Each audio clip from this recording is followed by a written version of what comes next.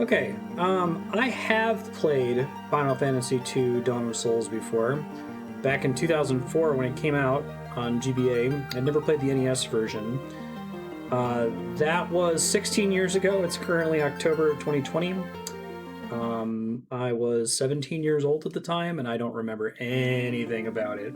Other than I remember the XP system is kind of like Skyrim or Oblivion, where it's like you gain XP for doing specific kinds of actions. But that was kind of busted, sort of like how the draw system is busted for Final Fantasy VIII. And then I wish that they would have tried that concept again for progression, because it's a cool idea, but it needed some iteration. I also remember that this game had a rotating guest character system where like 3 of your characters were fixed party members, and the 4th one swaps out throughout the game until you have a final member at the very end. But other than that, the specifics of the story, anything on the map, it's basically blind for me, and I'm probably going to list it as such online. So let's go ahead and get started. Hey, Ludefex, Saki, how y'all doing? Keep the default names. Firion, Maria, Guy, and Leon. Long-lived peace. 2 different character systems depend on, ironically. I really like the idea of both the draw system and this game's XP per action. Because the problem is it just feels like it might be fundamentally broken just in concept. How do you make a system that rewards you for doing specific actions without it being like super grindy or cheesy? I think there used to be cheese in the NES version of this game, but doesn't exist in the remakes of it, right? Where you could like attack your own party members or something to level up indefinitely. Definitely way more story at the start of this, and we just finished FF1 Dawn of Souls, which is very story light. Purple's castle fell.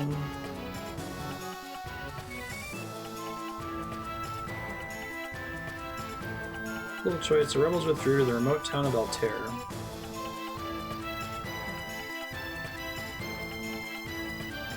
I never played any of the original 3 Final Fantasy games on the NES. I may have rented one of them at one point and been like, what the heck is this? And returned it when I was a young kid.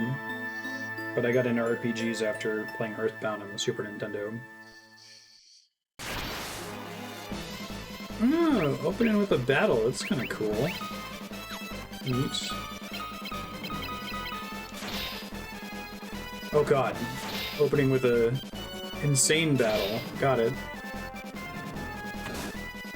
You tried. The party was defeated.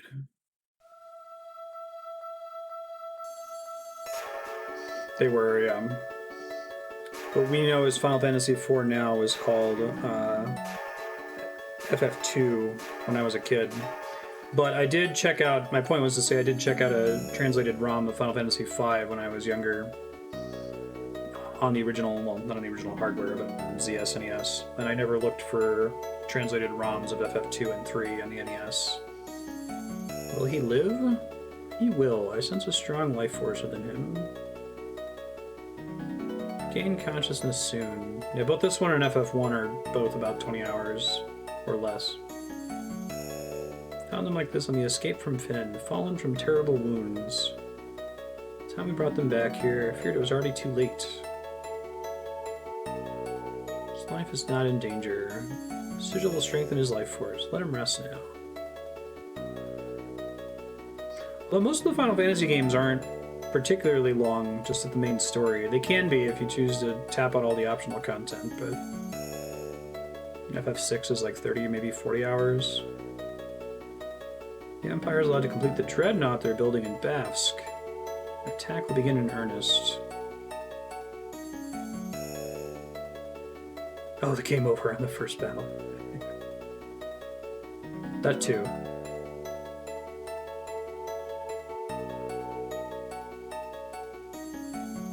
Where am I? Leon, Maria, Guy.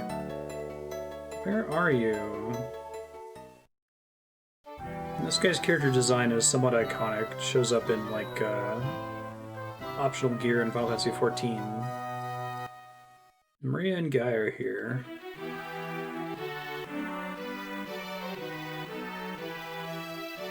classic tracks. Where's Leon? He's gone because we need to have a rotating fourth party member. I'm sure he's okay.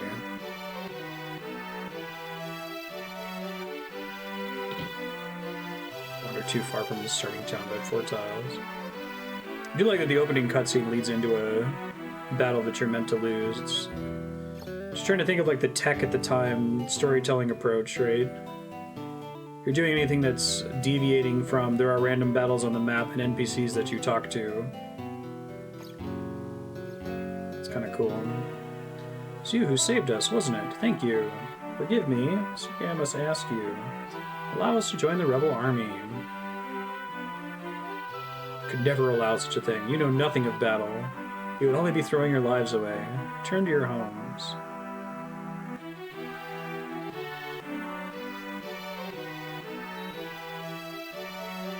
Truly sorry, but even so, this changes nothing. I cannot permit you to join our army. Nowhere else to go, you're welcome to stay here in Altair. If you know our password, you should be able to live here well enough. Password is Wild Rose. Learn. Oh, that's kind of cool. I don't know if that was in the original NES version. Famicom version, I should say. Totally untrained teenagers. Actually, accepted to be. Ask about Wild Rose. That's a pretty cool system that they dropped immediately after FF2. I assume that was in the original. Become a Fynn now. For the Empire's captives have been taken there and suffer even as we speak. And Maria's brother was Leon. That's a pretty cool concept. Gaining entrance to the city will not be easy. The vampire is Minwu, the white wizard who tended your wounds. So you get them before you leave. Yo. Future your destiny holds seems closely entwined with my own. No key terms to learn. Ask about the Wild Rose. You've wasted no time using the password. The character portraits are pretty neat. It's a good question. Those who have fallen in battle can be revived at a sanctuary. Should one of you fall before you reach Fynn, go without hesitation to the nearest sanctuary.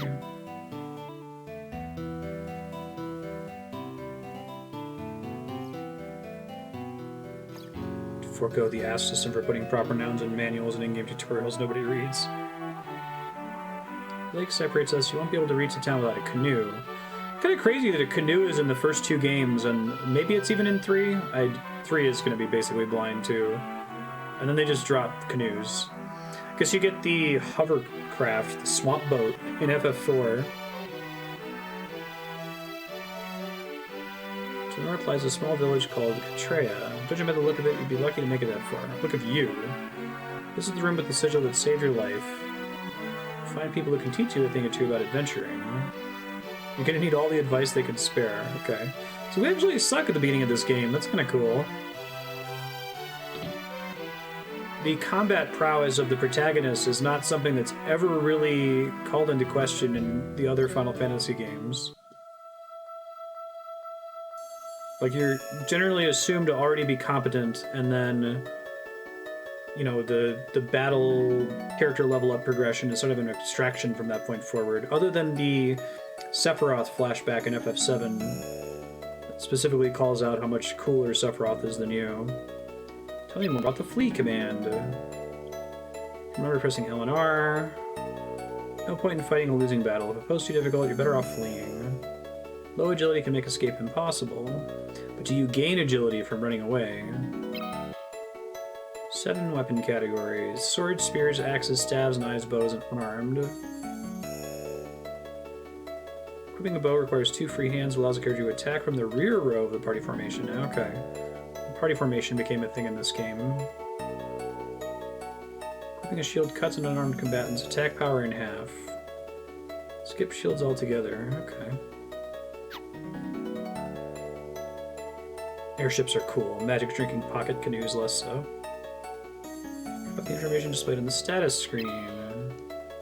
Fill up the attributes and abilities displayed on the status screen by fighting battles. Attributes to strength and magic will change according to the actions you take in battle. Character attacks, his or her strength and weapon skill may improve. Uses magic. Spirit intelligence and magic level may improve. Sure. HP. When you lose HP, max HP goes up. Lengthy battles can also increase HP, so lots of turns passing. Attacking will increase strength. Stamina goes up when HP goes down. See, I really like that because it's annoying. It feels cool to have there be a reason why you want the enemies to hit you, or to benefit from the enemies hitting you in the long run. Being attacked by foes raises agility. Black magic increases intelligence. Magic goes up when MP goes down. Accuracy goes up as strength rises. Being attacked raises evasion. Magic defense goes up when you get hit by magic. The menu in the NES version had character portraits. That's pretty cool. Skill levels. 2 broad categories. Weapon skill and magic skill. But wait, there's more. Weapons are... okay. Strength skills are divided by magic. Cure and Fire each have their own skill level. So there's not like Cura in this game, there's just Cure and it can get really strong eventually. It's cool. I love this system. Try it again, please. Sakaguchi, make your next game that's title is basically Final Fantasy, but not. He already did Last Story and Lost Odyssey. What is there to do now?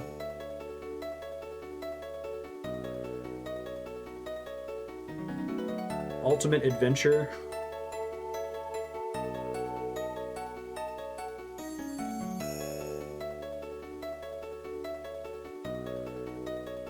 Equip 2 shields, 1 in each hand, makes it impossible to attack.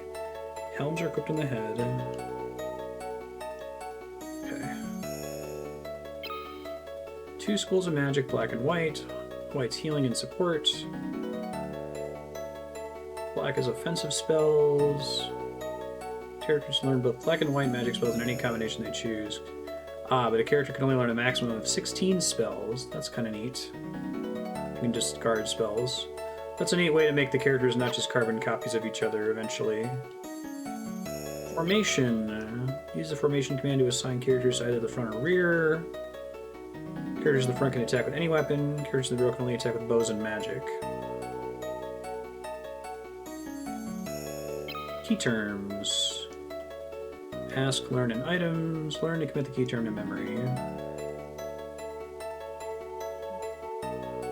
You learn new words or find rare items. Ask people about the words or show them what you found. I do like that you're not allowed to ask all the NPCs in the game key terms. That would be annoying. The fact that there's only some special NPCs that you can ask things of is nice. Different types of monsters. Monsters are vulnerable to certain types of attacks. Rather than formation reducing melee damage, it prevents melee. Yeah. That's a big deal. Damage zombies and other undead with restorative magic like cure and items like garlic. Yeah. Okay, and this is where they introduce the idea of drain doing the opposite effect on undead. That's cool. Treasure chests. And also hold rare items. Some chests conceal monsters. Ah, we got monster in a box now. Okay, cool. See about saving here. Hey, the save menu doesn't interrupt the music in this one. That was kind of driving me crazy in the previous game. Oh, there's a little in-game bestiary. That's cool. Super into the skill level meter there. I was really into grinding when I was a younger gamer, so this game probably, I was excited to boot it up and just go outside and level all that up for hours and then make the game completely trivial after that point. King's Bedchamber. Majesty was sorely wounded in the flight from Fynn. Okay. What's up, dude? arrow struck me in the back during the battle, leaving me in this state. My daughter Hilda serves as regent. Speak with her.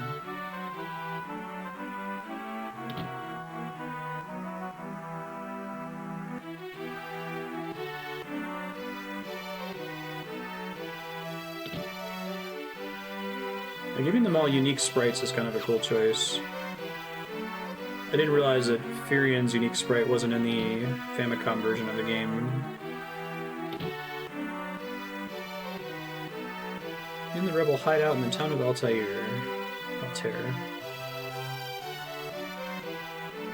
Gordon, Prince of Kashwan, is hiding out here in Altair.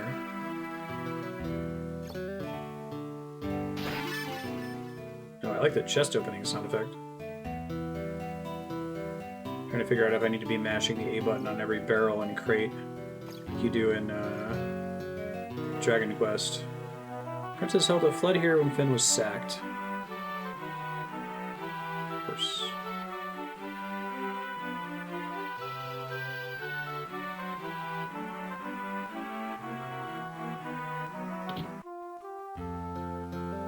I'm Paul, greatest thief in all the world. If yet to invent the loot I can't burgle or steal. He's got a portrait. Never steal from the rebels, you can be sure of that. One was in Fynn too. That's cool.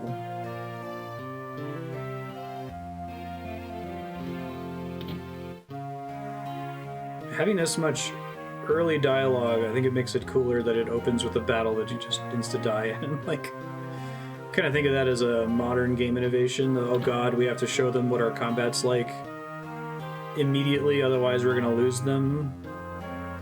Not that a battle where you get one shot is the best introduction. Just letting you know battles are a thing.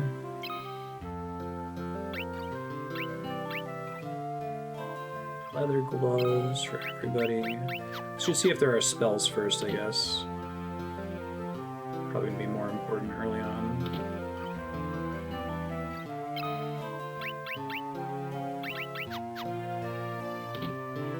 Probably level up someone as unarmed since I didn't do that in Final Fantasy 1. Resurrect, it's just a cover. My name's Tome, and I'm the best darn blacksmith in the Rebel Army. So I'll always see red text if it's learnable. Tome, the fellow over in that weapon shop, is one fine blacksmith he is. Didn't give you guys the code word. Giving away the goose. Fire Tome, Thunder Tome, Cure Tome. Okay, everyone should probably have access to basic healing.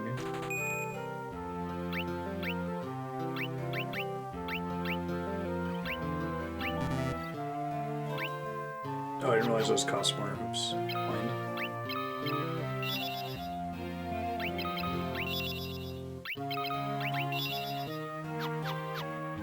Let me get some money outside really quick and get a few more things. I like this grass effect. It's cool looking. Paul's a skilled thief, but don't worry, you can trust him. He only steals from the Imperials.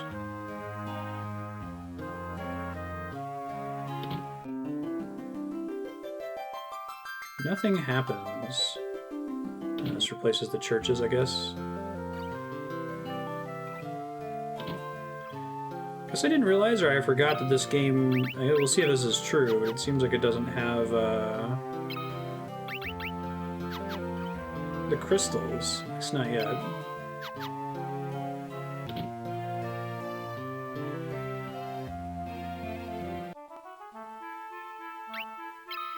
Contraption does not move.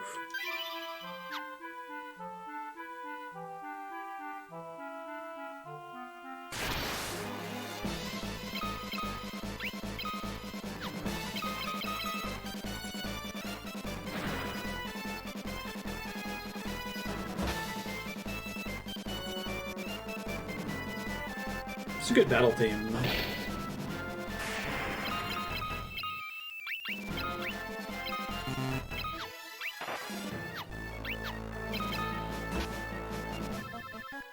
Poison already.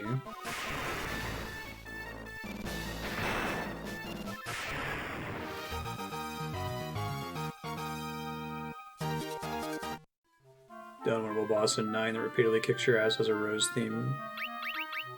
Hey, does poison not last outside of combat in this one? Thanks, game. Oh, this is exciting. I know that this progression system is panned, but I don't know, it's kind of fun to me. That's a cool battle transition, I didn't notice it before. Now, do you only get XP for casting spells if you do it in combat, or can you cast Cure out of combat and gain Cure XP?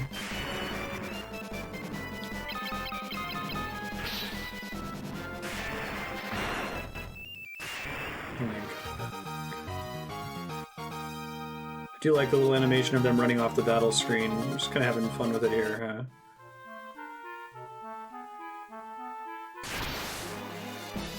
Ambushed. That's okay, because I like getting attacked.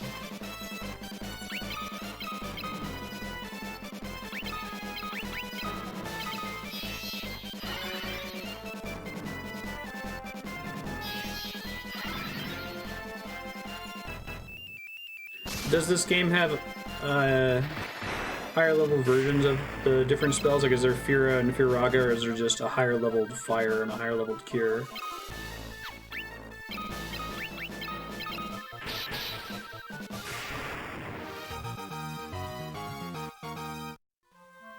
Probably have enough gil to get some more spells here.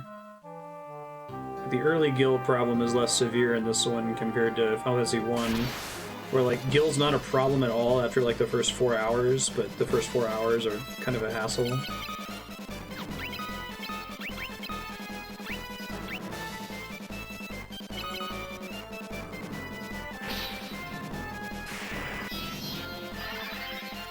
Pretty nice spell animations too.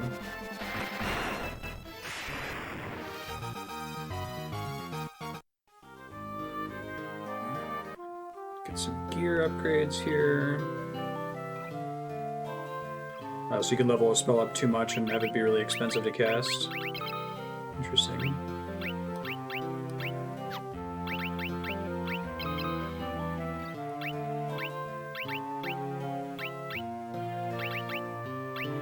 Man, unarmed gets strong quickly, it looks like.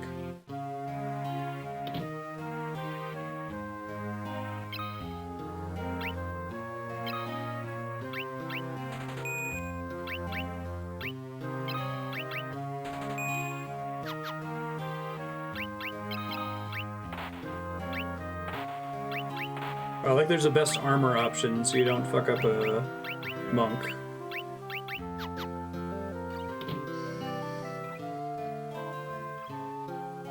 Okay, I'm gonna try to go long enough to get one black magic spell for Maria, and then I'll move on here.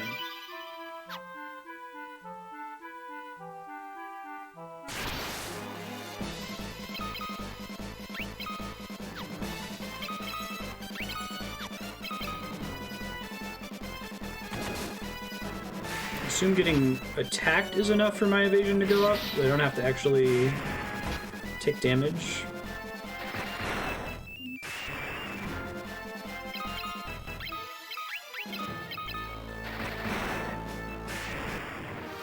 That's a good question, Altair.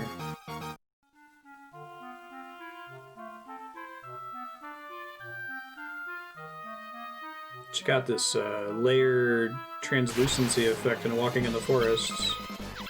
Pretty crazy.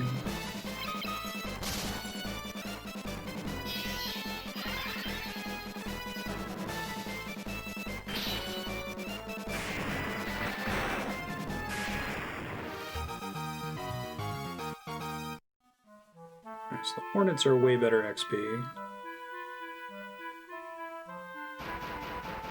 Oh, that's got a nice little touch. Definitely showing off a bit with this game. It's kind of cool.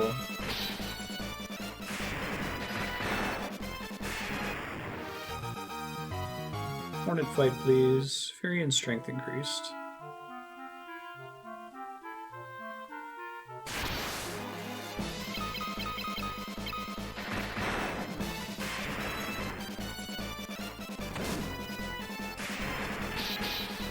Those goblins have like no hit points, okay.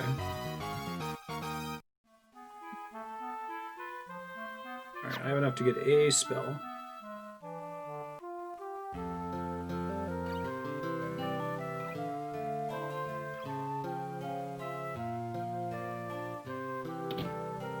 Like, this would have been a really fun change back in the day if you were in Japan, you played and enjoyed Final Fantasy 1, and this came out with a completely different progression system, different story-focused approach.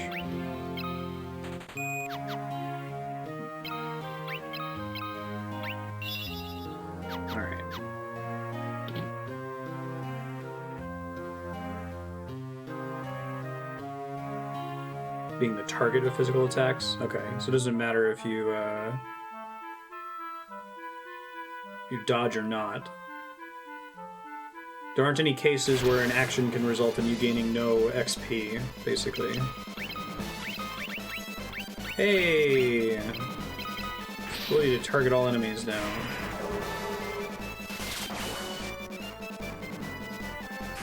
Correct.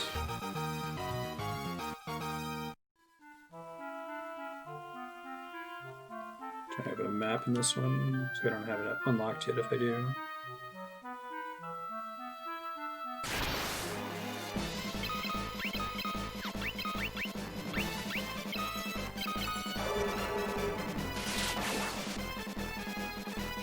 Now, is it worse for XP to cast spells on all enemies like that? HP increase, nice. So that just happens as a certain number of turns occur over time.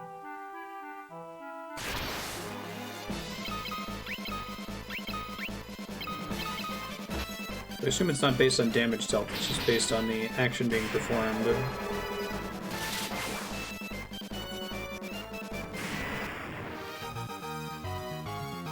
Okay, so it's binary action based. The chance of it improving is not tied to damage dealt or number of targets hit. So if I really wanted to maximize advancement potential per battle, I want to hit as few targets as possible and perform as many actions as possible per character.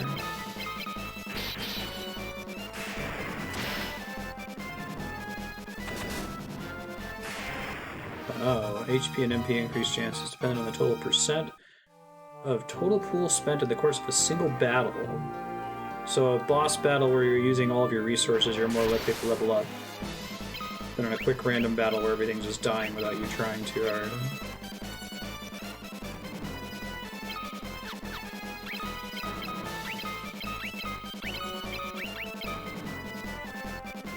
Unarmed seems pretty busted.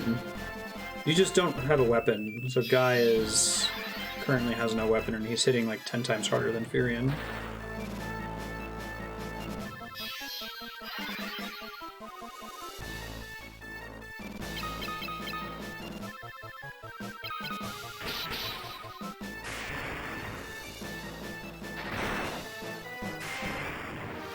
Oh, he must have crit last time when he did 10 times more damage, but still. So it's a chance whether their bar is going to fill part way, right? Not necessarily a chance whether they're going to level up. You need multiple points to gain a level.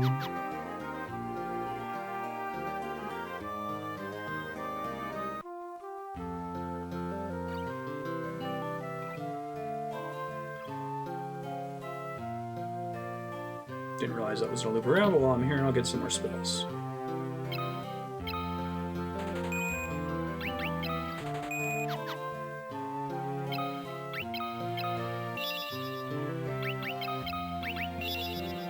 I do like that they let you discard spells if you change your mind later.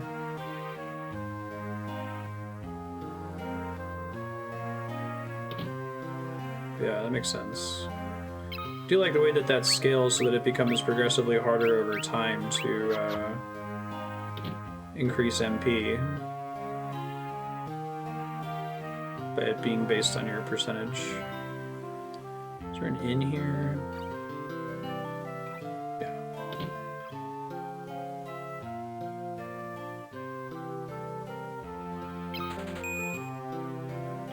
Pleasant dreams.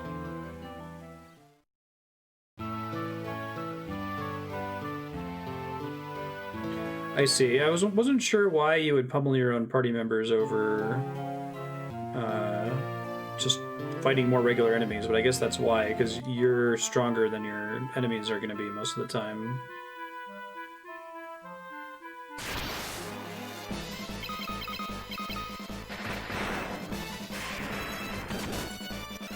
I guess if Maria's immune to physical attacks being in the back row, she's in a trend towards having a lower hit point total.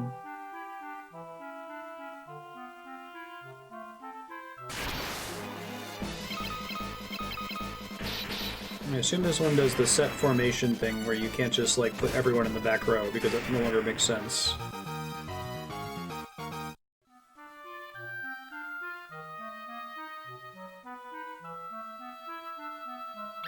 House.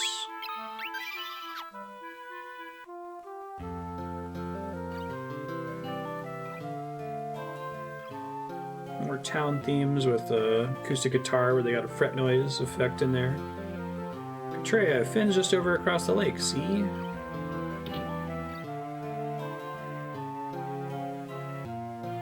there an elixir on the clock? Dang it. One of those weird quirks of Final Fantasy VI that I always liked. Imperial forces have occupied Castle Fynn. The gates are ajar and no one can enter. Pub on the outskirts of Fynn. When the Empire invaded, the barkeep didn't make it out in time. Oops.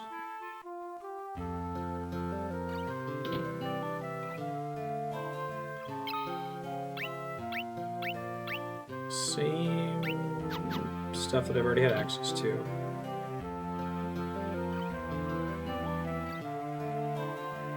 Once the Dreadnought's complete, nothing will be able to stop the Empire. How do the guest characters work with progression? When they come in, are they just like averaged based on your existing party, or do they join at a fixed level? And does the final guest character let's see. Does the final guest character scale at all based on what you've done with the other characters at that point, or is he just like everyone else and he starts at a preset value?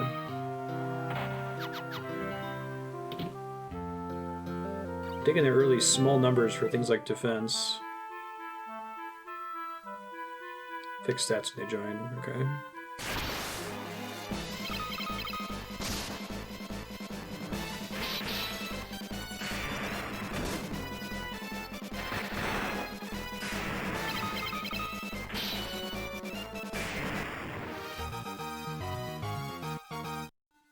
Sure.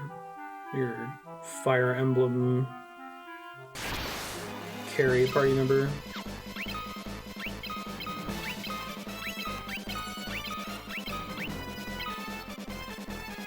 Blink 8. Oh, Jesus.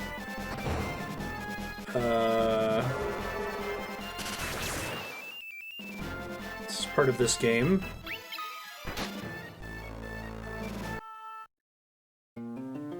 Do whatever you want. I'm super dead. Alright.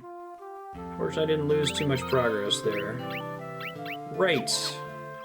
That's a thing I didn't remember. You can travel somewhere where the monsters fucking destroy you.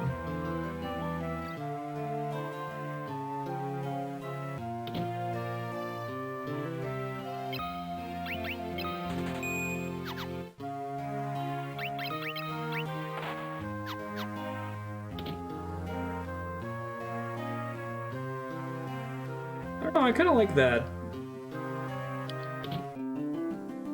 I guess maybe if it was an easier way for you to know that you done fucked up, or if it was auto-saving or something so it didn't punish you. But I like the skeleton area at the beginning of Dark Souls 1. Or bosses that you're meant to fight at a certain point, but you're technically allowed to fight earlier if you've done enough grinding.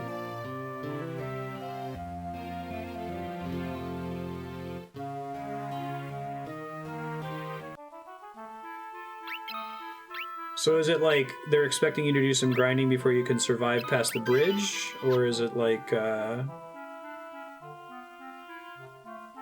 it's discouraging you from continuing in this direction? Yeah, exactly, Walter.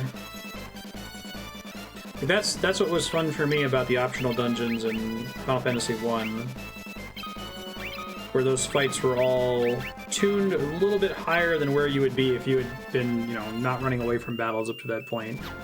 So it felt pretty rewarding to actually succeed, compared to just nuking everything else in the game. 12. It's more clear you shouldn't get too close to the dinosaur.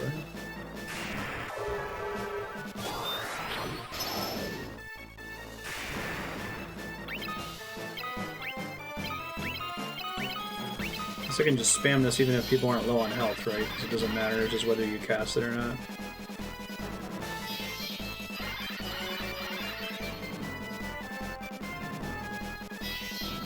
I guess as the spell levels up and ends up costing more MP, it's easier to burn more MP more quickly.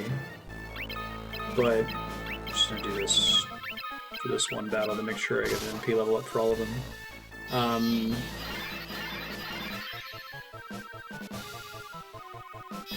I had a question, I forgot what it was.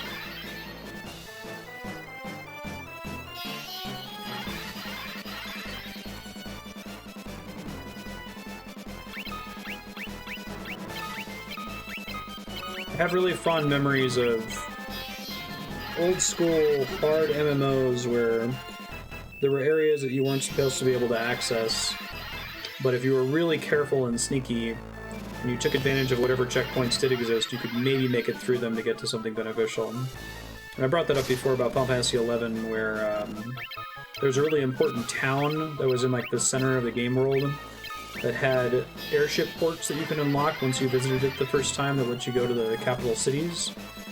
And you're intended to go there, I don't know, I'm just going to make up numbers here because I don't remember. Suppose the level cap was 50. You're intended to go there around like level 25 or 30 or something. But it was possible to sneak your way there right at level 1. You were just really careful avoiding getting aggroed on your trip there. And if you could make it, it was pretty beneficial because there was a different auction house there and you had the airships to go to the other capital cities. So I love when games include something like that, like, you know, eventually this place is scaled for you, but if you come here super early and you're careful, you can maybe, you know, sneak your way into a treasure chest, or like in Dark Souls 1, you can run past the skeletons, grab this Zweihander and get the hell out of there, or run past the undead dragon and get the Astora's straight sword and get the hell out of there. Probably enough MP, I would think. Cure, MP, Intelligence, Magic, Spirits, alright. So not everyone got an MP upgrade, but everyone got something.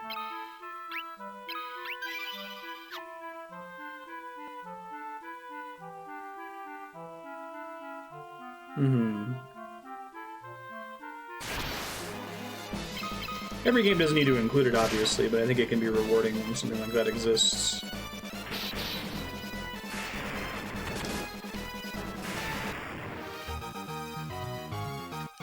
I guess the problem with the progression system in Final Fantasy II probably boils down to the best way to advance is to not just play the game normally.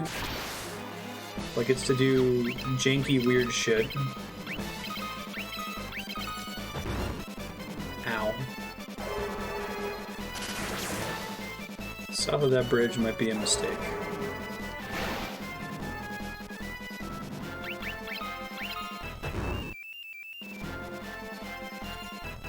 You tried. I guess pegging your flee chance to agility means you're not going to actually be able to run away when you go somewhere that has enemies that are too difficult, huh? It's kind of a problem.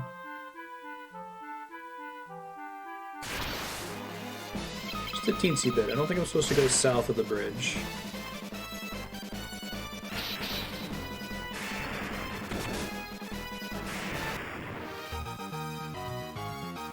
Yeah, I enjoyed that about Xenoblade X. That game is... It's so interesting. It's also... feels incomplete.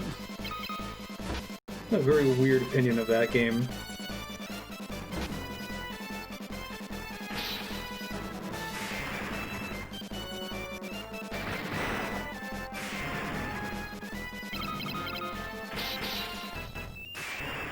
did a comparison of playing the game normally and trying to take advantage of early grinding.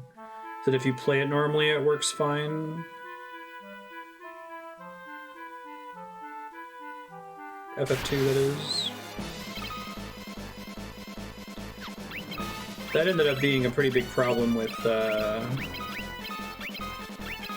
Final Fantasy VIII, where I don't even know how you would play Final Fantasy VIII normally.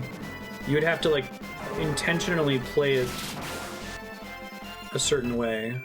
Probably gonna get wrecked here, right? Yeah.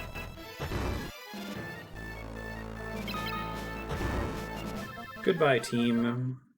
I think if the game over condition for this was, instead of loading your save, it would put you back in the town and then task you with, maybe give you like a GP loss or something, it wouldn't be quite so bad. Now it just encourages saving constantly, right?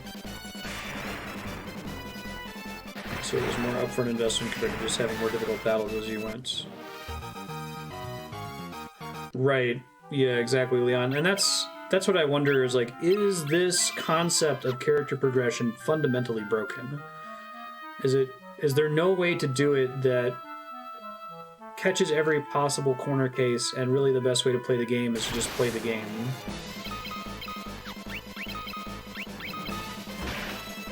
Also, I think the interesting question becomes, can you design a system that doesn't have a bunch of, like, janky exceptions? Like, well, you know, you can gain attack XP, but only for the first 3 battles, and then it just cooldown of 7 battles, like... I bet you could fix it by putting a lot of rules in where it doesn't work, but those would just be frustrating to the player to try to understand. Stat raises are tied to skills you level up. City's crawling with imperial soldiers. You have to be careful. Make sure not to get too close. Oh, that's kind of cool. These the Black Knights earlier that were wrecking me. I'm gonna go get wrecked by one just to see what happens. Rebel Curs! Level 3. Well, maybe killable if my strongest character doesn't get one-shotted at the beginning. Maybe not. Never mind.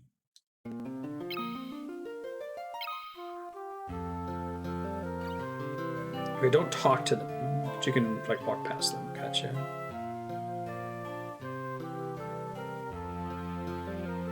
Oh, deep learning DM. Don't tempt me, Frodo. Cannot offer me this ring. It would be so rad.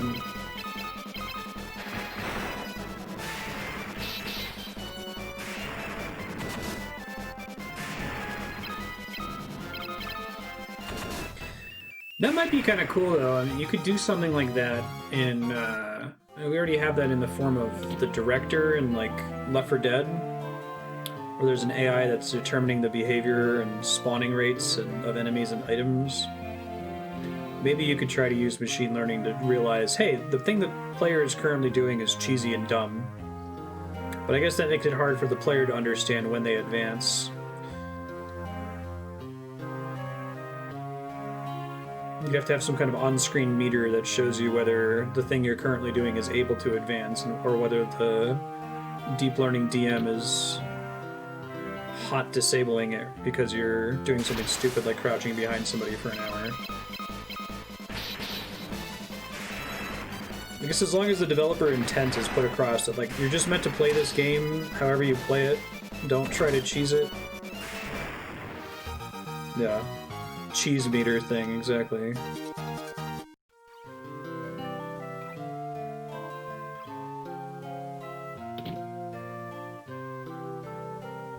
This is kind of a cool touch of having the enemies in the town and the NPCs blocking certain doors and the shops being empty. I'm into it. There's some neat storytelling ideas in this game from Final Fantasy 1.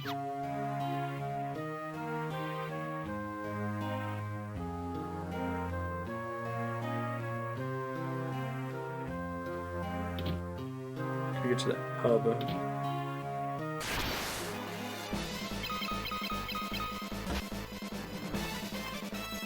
to the game tracking how much you rely on certain things.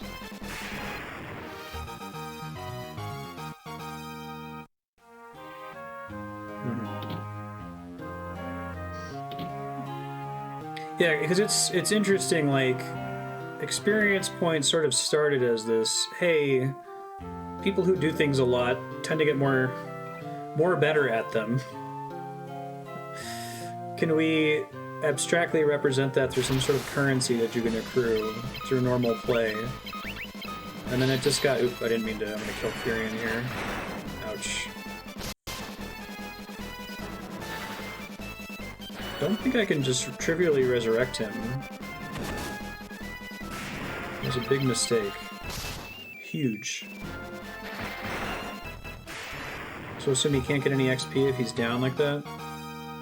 Guy's unarmed level went up. Damn straight it did.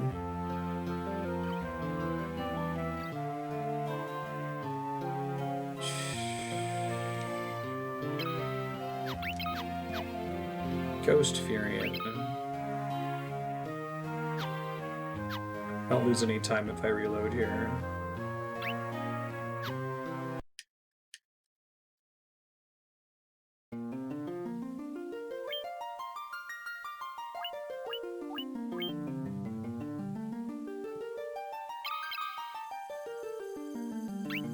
Sorry, I lost my train of thought when I died there. The point that I was going to get at is that it would be neat to try to do a better representation of you know, how a player's learning by only granting XP when they're doing something that's non-degenerate.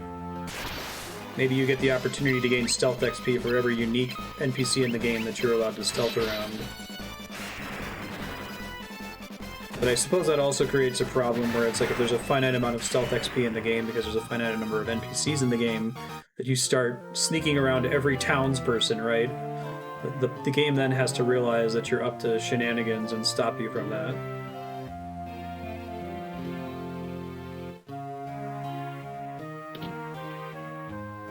I guess the problem is, how does your video game know that you're doing something in furtherance of a goal and you're getting points, like, on the side? Or if you're doing something just to get the points itself and for no other reason? Is that knowable? A human DM sitting over your shoulder could make that judgment, but... Whoa, where do you think you're going? Customers aren't allowed behind the counter. Ask about the Wild Rose. You're with the rebels. You'll find a secret door in this wall. There's a wounded soldier back there. See if you can help him. Head of this place. You guys can take him here. Don't let us down.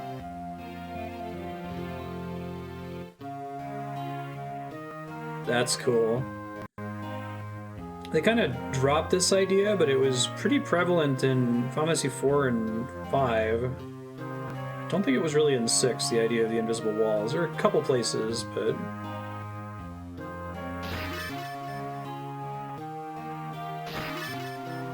Take all your potions. Consumable items are even worse in this game, so they can never lead to progression.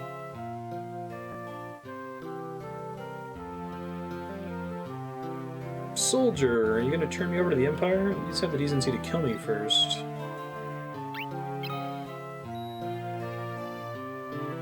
Soldiers, are you? My name is Scott. I'm a Prince of Kashuan. Prince Scott? We were told you fell in the battle. Thank goodness you're still alive.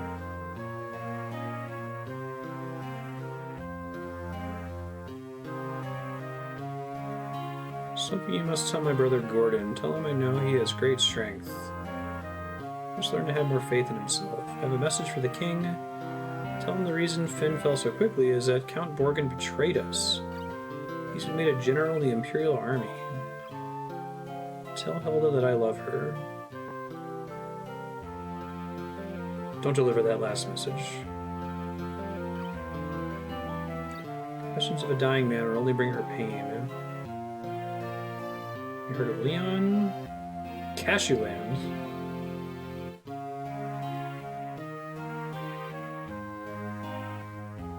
Take my ring. I'm sure it will be of use. Maybe it's all this talking, but I'm extremely tired. Oh man, people dying! Hey! Thanks, Final Fantasy II. Nod to emote. You obtained Scott's ring. Should be bum bum bum bum bum bum bum.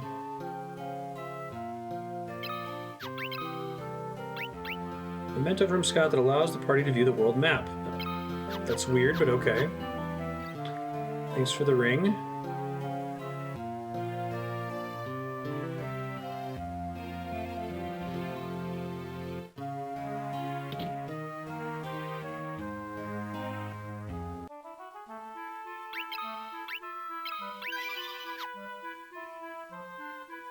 B select. Fairy, Altair, Gatrea, Fynn. Go in the castle.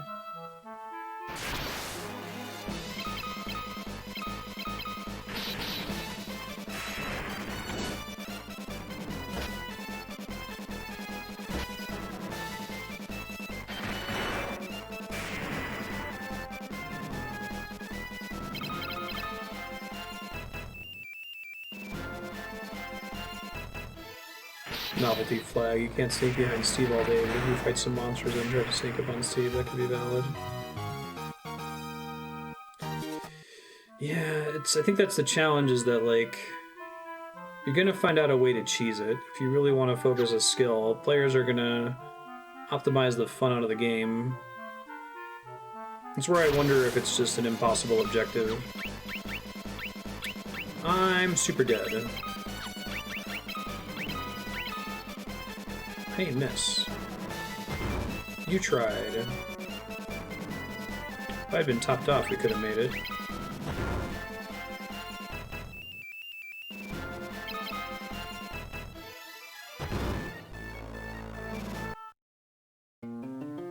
You died.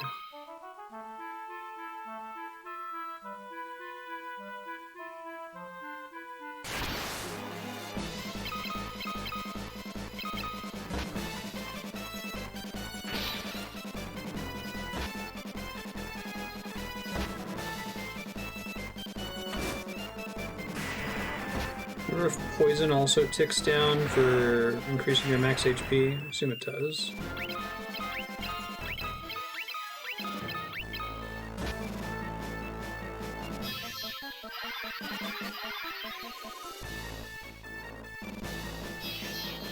Imperial 2.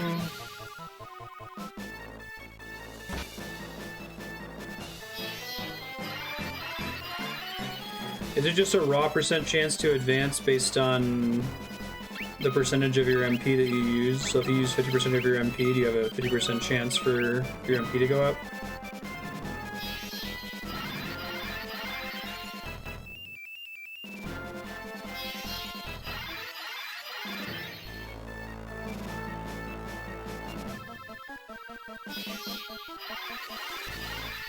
I always thought that casting animation in FF6 was them like waving a middle finger.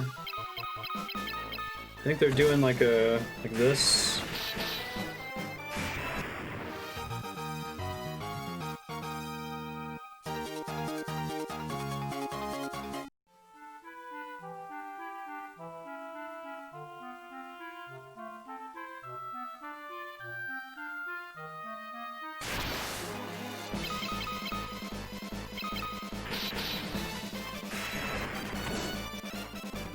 So for more difficult enemies are bound to certain terrain elements in this part of the map. That's kind of a cool concept, that like the forest is safe but the swamp is not.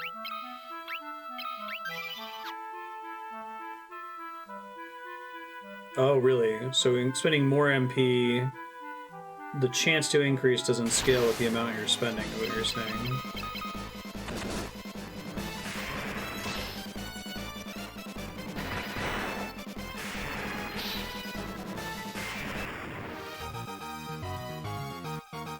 Did you pass the threshold? Gatrea.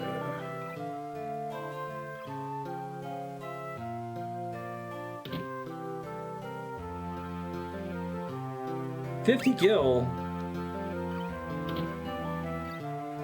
5 times what I would pay.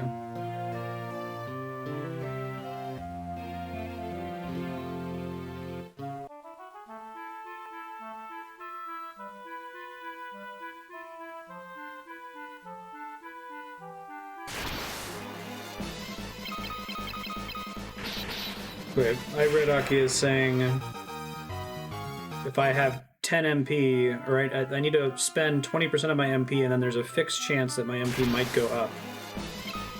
Say, like, a 50% chance of it going up if I cross that threshold, but that additional spending beyond the threshold doesn't affect the chance at all.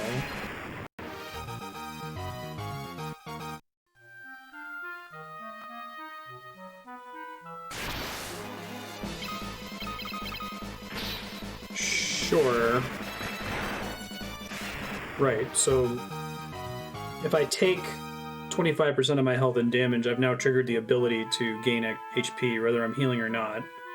But the problem is that the chance for my HP to go up is fixed. Once I cross that threshold, it's binary. Taking more damage isn't going to make it more likely that my HP will go up. Substantial decrease in HP will result in a better chance of receiving an HP boost, as a substantial decrease in MP. Everything else tallies up over multiple battles. So it's just HP and MP that are janky like that for single battles. I feel like they probably could have combined this with a system like in Chrono Cross, where you only get character advancement from boss fights. You could have most of the stats advance up to a threshold, and then that threshold gets unlocked after you beat the boss, so it discourages grinding for its own sake. Grinding to a point, and then you have to progress the story to benefit more.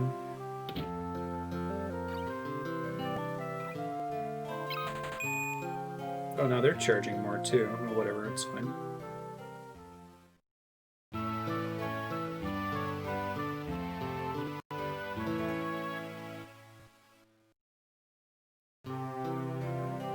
I see, Walter. Makes sense.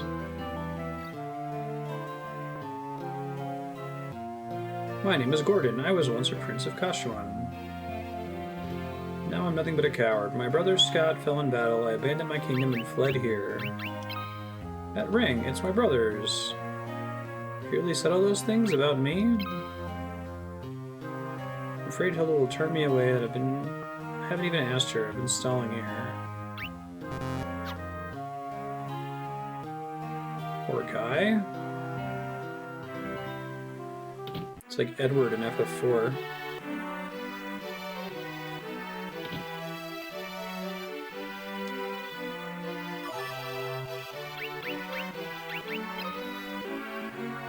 That ring belonged to Scott. Is he alive? No. He gave us this ring in Fynn just before he lost the last of his strength. Did he say anything? Oh, nothing. I'm surprised I didn't make that a choice. You keep it. You need it to be able to look at your world map.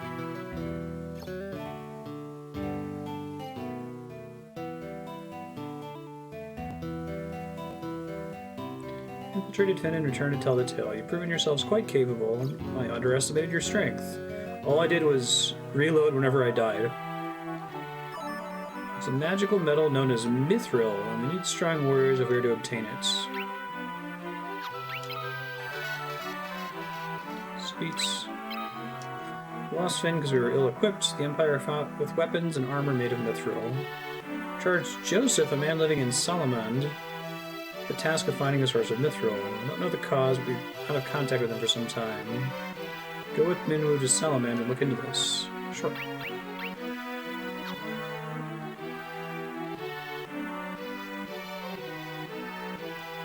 To reach Salamand, we must first pass through the port town of Paloom.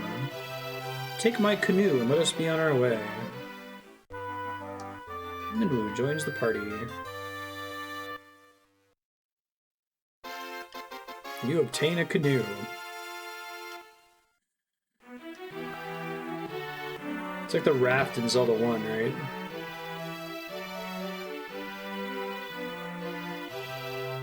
Have a free resting spot.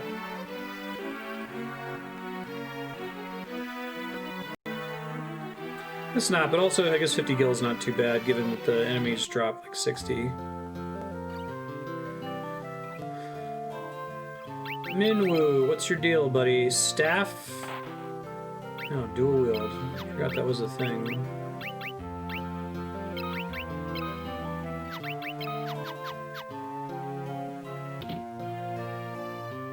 Assuming he starts with some spells.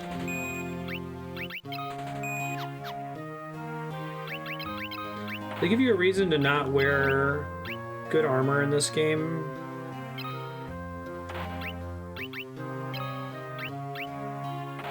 Everyone can just wear the best armor, right? There's no reason to wear, like, light armor. Weight's not a thing. Oh, jeez. Okay. They said Minwu was a white mage. They were not kidding. Jeez, I feel like I should take advantage of that. Go fight some of those scary assholes that are one-shotting me before.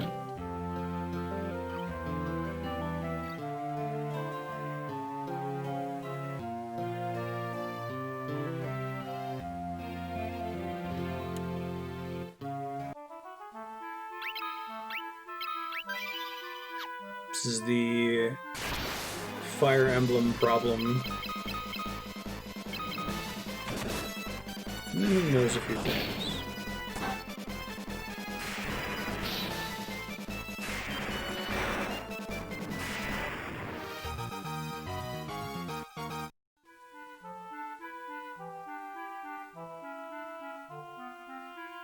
I guess it's less of a problem because there isn't finite XP in Final Fantasy.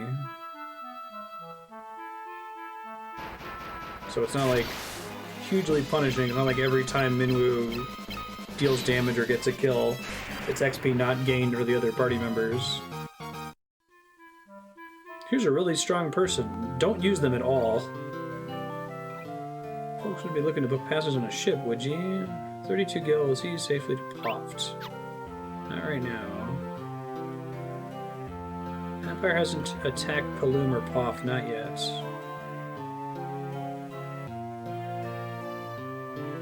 With you, not a chance.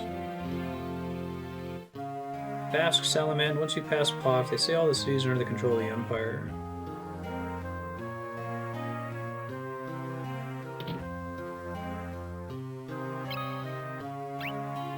Mace, axe, bow.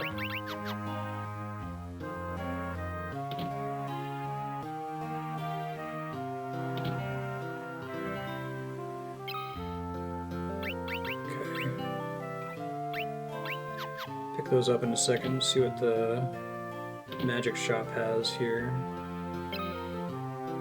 Blink, protect, and shell.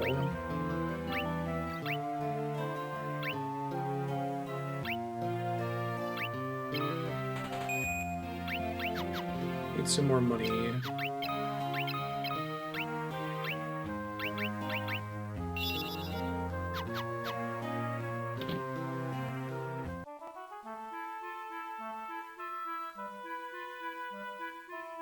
See how nasty the enemies are out here.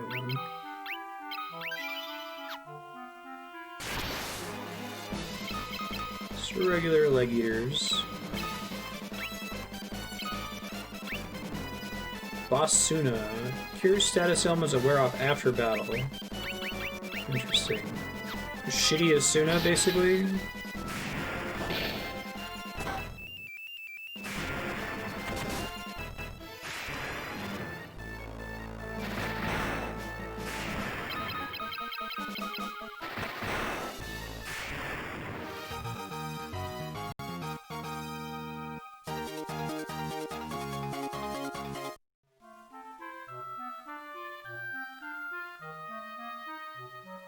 I don't remember if the first game had the full victory fanfare that cut off partway through.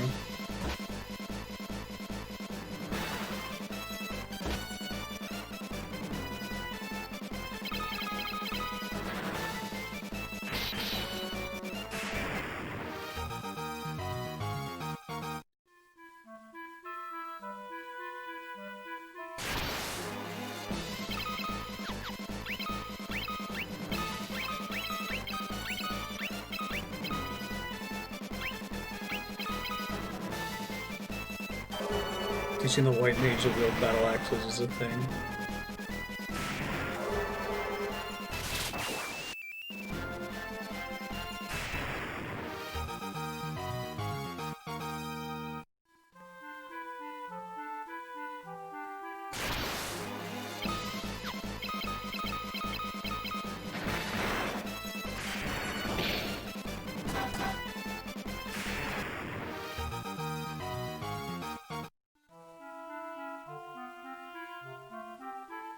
Curious if I can survive with Minwu in the party. Probably not.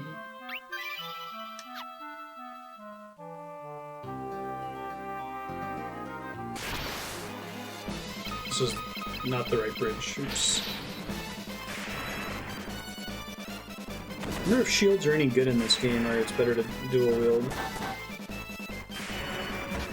Could at least be leveling 2 weapons at the same time. So if you have 2 swords, does it double the rate at which you gain sword XP? Or is it just the number of times you attacked? Hackled and practitioner miss.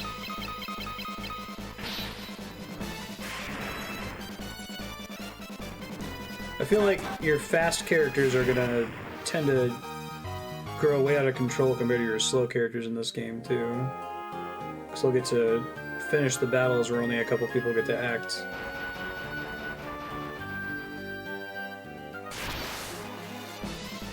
Werewolves.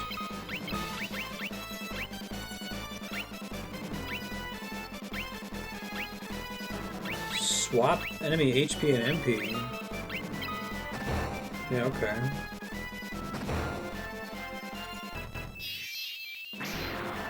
Oh. Never mind. That didn't do what I thought it was gonna do. I thought that was... Enemy has 10 MP and 200 HP. Okay. Minwu's not gonna cut it, turns out.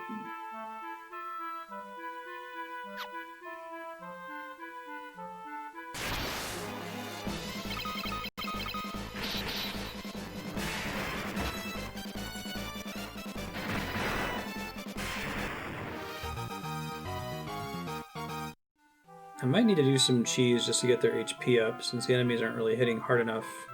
The normal enemies I'm fighting... Yeah, I was just thinking that. Give it a shot. They still hit pretty hard, but...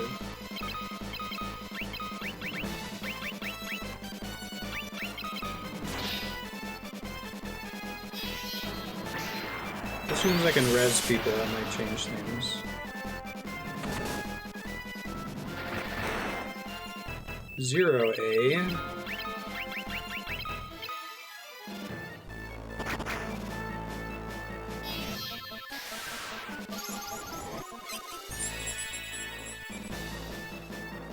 Yeah, it gives me 7 HP, and it costs extra MP as a result.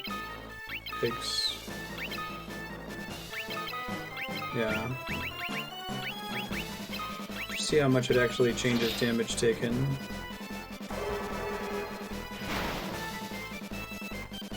Okay, but I can take damage from regular spells. It's good to know.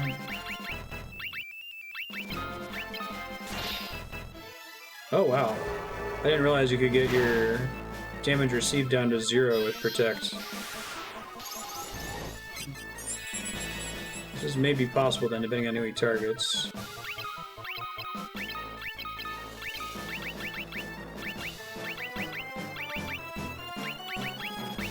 What Amnesia does.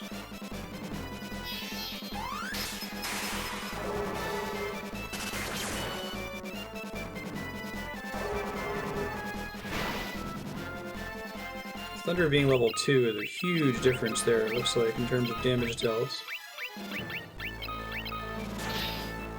Okay, you can still hit through with crit. So defense in this game is significant damage reduction. It looks like. I still want to top them off. So the crit doesn't one-shot them. Oh, and the bow looks like it targets a different defense, possibly.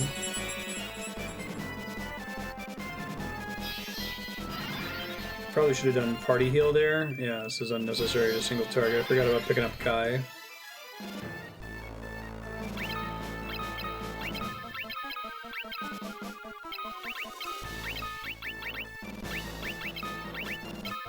That's pretty cool, though. I mean, I don't think I've ever played a Final Fantasy where casting Protect in an early battle was necessary to success. It's kind of rad, actually.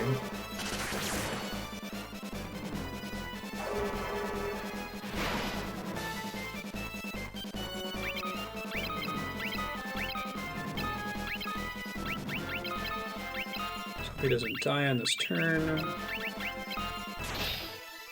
Okay.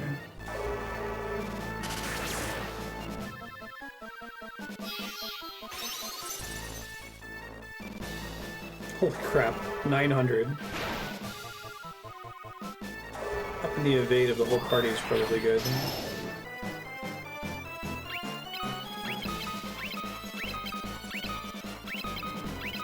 And they can't get more than one level up per battle, right?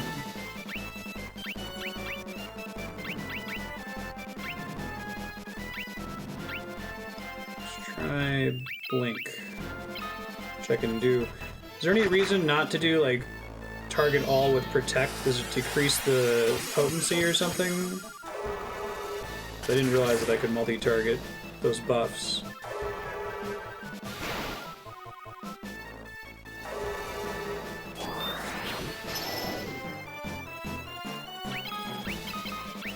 I wish I knew how many hit points this guy had. I might have to share some of his MP with them. Sap doesn't steal, it's not Osmos, it's Rasp.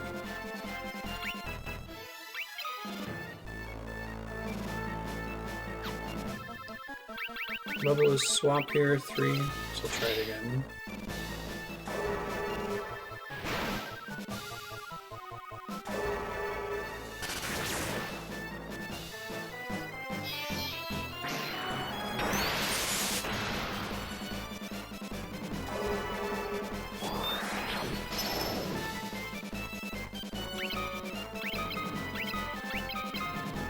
$750. Okay, that's doable.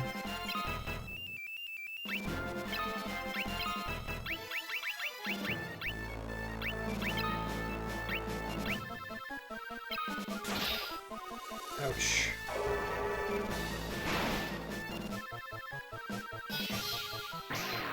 Throw that one off before the cast finished. Well, I guess I lost some MP in the process of doing that too. Oops.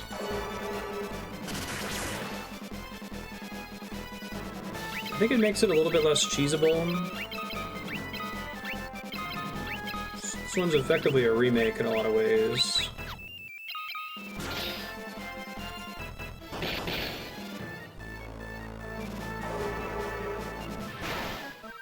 Do you have to deal damage with weapon attacks in order to level them up? Oh hey, we did it! That was pretty awesome. 450 gil, MP, intelligence, magic, intelligence, spirit. Cool. I'm gonna do that for a bit. That seems pretty fun. Minwu had a level. Holy crap. Ha! And he's just still there.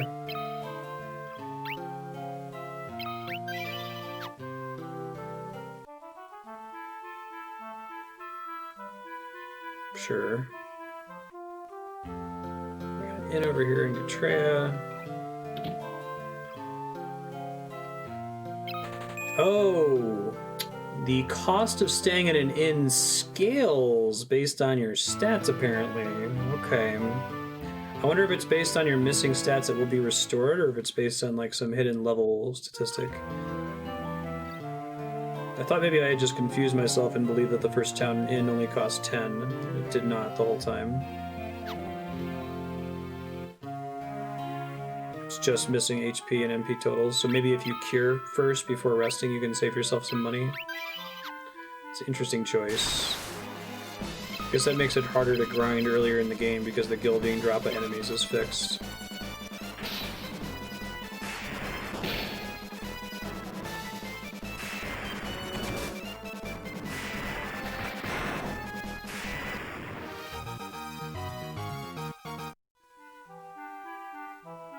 Okay, definitely want to level up Protect then for when I inevitably lose Minwu. 0.25 times missing HP plus 1 times missing MP.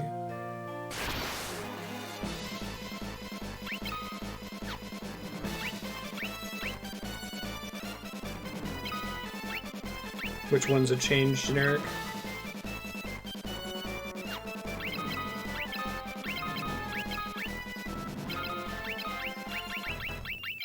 I don't see any reason not to just cast Protect on everybody.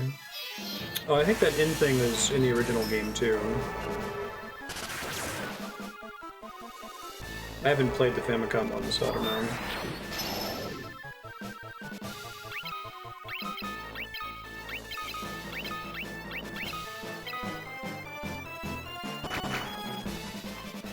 Bow attack can still hurt Fynn if it's targeted by it.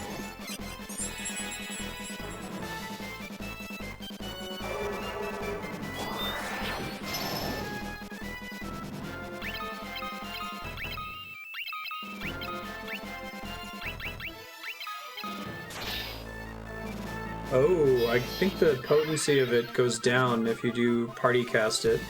It's interesting.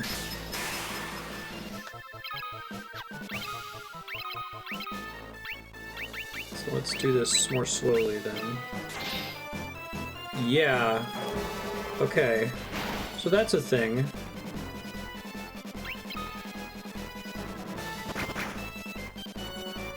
And I'm dead.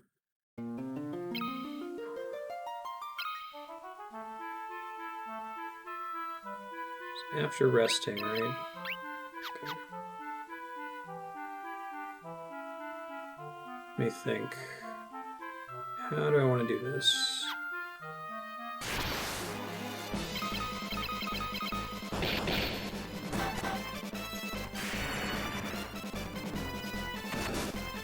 Okay, Saki. We were playing Final Fantasy XIV, Flarewing would always whistle along with boss music. But because of the way OBS works and Discord works, it'd always be delayed by a couple seconds. Let's try this again. Everyone casts initially. Minwu has to not get hit on the first turn, so he should protect himself first. Nice, not dead. Potentially saves me a turn.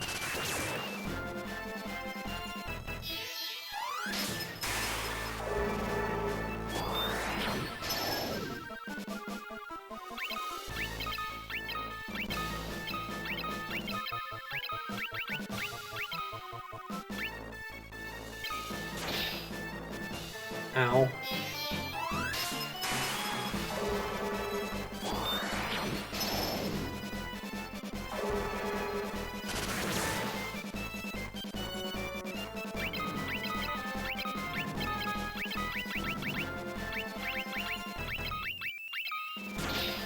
Oh, he's dead.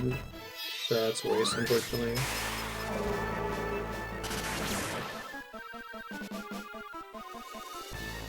That's a good question if they disappear or not. Yeah, good call. I don't know. I'll try here in a second.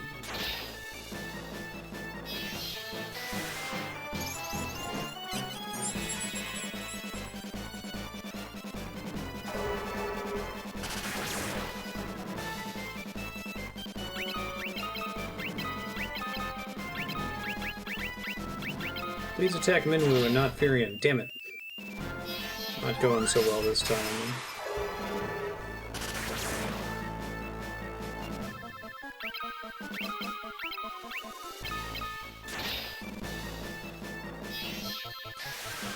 I assume they just all stick around after you kill them, but we'll test it in a sec.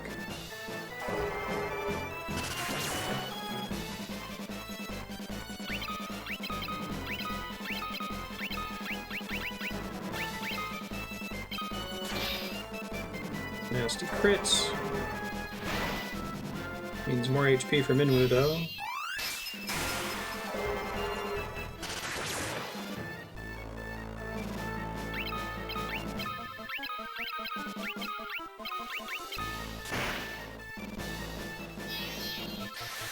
Life level 8. which makes it cost more MP. Barely heals them more, it looks like, unfortunately.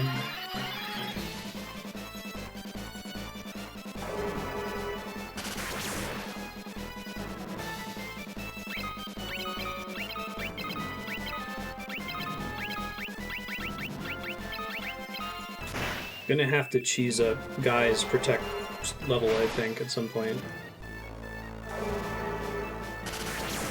No connection issues here, not that Naki can hear me. Hey.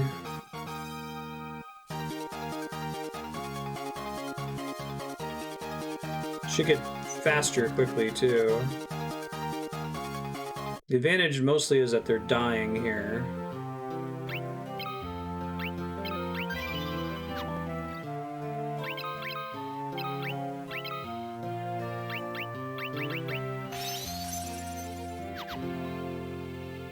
So they're getting close to the HP threshold.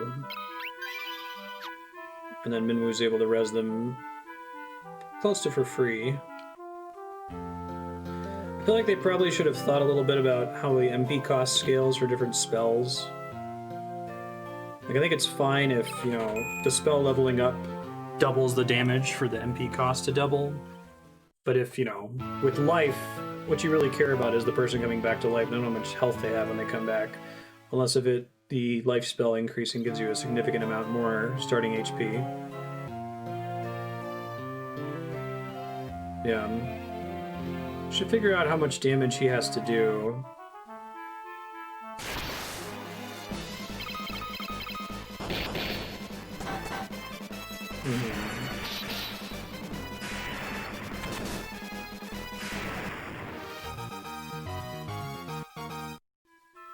I think for now my main goal is just getting my baseline HP MP stats high enough that I can handle those other tough enemies outside of this zone.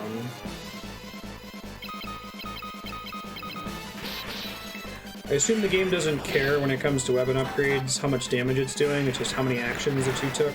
So weak enemies are going to level it up just as much as strong ones.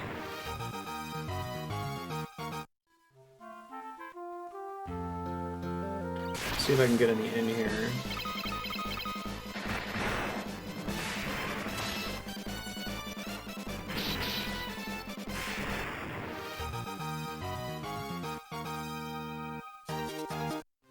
Raw HP increases just from battle count, or turn count, I assume.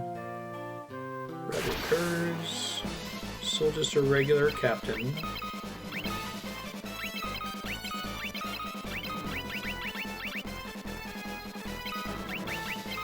Don't hit Minwu on your first turn, thank you.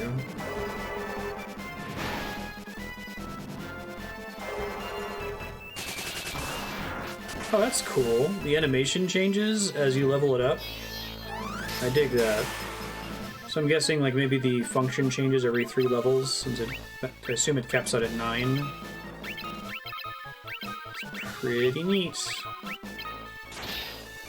Good choice. Oh, better tier enemies have a better chance of increasing stats compared to weaker tier enemies. Okay, that makes sense. Do I have to actually hit? Is it worth having them all do a shitty attack just to try to get weapon XP? I wonder.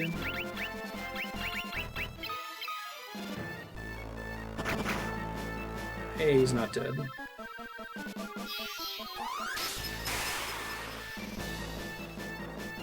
They have a high evasion, it looks like.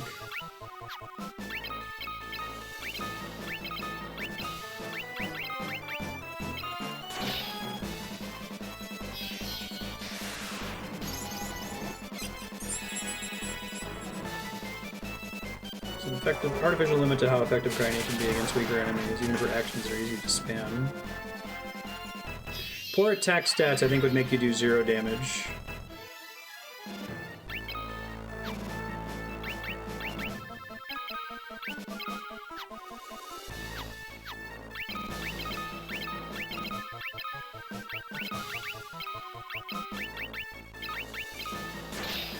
Oops.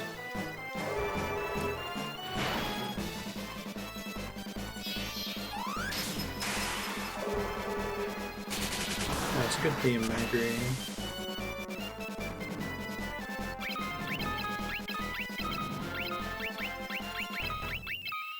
guy in the back keeps getting hit. Oh no, not Maria! At least if I can resurrect her, she'll probably get a level up out of this. So the challenge is everyone has to be alive and protected for everyone to get XP. Otherwise the battle is just going to end prematurely.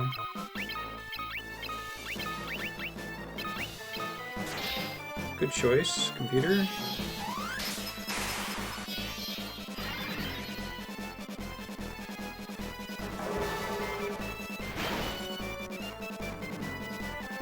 And hitting your allies' cheese wasn't fixed in this game. I'm pretty sure about that.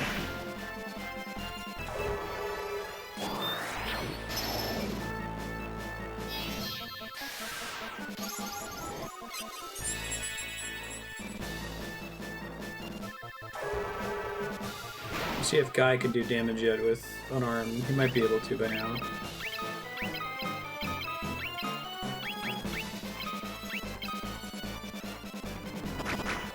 Good choice, computer. Thank you. Alright. Been lucky every time I've had everyone up when the battle ends. Hey, sword and shield went up.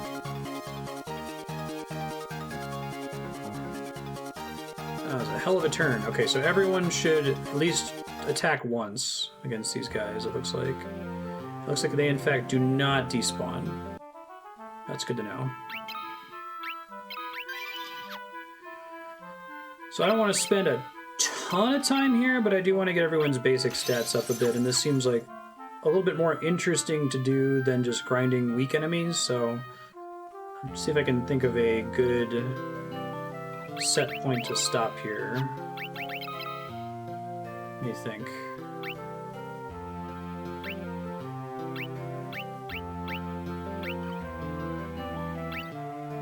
Maybe I'll go for everyone has more than 100 health. Everyone has more than 50 MP, and everyone has level 5 or higher in their weapon and in their basic spell, attack spell.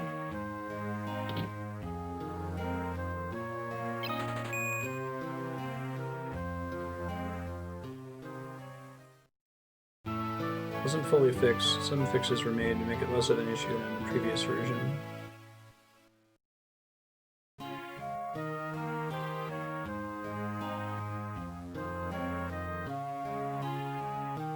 Oh, these captains that I'm fighting? Really? Speaking of which, there was some armor in the new town that might help me with getting destroyed so quickly. Hold on one second. I think there was an armor shop in Paloom that I didn't buy stuff from. I just got a shitload of money from doing that. So let me head back there really quick and then I'll come back, continue the grind.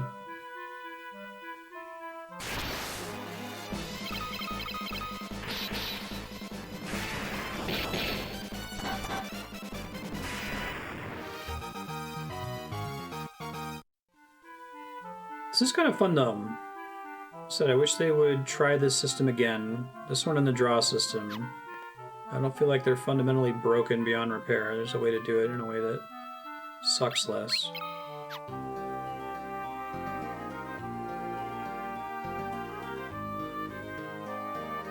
Do this again, do the draw system again, do Zelda 2 again. All the lessons you've learned so far. Magic shop in Paloom, or am I crazy?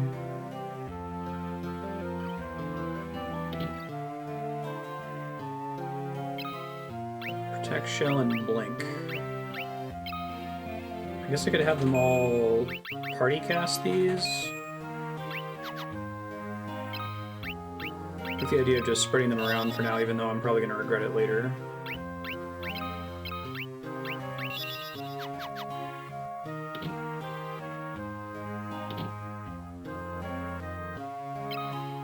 Bronze shield times 2.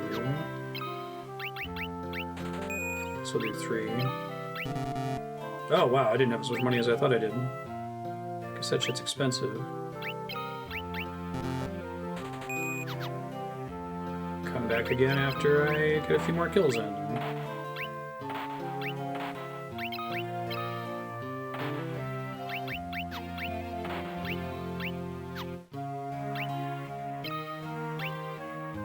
I think I'm spending a lot on the inn costs.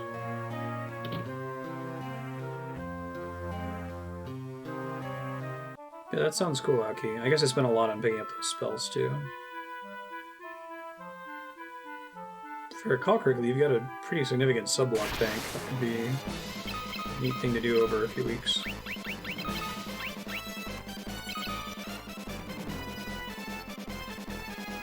So I assume defensive spells like Protect and Shell, those are just going to level up at the same rate regardless of whether I'm casting them against Hornets or I'm casting them against a difficult enemy like the Captain. The Captain's going to level up physical attacks and offensive spells more quickly.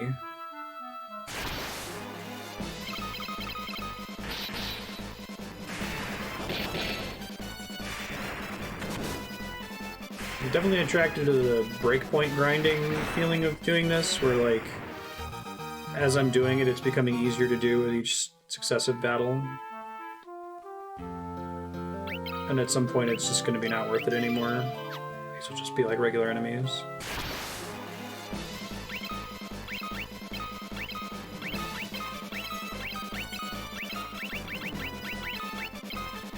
Shit, I didn't mean to party cast that with Minwu. We'll see what happens here.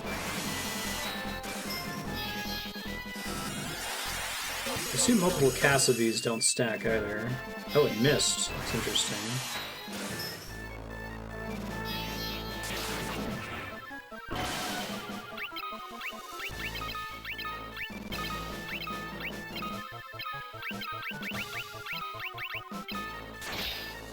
Yup. It's kind of a neat way to have Protect work. I'm used to Protect just being like a static, it either is on or it's not spell. Having it at a fixed amount of damage reduction and then dividing that amount if you cast it on the whole party is kind of cool. Otherwise, there's no reason to not... There's no reason to single target cast a spell like Protect or Shell. I guess different games have different solutions to that. Sometimes they'll do the thing where, like, oh, that sucks. He's gonna cast it on himself now, isn't he? I mean, they'll do, like, the All Materia in Final Fantasy VII, where you have to pay in materia to be able to cast on multiple targets at the same time. She's super dead. Wow. Shit, didn't mean to do that. Well, I guess I can get a quick axe level up. Why not?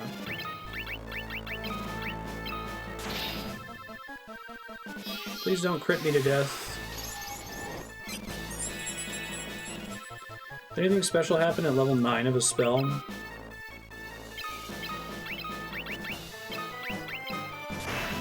Good choice, computer.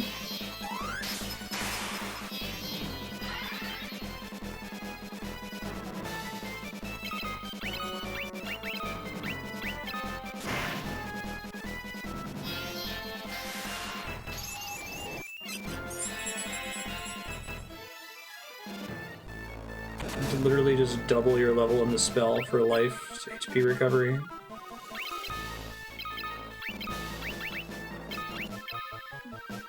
Don't hit Guy! Ah. She's always at risk of that.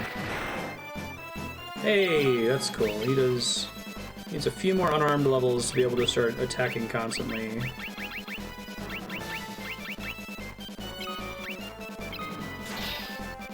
Level 9 might be an animation change.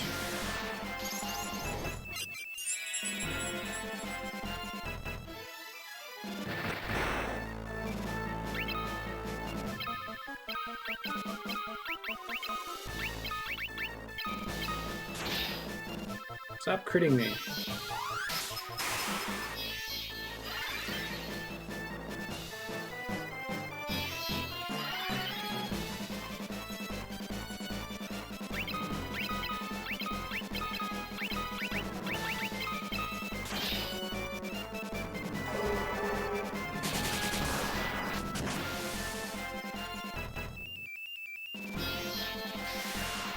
I guess since I can't get more than one level per battle, I want to try to do as many actions with each character as I possibly can before the combat ends.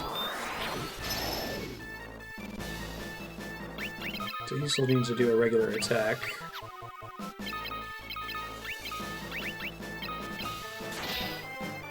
Good choice, computer.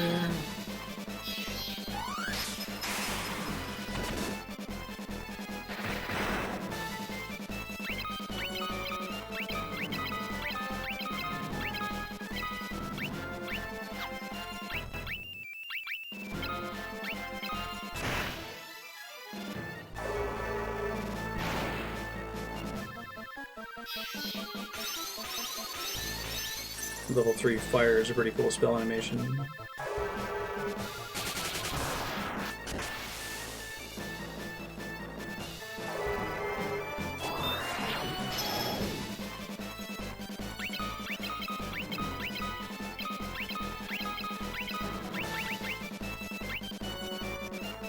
Let's see, are there any other spells that I could mess around with here for fun?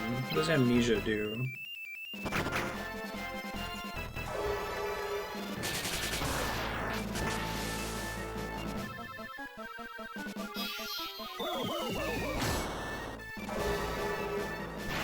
Actually, seriously, what does Amnesia do? Not confused, right? Disables their special abilities, maybe?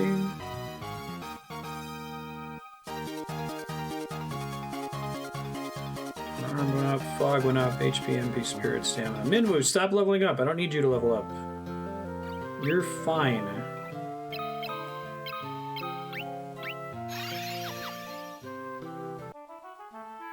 Alright, I might stop sooner than 100 HP and level 5 magic/weapons. I'll probably be okay to start exploring other parts of the continent now. It is pretty decent money, but the fights take a really long time, so it'd probably be more money to just kill the regular enemies out here. 95 gil.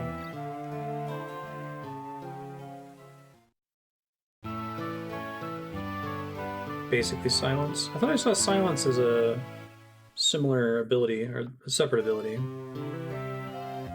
So like stopping abilities versus stopping actual spells.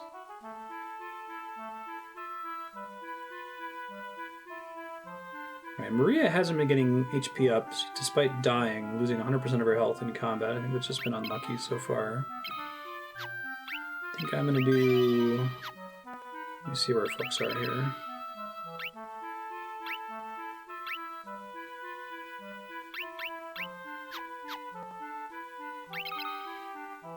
Silence expires, Amnesia doesn't. Oh, okay. Amnesia is super silence, silence 2, basically. One more is probably fine for now. We'll see what I can get from it after that. Just confirming all the enemies in here are the same, too.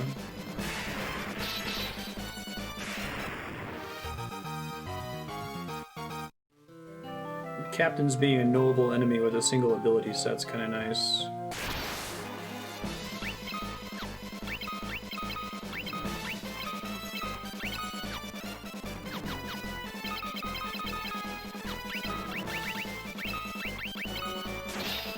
That's not a good start. It's a very bad start, actually. Oh wow, yeah. Now unarmed is doing pretty good damage.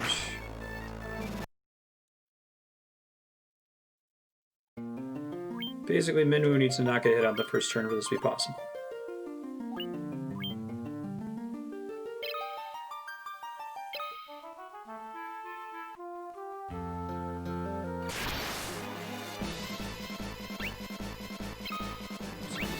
Fire.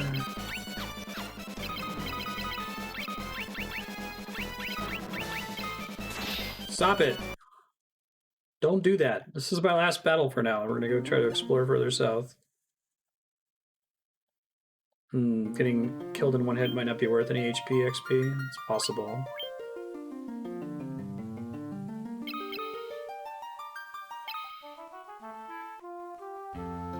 Don't you dare. Don't even think about it.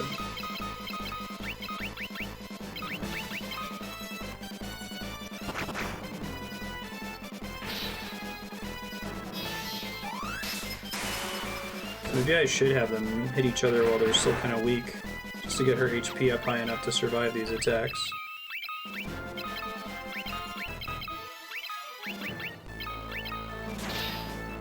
Ow.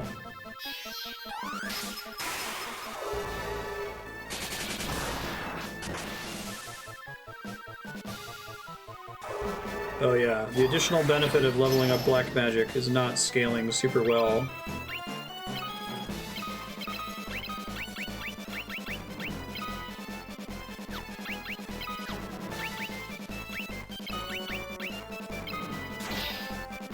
Goodbye, guy.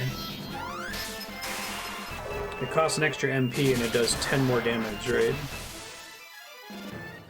No, I guess maybe it has a bit of a range. 108's better than 80. Don't hit Maria. Fuck.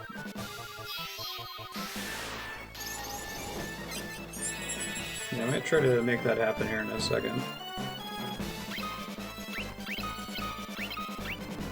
Please hit Minwu. Stop it.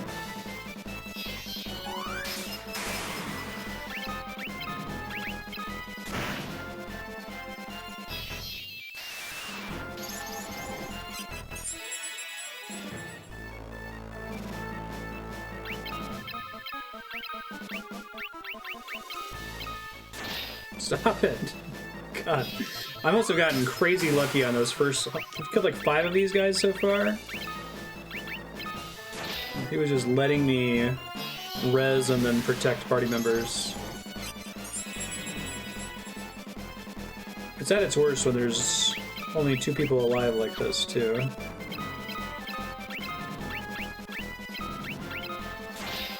Stop it, dude. Seriously.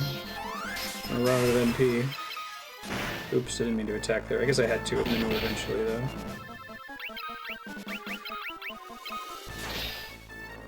More crits are bad.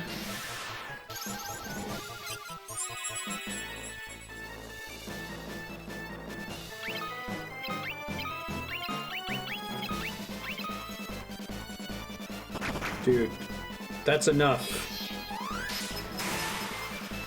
Well, Protect does stack, which I don't think it does. Minwu must be pretty buff right now.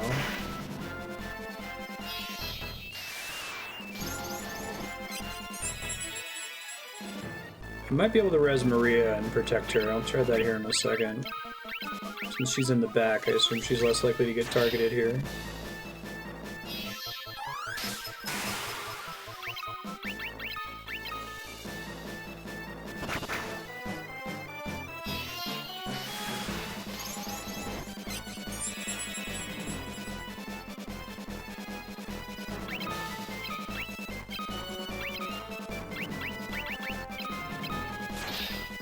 Oh, Jesus. Well, so much for that plan.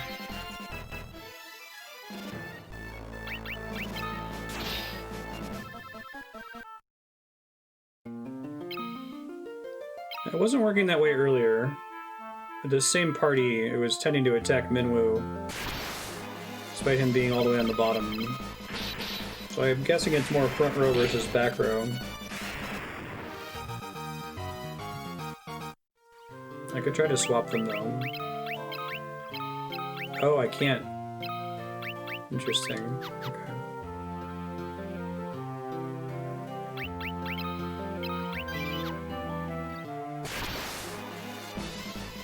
Ambushed.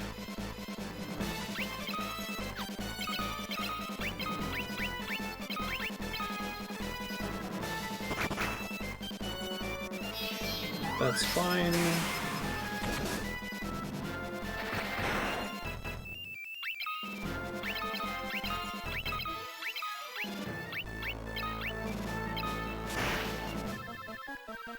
Guy should be fine now because of his advanced HP.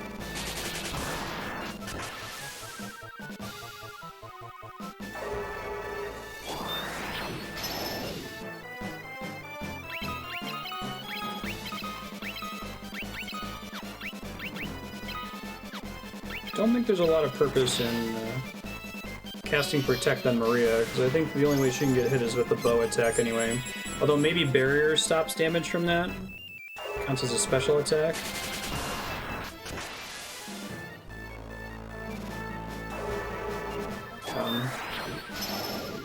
I think because she's in the back, she can't even get hit by the sword. At least I don't think I've seen it happen yet.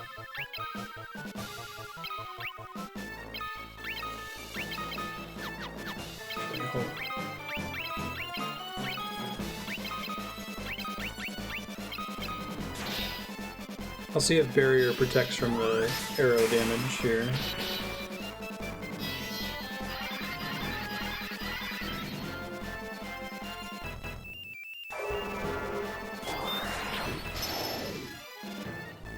That might be part of why her HP is not going up, because she's never avoiding damage. She's never getting hit for a 0, right? Depends against special attacks. Well, not going to find out this turn.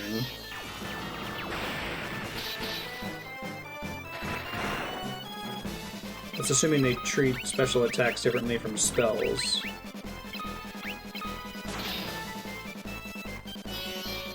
No, we'll be doing about 1 or 2 days of Witcher per week, Marstead.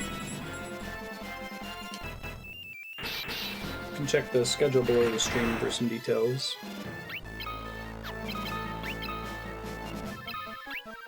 Let's see.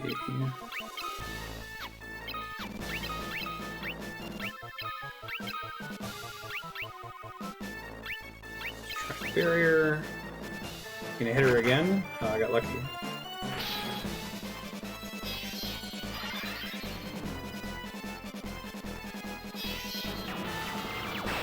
So I could cast it on the whole party and then be pretty sure if it's reducing the damage it usually does.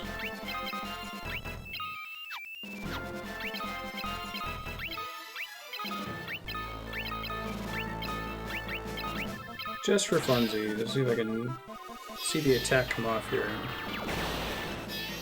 Hopefully it keeps whatever the strongest barrier is, that if you cast a single target one and then cast a party-wide one, that it doesn't override the better version, right? The spell must just have a really wide damage range. I've seen it do anywhere between 80 and 120 damage. Under 4.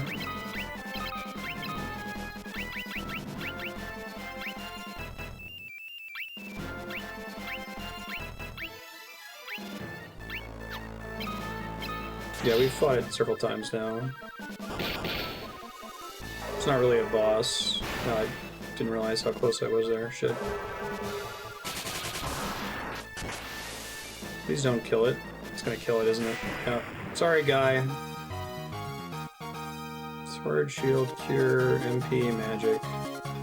It must not be able to advance if they get one shot. I think I just got an item at the end of the battle there. Toad Tome? Really? That's a weird thing. Randomly get. Wonder if you can use that on a difficult enemy this early in the game.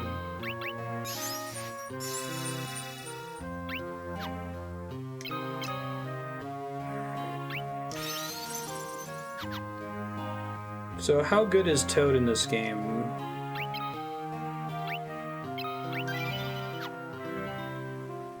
It's an Uber drop for the day. Really early access to Toad.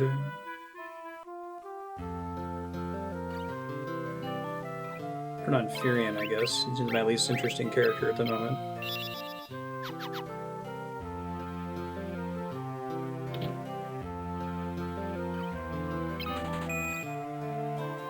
Pleasant Dreams. I'll go try to level that up in a few protective spells and see if I can start exploring south of the bridge.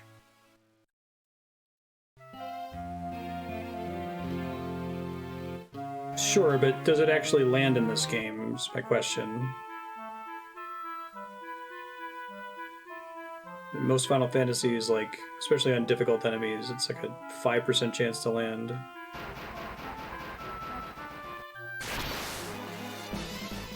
Bombs! Goodbye, team. We are very dead.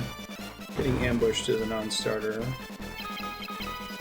More time to level it up.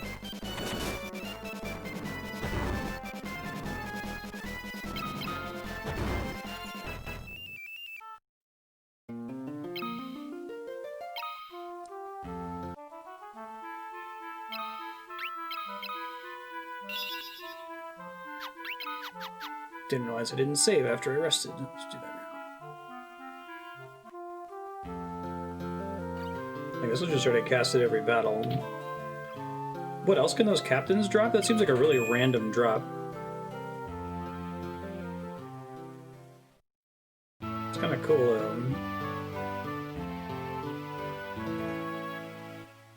They're not just crazy, unbeatable enemy that's meant to wreck you if you touch them. Like, there's a reason to fight them. Gold armor and flame bows. Really? Is Toad a kind of spell that doesn't matter what tier of enemy you're fighting for it to level up? Curse Tome. What does Curse do in this game?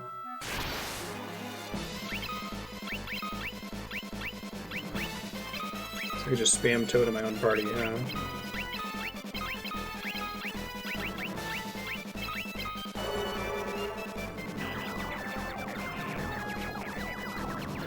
Cool spell animation. It's very long, though.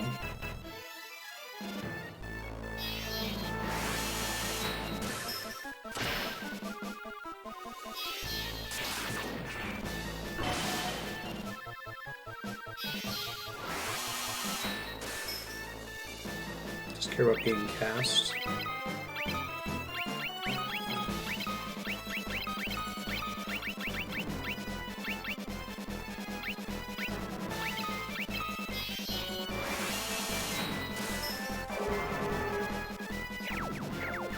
Okay, the single target version is a much more reasonable cast time, it looks like. They don't care about whether they land, too, it looks like. Oh shoot, I wonder if all enemies running away screws me, too.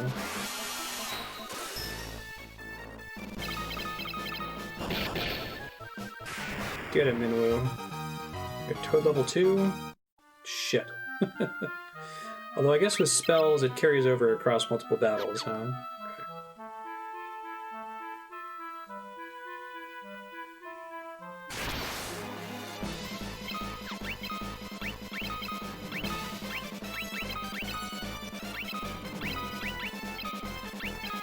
Cuts the enemy's offense and physical defense in half. Wow. Also has a chance to miss, though, I assume.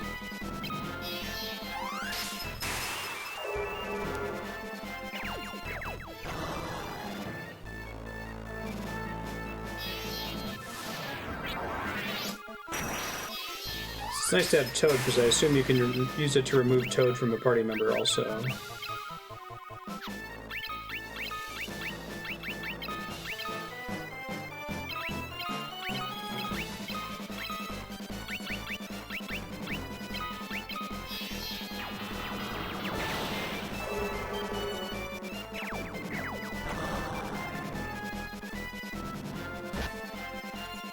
I mean, there are other rules about Final Fantasy II that may have changed that, right? Like, it seems like the way Protect and Defense works in general in this game is pretty different from the other Final Fantasies. I don't think, no matter how much defense you have, you can get hit for a 0 outside of having elemental immunity in most of the other mainline Final Fantasy titles.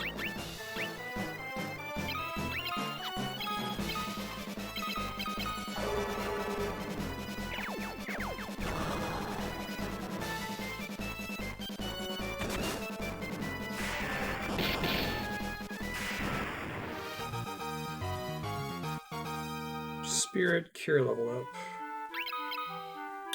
Yeah, that's gonna take a while. That's like 5 casts, and it's not at level 2 yet. I wonder if it changes how quickly it levels up if it actually hits, because that would be nice. That's something I like about the XP system in RuneScape, where your combat XP is a function of the amount of damage you dealt, so doing more damage causes you to get more XP per cast, or per thing, right?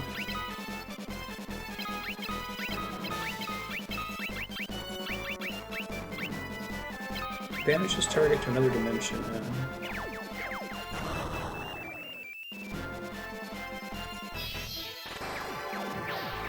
I feel like instant death spells are kind of bad in this one, unless if you're trying to farm for a specific item. Wonder if that can even work on the captain enemy.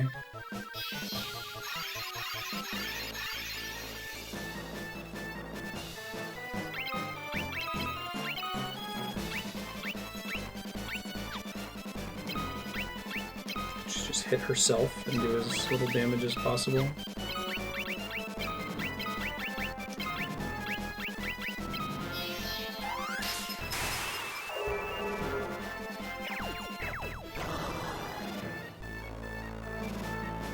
I meant teleport. Oh shoot, still get XP? Toad level increase. There we go. It hasn't landed at all on the weakest enemy in the game, so I assume it needs at least a level 2 to be able to do anything.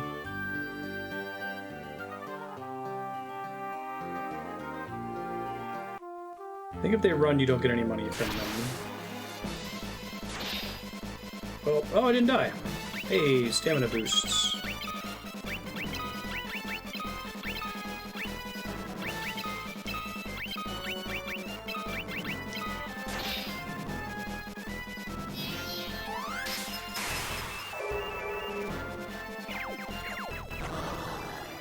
If it levels more based on a harder enemy, this might be the way to do it. Just cast it a couple times on the captain, and then try to finish him off from there.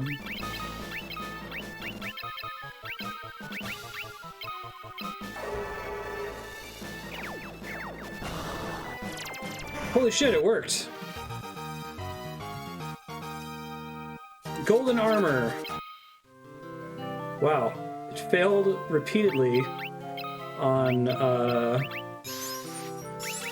the easiest enemies in the game.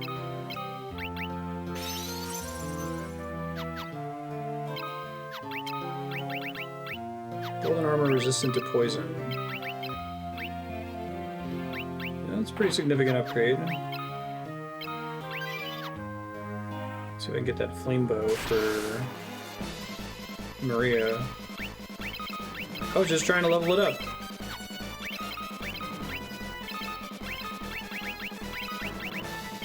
Oh, I should have healed Minwu more here. Oops. Toad Captain drops out of his empty suit armor. Oh my god! Why is it so good at level 2? There's another one. That'll make it easier for me to explore other areas so I'm not getting one shot.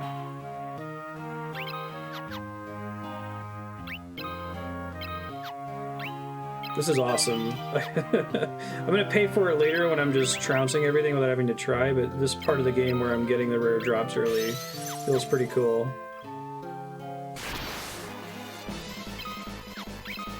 I'm borrowing fun from future me.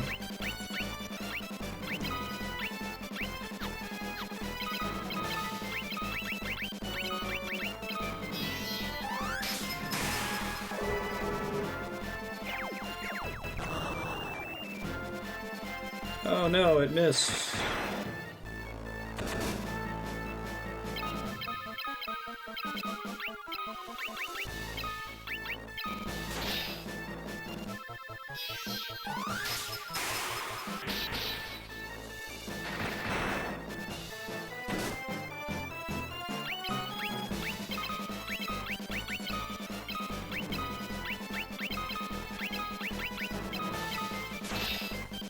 Ouch. Basic bow, I haven't gotten a new one yet.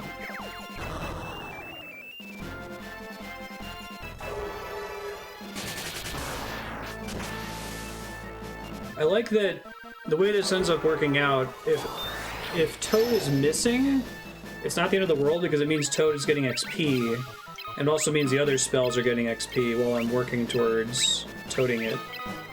So that's kind of nice. Try barrier and see if that reduces damage from the arrow attack. It's a bit of an upgrade. It's a teensy tiny bit.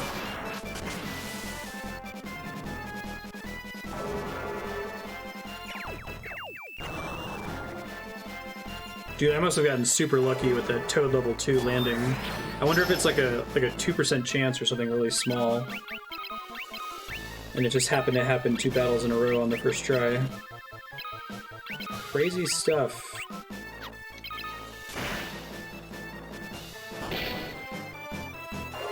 Curse would be nice too, especially for boss fights.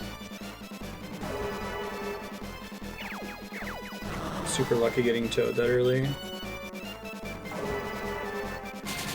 What's the drop chance? That's kind of awesome that they drop stuff though. I feel like they had to have done that on purpose. Was that in the NES version as well, or is that unique to Dawn of Souls? Either is interesting to me, I think. was hoping that was gonna hit Maria so I could test if it counts as a special attack. I mean Captain dropping Toad. The Captain's drop table, is that unique to Dawn of Souls?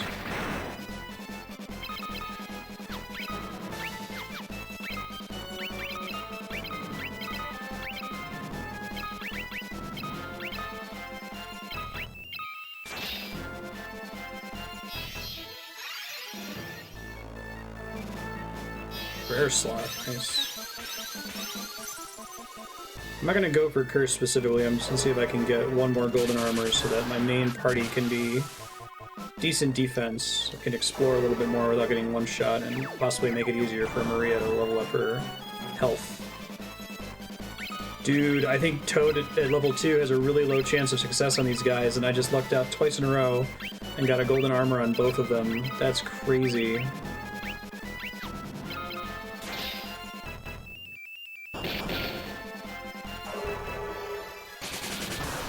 I've cast it like 8 times in this battle and it hasn't landed yet. Also on the Famicom version. Toad increased. That's what we want to see.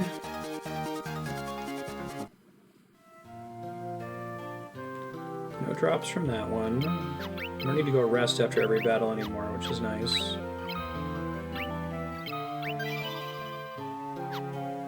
Flame bow is the most common drop? Huh. Toad level 3. Oh, let's have everyone physically attack, actually. Before I start casting Toad, just in case it lands. Oh shit, I was supposed to cast it on himself. Well, this is bad.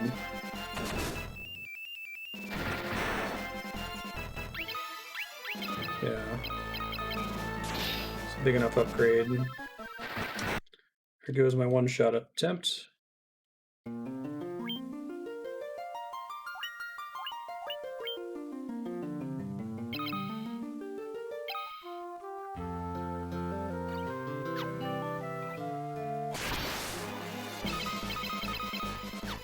Protect yourself. Probably should put the golden armor on Minwu so that he doesn't get one shot if he gets targeted on the first turn. I just liked being able to protect the other weaker characters. Move it on him later.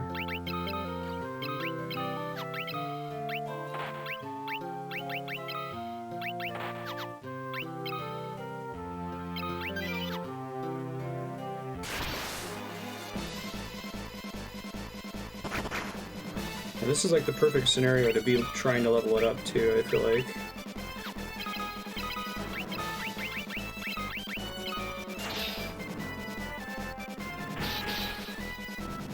Not a great first turn there.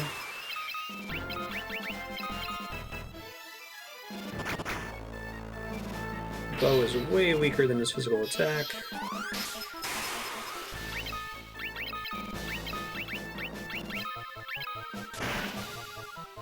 That's fine.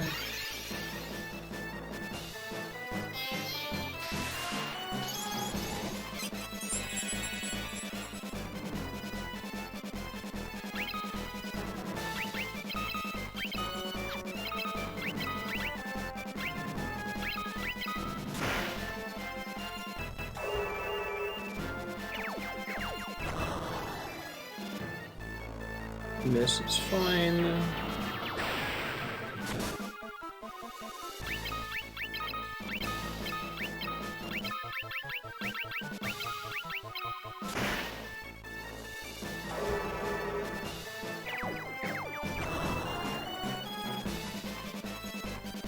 Really curious to see if barrier works against bow. It seems to track separately from the defense buff on protect.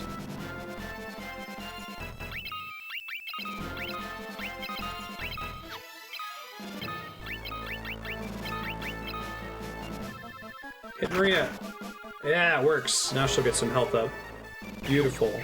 Golden armor plus barrier. Hey, favorite, how you doing?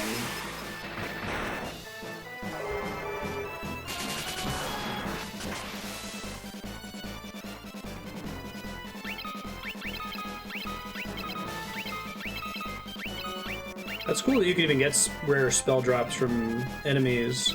Instead of it just being based on towns, you can get some cool stuff pretty early. I like that. I'm almost out of MP. Alright, well, hopefully I win. Guess I could have Minwu MP swap with Maria if I need to win the battle.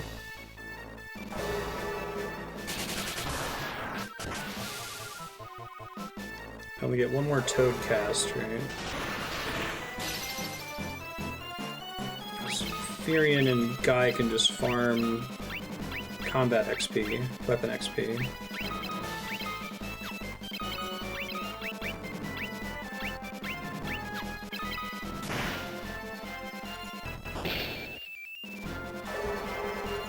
Come on, Toad, last cast. Dude, I can't believe it happened 2 battles in a row on like the first or second cast.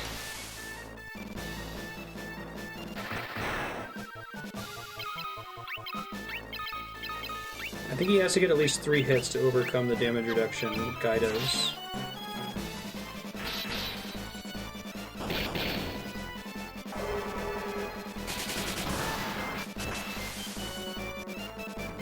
Oh, really? Enemy targeting focus fires the middle 2 characters? That's surprising. Interesting. And that's just a feat, like, Guy is always going to get most targeted, I guess, which is why his health is so high, since you can't change the order of the party, right?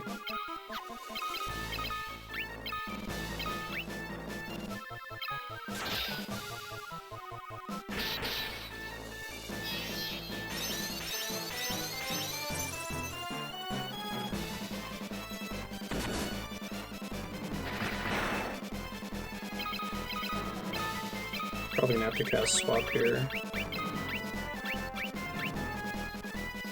Actually, I'm curious if teleport will work. I'm gonna try that first, just for fun.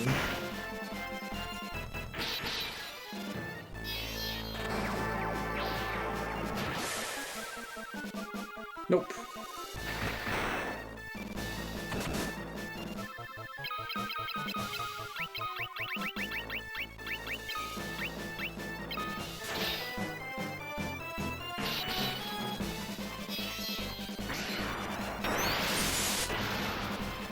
Oh, it can miss now because he's too high a level, I guess. That's unfortunate. Alright, Guy, you just gotta hit him. You better get a unarmed level up after this stage. Keep trying here.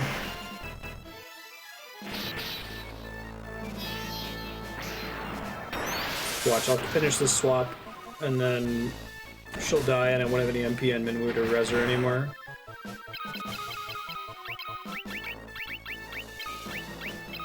I wonder what determines swap success. It's too bad that I feel like in a modern Final Fantasy, a spell like that when cast on a party member would just always land.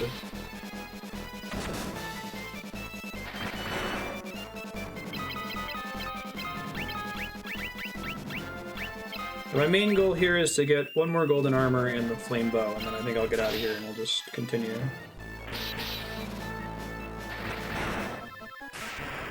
Oh, hey, Guy did it. Good job, buddy. Proud of you. Sword up, shield up, spirit, thunder, MP, magic, unarmed, strength, shield, MP, spirit, magic. No drops. I did, yeah.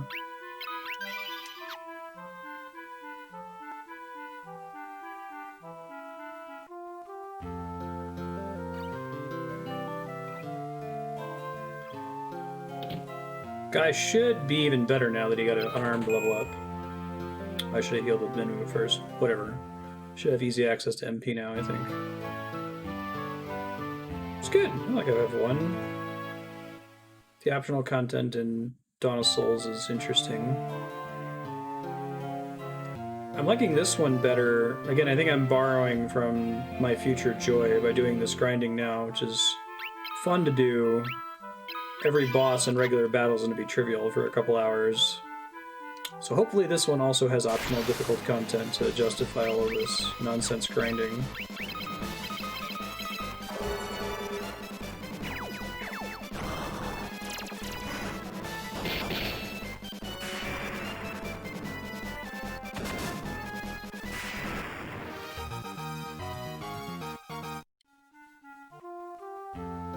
What's up, dog?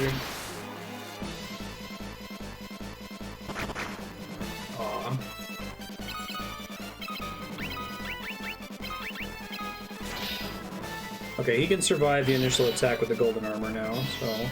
Protect helps, but it's not as mandatory as it was before. Got it.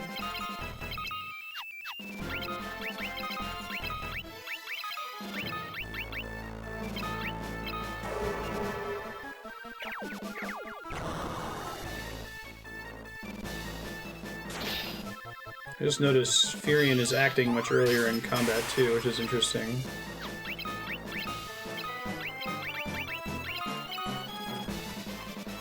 Firion can survive that, and it's probably good for his hit point leveling up. Dude, I can't believe that Toad level 2 landed twice in a row. It's just not landing now. It's gotta be like a 1 or 2% chance or something ridiculous. That's crazy.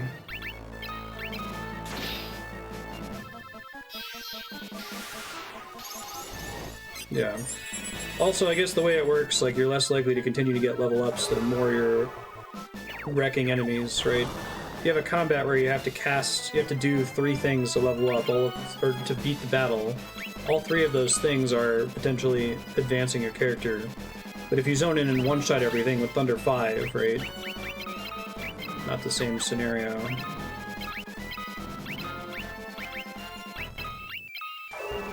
You learn that barrier does impact the damage from the bow attack. Oh geez, that was unfortunate. Yeah, let's still cast on dead people. I wonder if it affects the overall healing in those cases.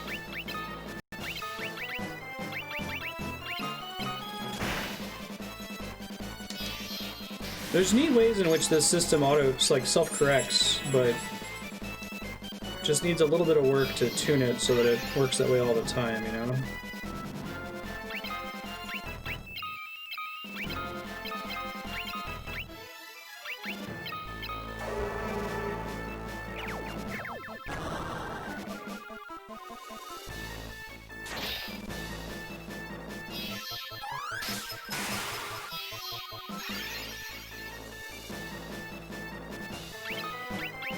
Toad, Cure on Minwu, Life on Guy, please.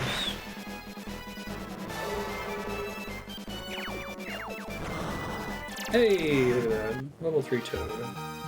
Nothing for Guy, but that's okay. Hey, Toad went up by a level. Golden armor, there it is. Now I just need the bow.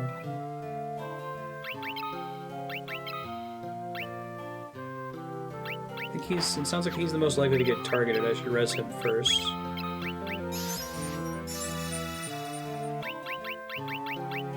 No, I don't need another Toad Tome. I don't want to be leveling up Toad on multiple characters. It sounds like a nightmare.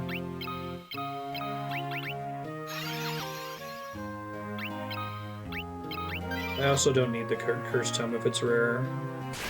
Just want the bow so that Maria sucks less.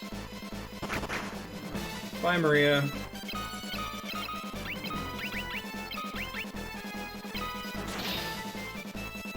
Total nightmare.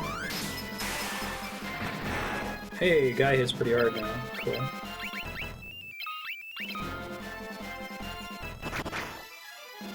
I can deal with that.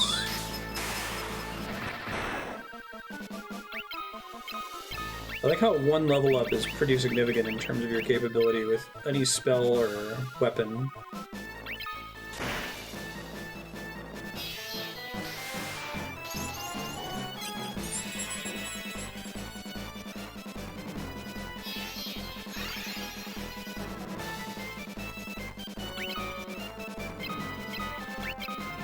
Actually makes me wonder if they're... Every time I've toted the enemy, it's always dropped the golden armor so far. So I wonder if that's a thing, or it's just coincidental?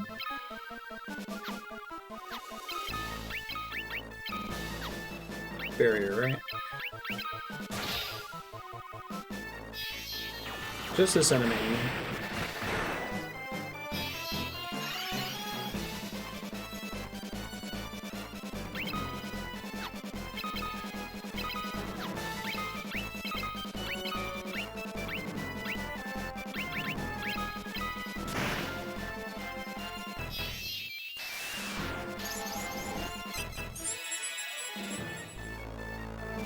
Same drop slot mechanics as FF4. Okay.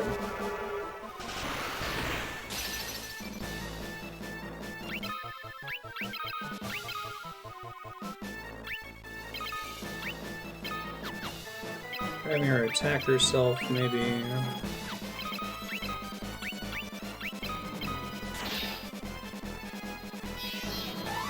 Right. What level does Toad become guaranteed? Is a good question. Intelligence, HP. Oh my god. Well, I don't need it. In fact, I might not even use it. Is it worth any money, I wonder?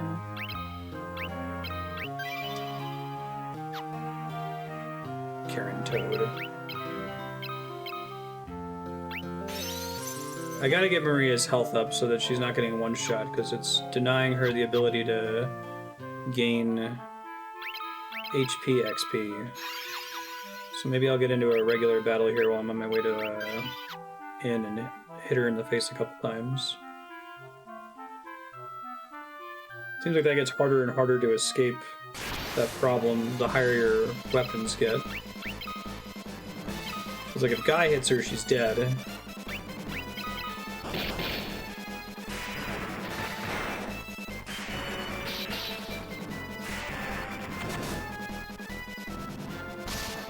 Well, that didn't actually reduce her health, so it may have affected her defense, right? Could maybe give them a shitty weapon? Or have Firion punch her with no unarmed?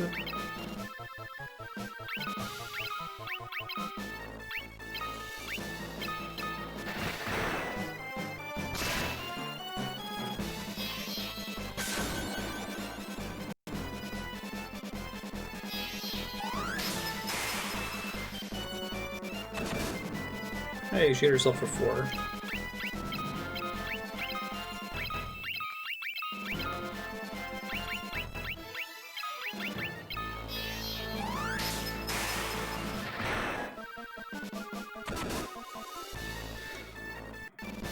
Don't stop hitting yourself. See you around, man. Riveting. Be ashamed of yourself.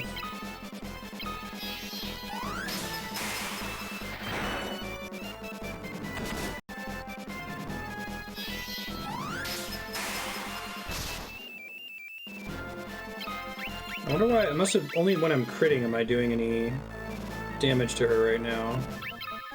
I don't want to do this attacking yourself thing, but she's just not getting health because anytime she does get hit, she gets one shot, and I don't think that counts towards HP XP. It's kind of unfortunate. Respect. It would be nice if I could cast Curse on her to make her take more damage. Right.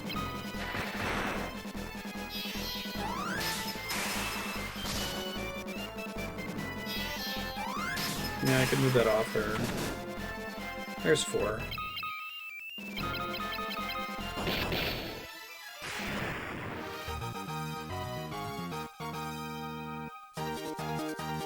Maria's HP increased. Hooray.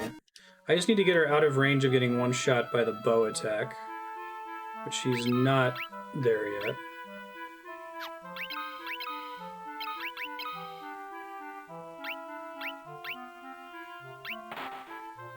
Let's see if that makes enough of a difference here.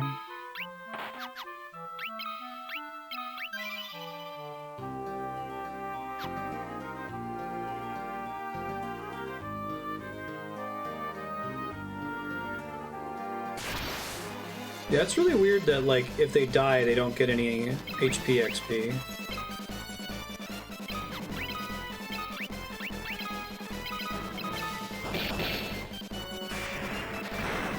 That's better. Do this so long as Firion's unarmed sucks. Wow, that's crazy.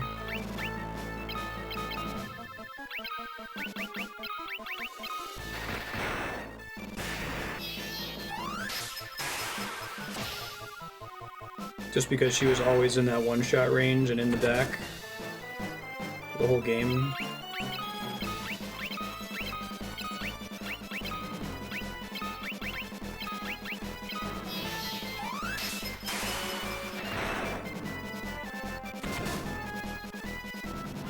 Perfect. We'll almost certainly get a boost here. I think she needs like 60-something HP to not get one shot by the bow attack from the guy that I'm training on. Oh, she didn't get one there. That sucks. Yeah, I kind of wish that the HP was cumulative over multiple battles instead of needing to all be in a single battle. Yeah, it's not a bad idea.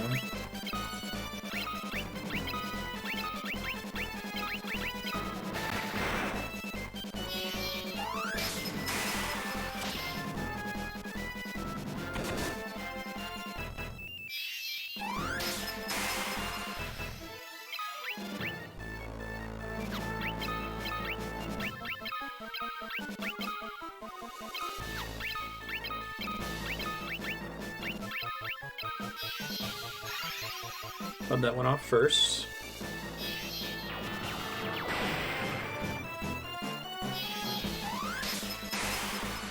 Hey, sir, how's it going? See if that's enough.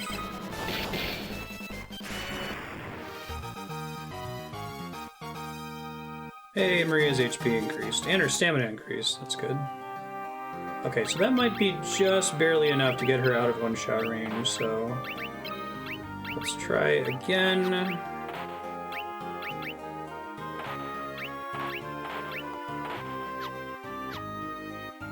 Go top off.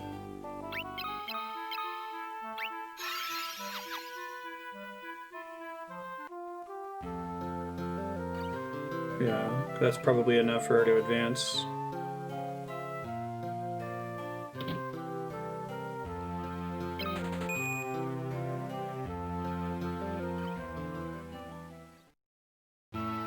I just need her to be getting hit by the bow attack without needing barrier to survive.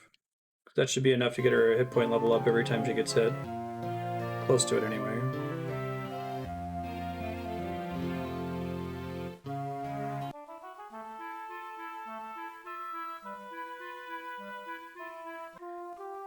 Alright, goal is Flamebow we stop. But it would be nice to get another golden armor and maybe curse, but if the flamebow drops, we'll move on.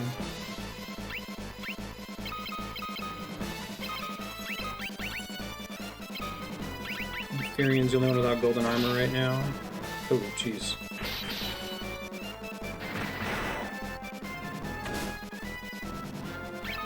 This might already be too late. We'll see if Toad lands before I get killed. Nope. Hit on the wider range of that, unfortunately.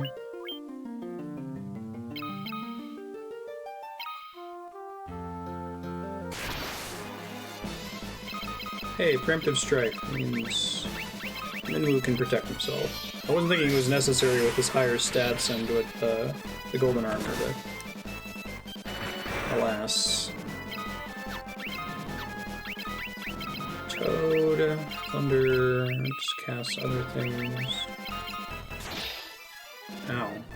Sucks to be Guy, apparently.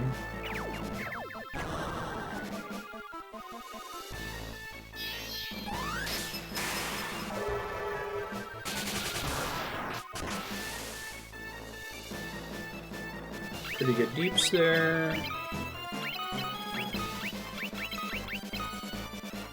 Hit Maria. Or not.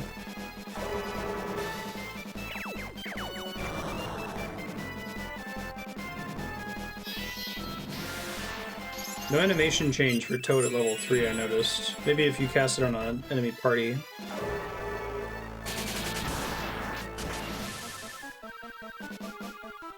Of the idea that, like, alright, specialties for the party members. There's the bow using magic wielder. There's the monk. There's the guy that turns people into toads, and that's all that he does.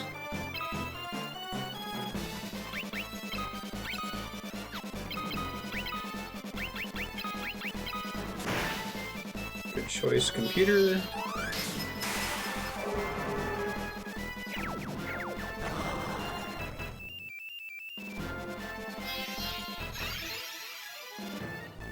Also, he has a sword, but he's terrible with it.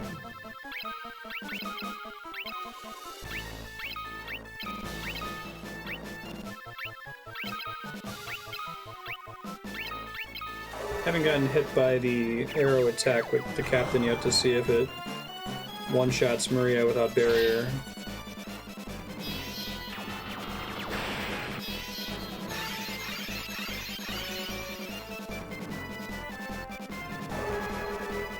You said stamina and evasion both have a chance to go up whenever you get targeted for any reason? Frogmancer. Hit Maria. Shit.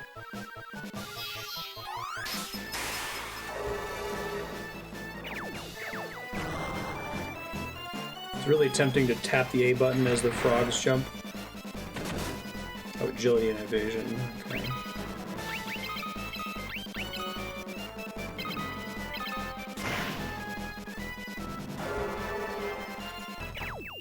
I haven't done 11, 12, 13 trilogy, or 15, or any of the spin-offs other than Crisis Core.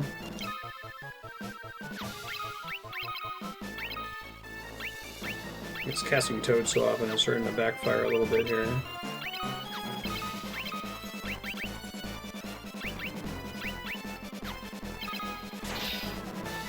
Summoners are losing HP.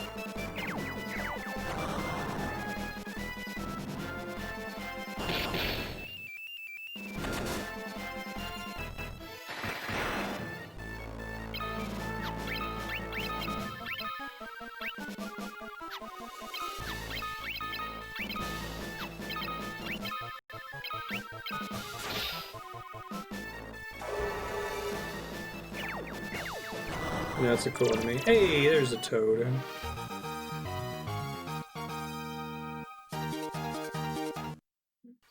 Did not drop a golden armor. Not that I thought that it actually worked that way, but it was interesting.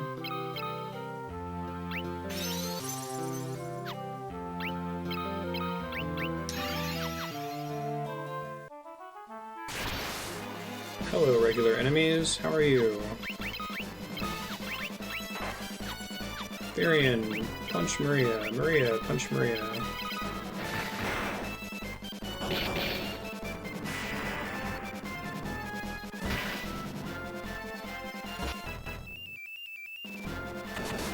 Yeah, right. Toad's pretty annoying in Final Fantasy VII in the arena, too.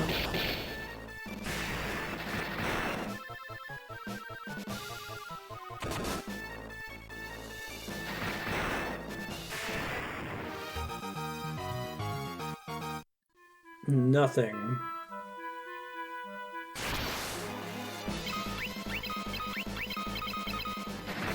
Hey, nice crit. Slightly less than a quarter of her health, so I don't know if that's enough to count here. Guy's HP increased. I guess she will get HP increases just from the turn counter, which does cross multiple battles, so that's nice.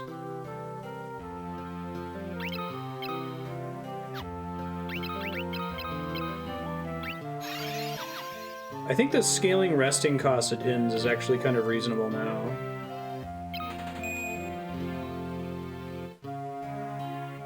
So if you never grind at all in this game and you just go from quest point to quest point and you completely avoid areas that have enemies that are outclassing you, is the game possible? You just fight all the things you run into and just use actions, or is some amount of grinding expected to be able to survive?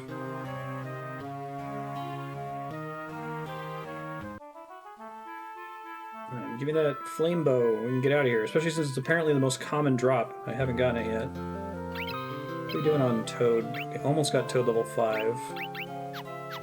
I'm guessing at 5 and above, there's a decent chance it's going to start landing. Maybe I can start party casting it on random battles.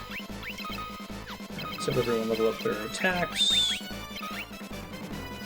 I wonder if Party Protect is strong enough now with the golden armors. I guess it wouldn't work on Firion.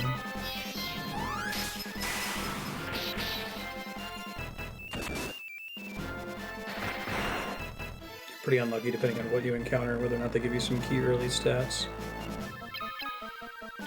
Sure. How does the agility snowball work?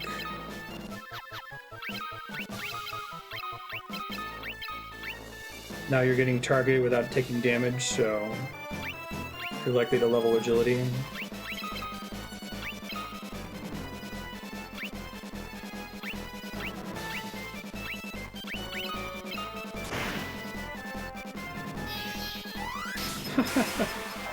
Seems like Yoshi P really likes Ogre Battle. There's been a couple Ogre Battle references in like prior raids.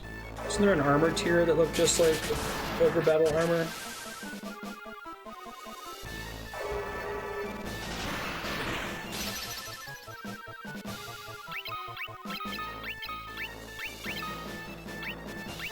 Kami probably knows.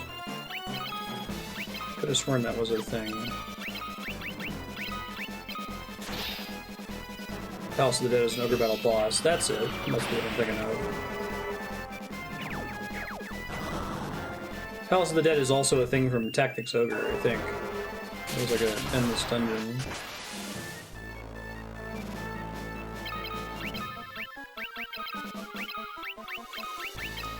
Die!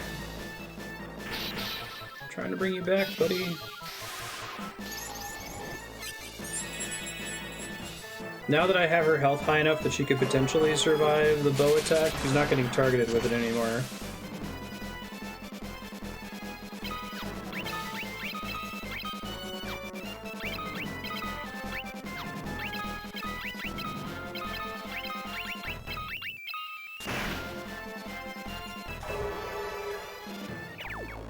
Let's go Toad! Oh. God, I still blows my mind. 2 back-to-back battles, Toad worked on the first turn, or the second turn, and then both of them dropped golden armors. Is this the true meaning of breakpoint grinding?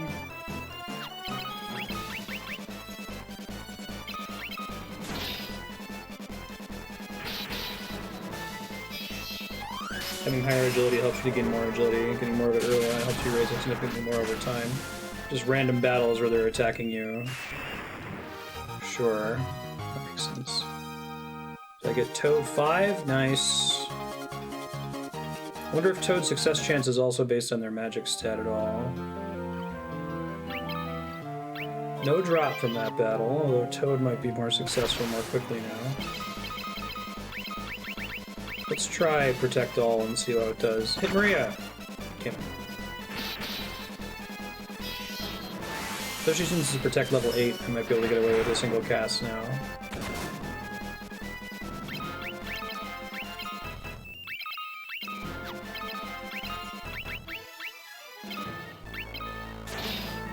Nope! Group-wide Protect is not enough. I know, right? She's just falling behind. I might have to do the thing of just punching her every couple battles.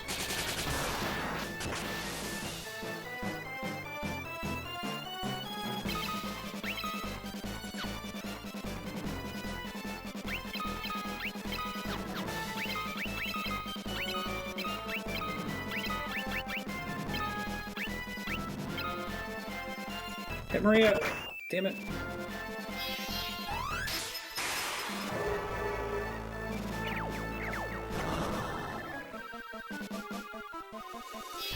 Getting them Toad levels still.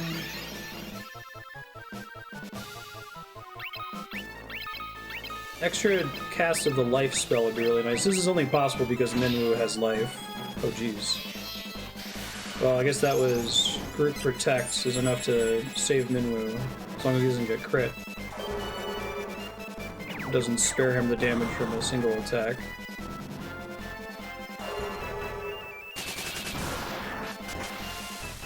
Excited to see what level 6 Thunder looks like. I assume that's another animation change.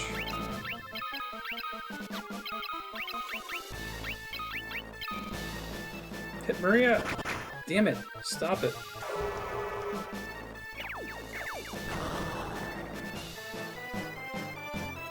Thunder Garage. Well, at least now Minwu has single target Protect.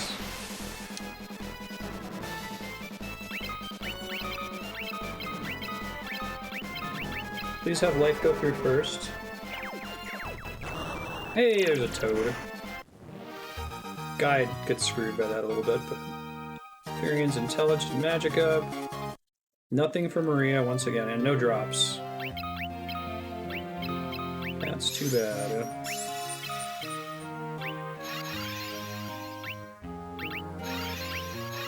Oh, you do get magic XP for casting Cure Out of Battle. That's cool.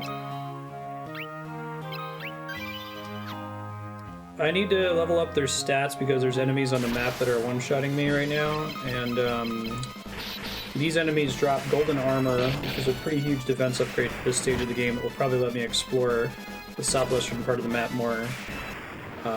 They also drop a flame bow, which is the most common drop. That would make Maria much better, but it just hasn't dropped so far. I've been getting golden armors instead. Honestly, if these guys were just stats, I would have bailed a while ago, but the drop chance is kind of enticing. Exciting to try to go for. So everyone get their weapon up here.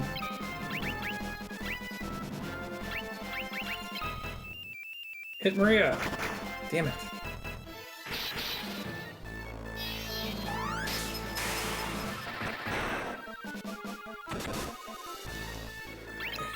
Toad, Thunder, Blizzard, check Firion because he's the most likely to get wrecked here.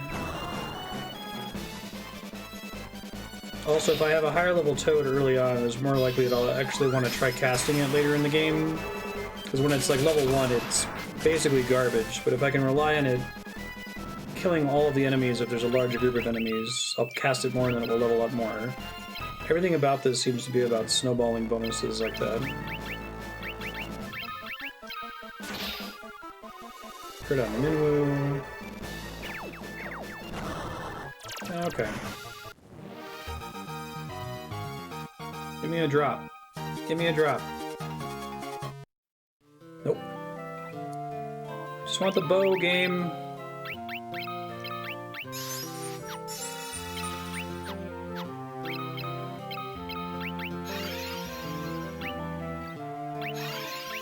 I like that goes up when you cast Cure Out of Combat. I feel like I should try to only cast Cure Out of Combat if I can help it, because I don't have to watch the animation or burn the turn on it, right?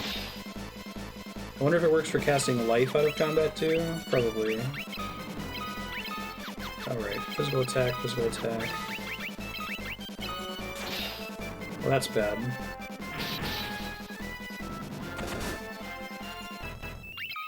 I have to land a Toad. Hit Maria! Hey, she can survive it now. It only took like 5 battles.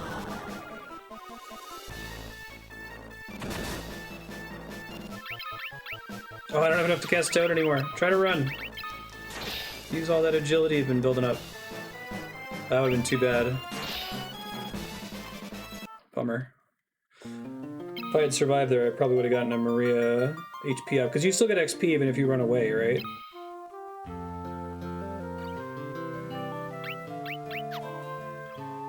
Okay, well in that case I gotta go rest so that Firion can cast Toad more.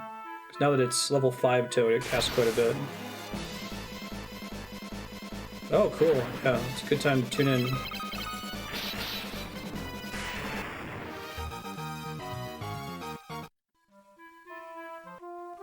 This relaxing grind is very soon to become exploring the map and doing more story and just ignoring stats for a while.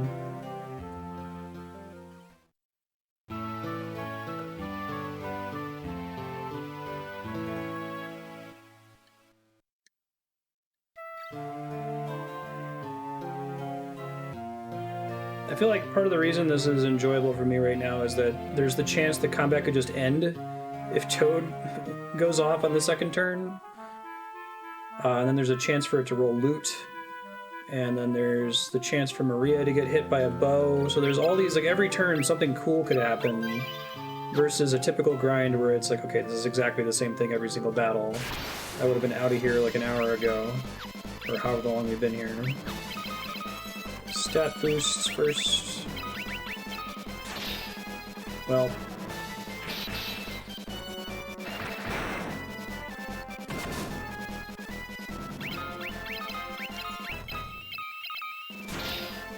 Bye, guy.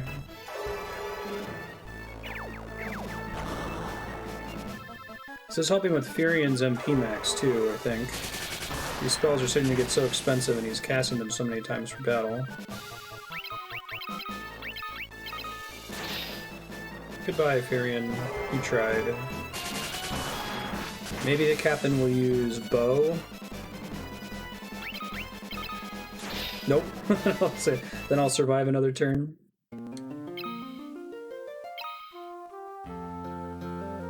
This is after healing, right? Okay.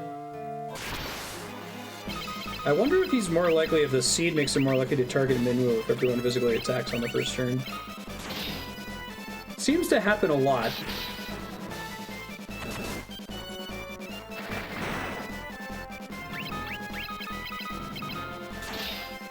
No!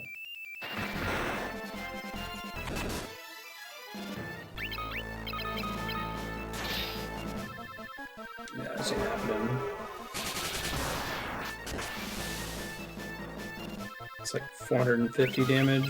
If it uses bow 3 there. Or missed. So maybe I'll have her cast Thunder on her second turn just so that I've already done a decent amount of damage. And we find out if Minwu's gonna die or not.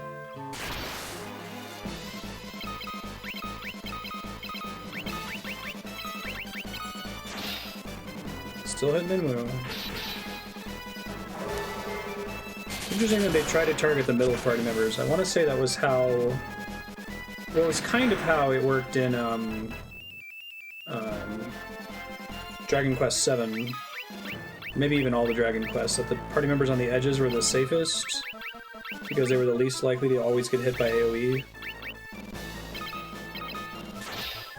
Bye, guy. You tried. Hey! Alright, well now I need to find out how you resurrect dead party members. Let's put Maria in the front here. I think she can still use the bow in the front. So I go res these folks. No idea how much resing costs in this game.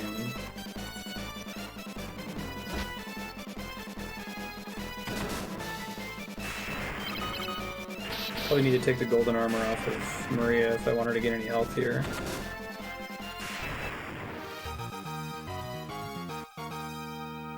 Hey, Maria's HP went up a little bit, just based on turns.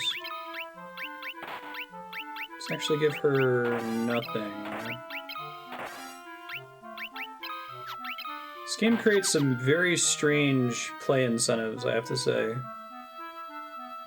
I do like that they made it so there's no random battles on the canoe.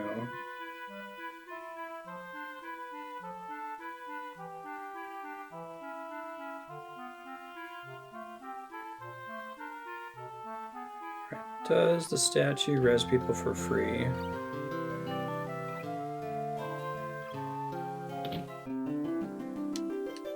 So you pray, a warm light suddenly envelops you, and a voice overflowing with compassion rings in your ears. Soul that wanders in death, return now from that distant land where sorrow and darkness hold sway. You just throw their corpses in front of you, that's great. So there's room for 3 of them there, huh?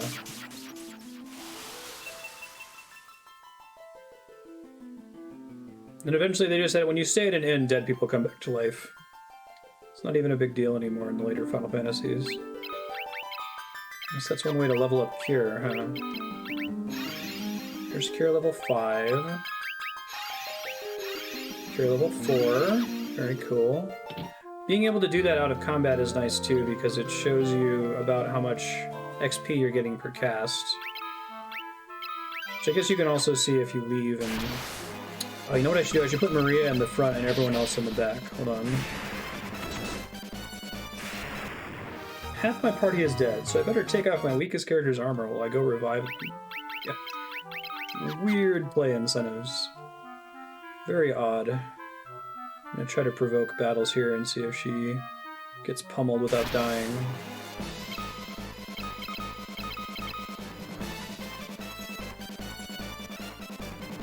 Oh right, because they can't attack from the back. I wonder if they still get weapon XP when they try to do that, though.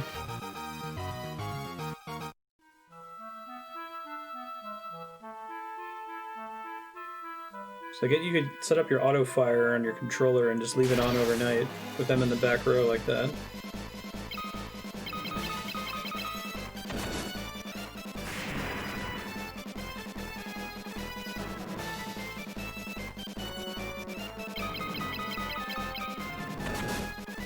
So the Hornet's not acting here?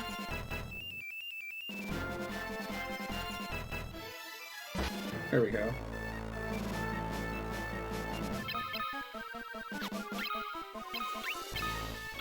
Just do stuff that's leveling up spells but not killing the thing. Assume her taking damage from poison would also affect her ability to level up here. Dual shields. So it makes you take less damage or something, or...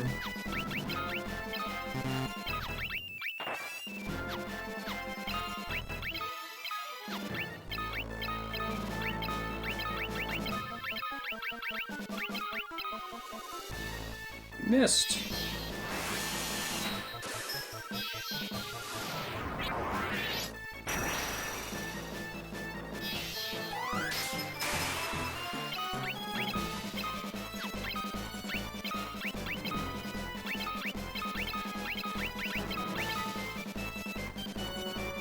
Fast shield XP.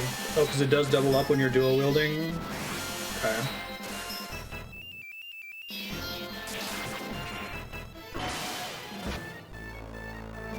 This protect is now preventing her from taking a bulk of damage from that.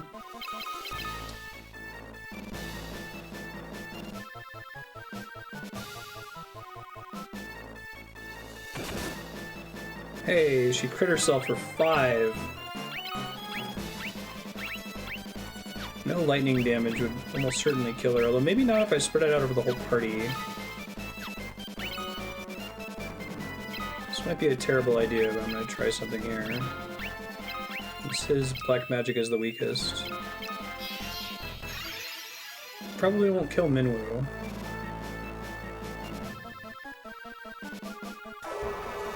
Oh, turns go by really fast. You're not attacking anymore, sure. Hey, that might be the dream right there. And it potentially increases magic defense. I don't know if Shell works like Protect and you can like completely remove magic damage altogether.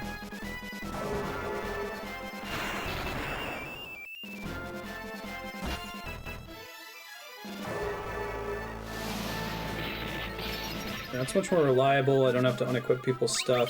Let's do that.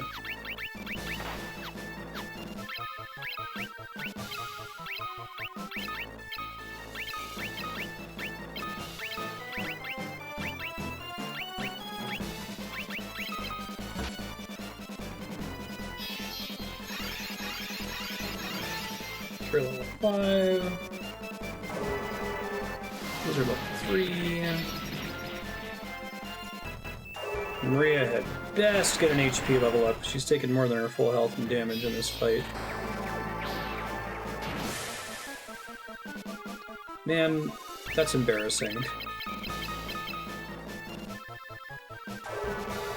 Guess we'll see if any of them get weapon level ups after missing from the back row.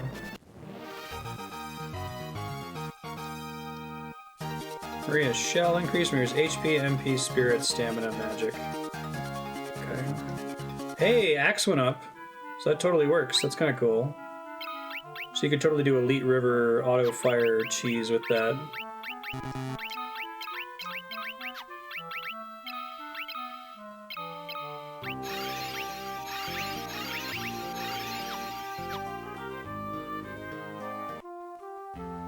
Rest. Go get this flame bow. Should be even faster now. I'm not quite up to level 6 Toad yet.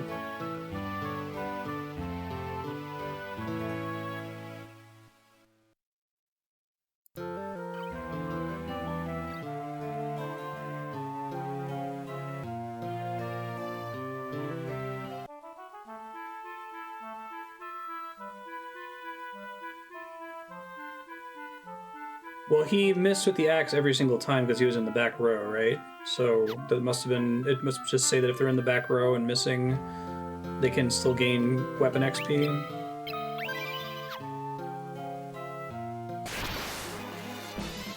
Uh-oh. Ow.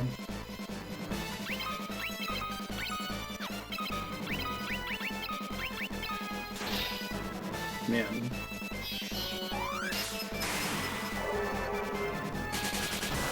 Getting ambushed ain't great, it turns out.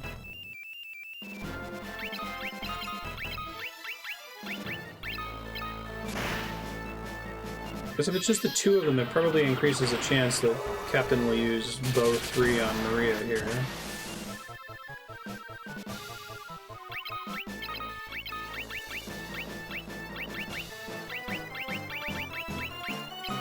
I'm gonna get level 9 life with Minwu, as stupid as that is.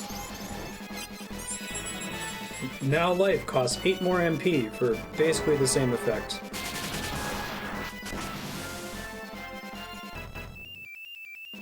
Gotcha.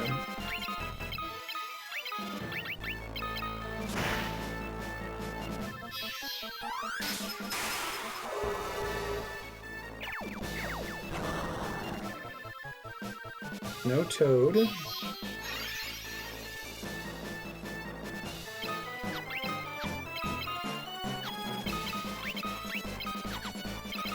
You're getting your bow level up here. How high can the different weapons skills go? I know the magic caps out at level 9, right? Was it 9 for the weapons too? So I don't want to get them to level 9 now. My fear is having anything maxed out, right? So that then it feels bad to use it in combat. I don't feel like you wouldn't be able to get it that early in the game anyway. At least I would hope you couldn't. 16 for magic and weapons. Oh, I didn't realize it went over 16. I thought it was 9. Interesting.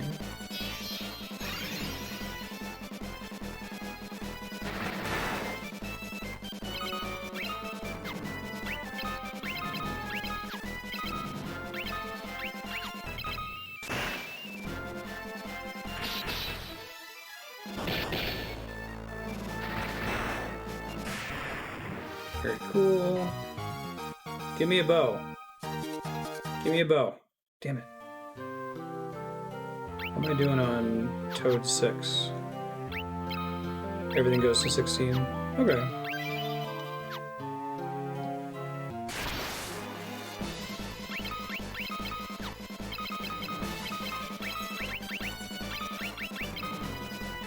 Hit Maria! Whenever he uses bow, it's great.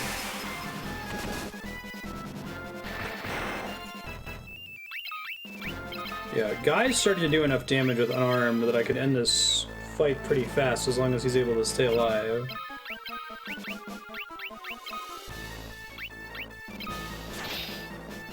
Goodbye, Guy.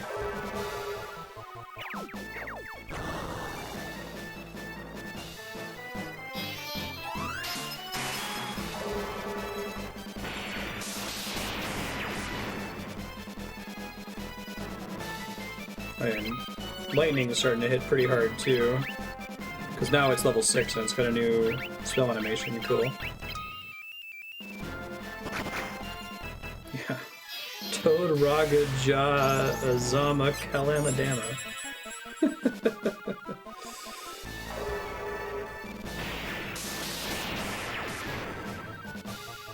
Cool animation. Please let Guy survive, because he's already taken a good 60 damage hit to the face.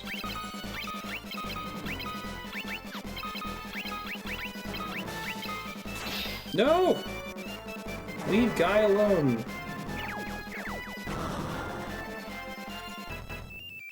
He's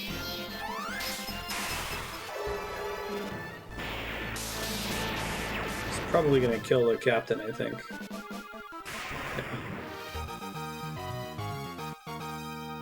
Toad went up to 6. No items. Dude, it's the most common item!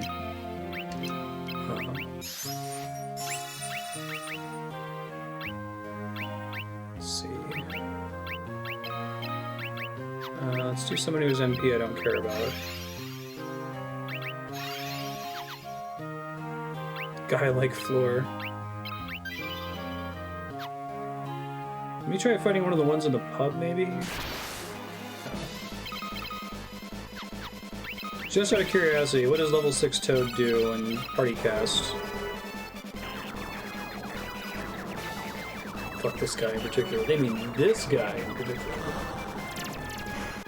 Alright, yeah, that's a thing, I guess.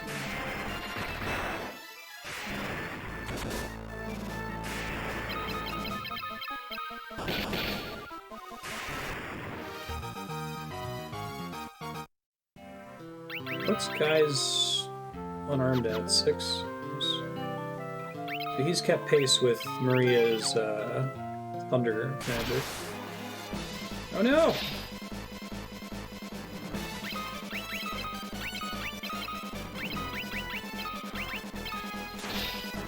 Well,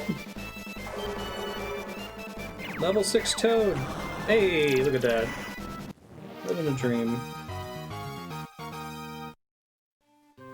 Fyrion's intelligence increased. It's like, why though?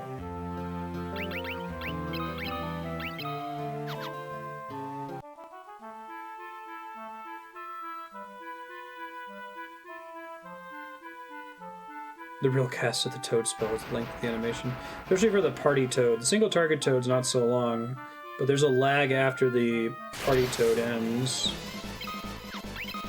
Minwu is super close to surviving crap like that.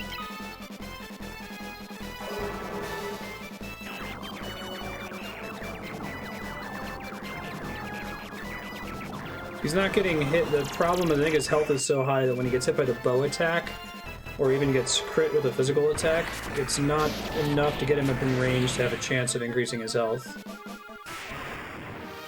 So I guess that is where the game is kind of elegant in that it self-checks itself.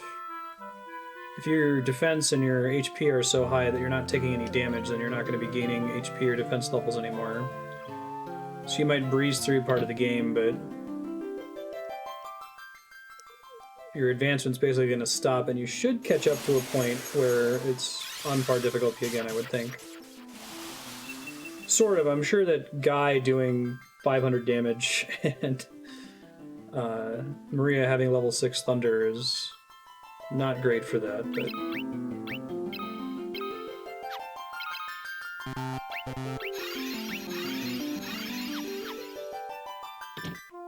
It's going to be interesting later in the game when I start filling up on spells and just like throwing out high-level spells. I'm sure that's going to happen. I do like that I don't have to care about specific ends. Thunder yourself repeatedly.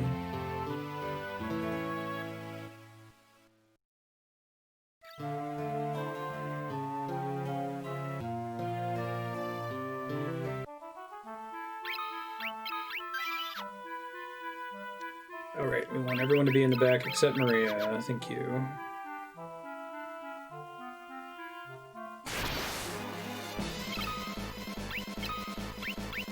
So, thought was to cast weak spells on everybody here.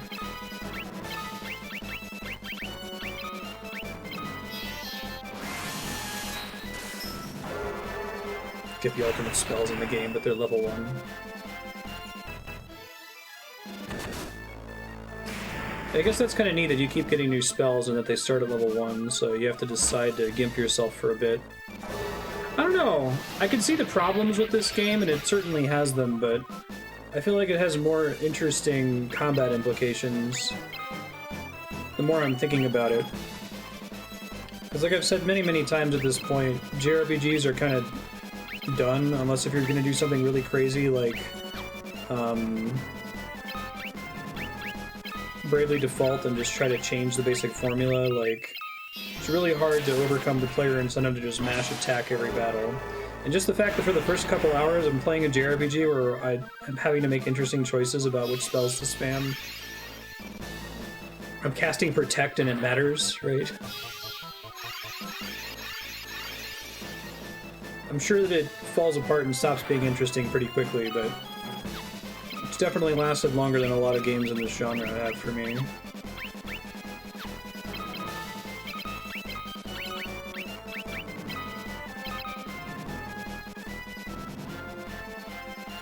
Go Guy first. No! Dang it, Maria. Okay, no Maria level up there. Unfortunate. Yeah, exactly. I guess, I wonder if you could take this idea, because the problem with this is it's the scaling issue, right? Like, and the snowballing problem, that the longer you do this, the less necessary this loop becomes, because you end up becoming so strong that why would you keep, you know, leveling up random elemental spells? Who cares? You have a thing that one-shots every enemy. But I wonder if you could have little objectives in every battle, like, you know, kind of like how they did with, was it Final Fantasy Tactics Advance? Those weren't objectives, but they were things that told you, like laws, that you're not allowed to use stabs in this battle, or you can't cast fire magic.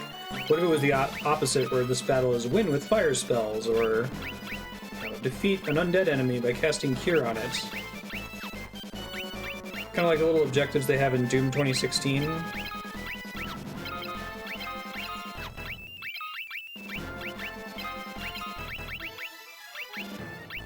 And so you have to figure out, like, what's the reward for doing that. You don't want it to be double XP or anything like that. Because you kind of get that problem in Final Fantasy X. You get the overkills bonus that, like, doubles the XP you get out of combat. So it means if you're already doing really well, it snowballs really fast, even though it feels really good to, like, charge up your really strong attack for the overkill bonus at the end of the fight.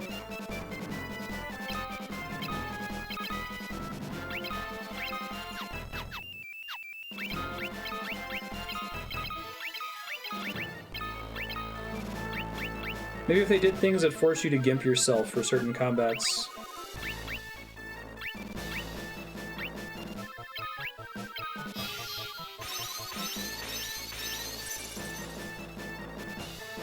Still have the laws for stuff you can't use if you want the law bonus rewards, but there are a lot more victory conditions than just a win. You know, that's a neat idea too.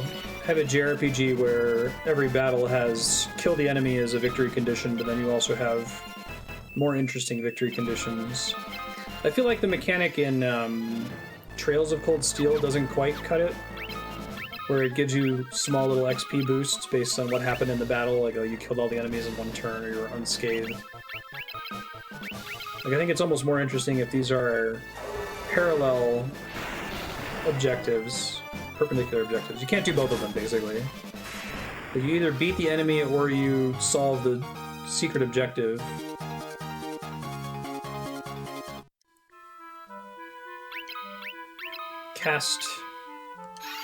Attack the enemy with fire spells 3 times without killing them, right?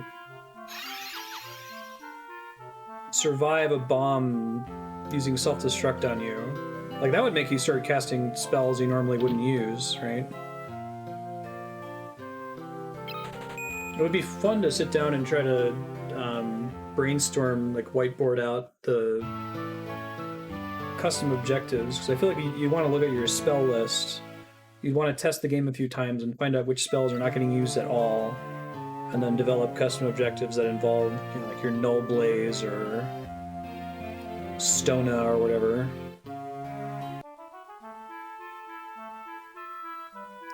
Hey, Ryza, your party members ask you to do certain things, and if you do them, they perform special attacks they can't otherwise use. That's neat. I wonder if those special attacks end up being better on average than just mashing the basic attack button.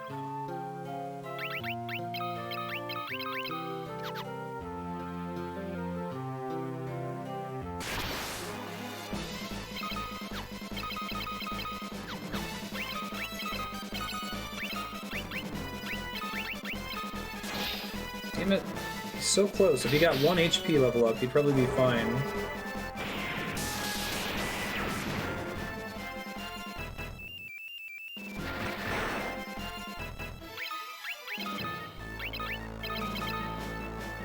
Hit Maria. Oh, that's fine too. Oh, it's just bonus damage? Okay, that's cool. Firion and Guy's HP went up. Hey, there's my last golden armor. Still don't have the stupid bow. This wasn't even my intent.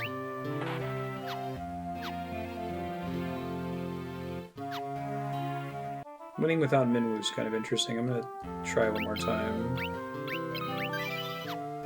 See if I get a lucky first turn toad or something.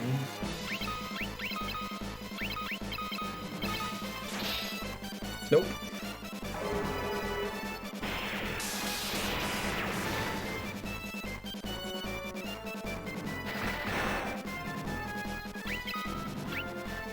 Yeah, right, Aki. I think the problem becomes, like, you're limited in what kind of rewards you can give the player for doing stuff like that. And the problem is if your reward is additional experience points or extra damage or making the fight end faster, it's like that kind of shit degenerates so quickly where you start to just ask, hey, is it actually worth me doing it? Because it's so much extra work for not a lot of payoff. It would be cool if it was something like, kind of like, it didn't work very well in the original Dark Souls, but there was this concept that there were certain areas you could unlock by spending humanity. Like there's that one shortcut that lets you save Solaire if you spend 30 humanity, the Daughter of Chaos Covenant. So maybe it's like, you get points for doing this, and once you have a certain number of these points, it unlocks special content, like optional bosses or optional areas of the game. I think that's the biggest problem. Like people have done this incentive before. This isn't a new idea. But actually giving you something cool that's not just it makes the game easier. Do this hard thing to make the game easier. What? I'd rather do this hard thing to make the game harder, right? Like we've talked about with having your final boss get harder if you defeated the super boss in the same playthrough.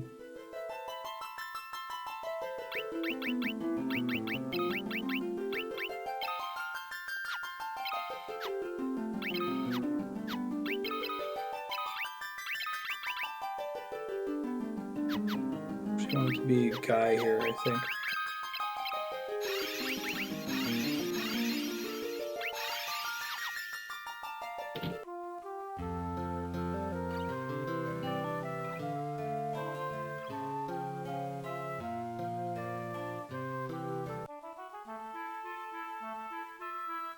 I think the closest game I've played to an interesting turn-based RPG was probably Darkest Dungeon, just because everything was so high risk, high reward.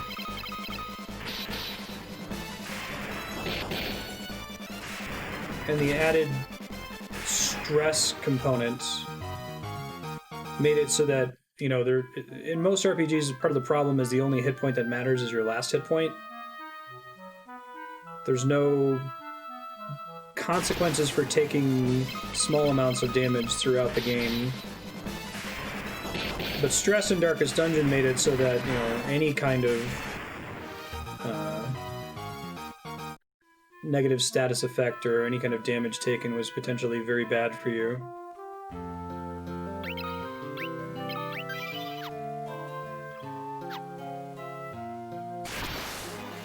Okay, give me a flame bow. Come on, I've been at this for a while. Hit Maria. At least no one died.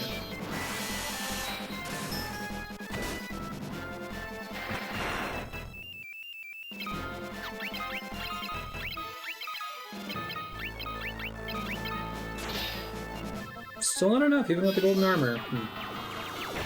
I guess it really just divides the benefit of Protect by 4.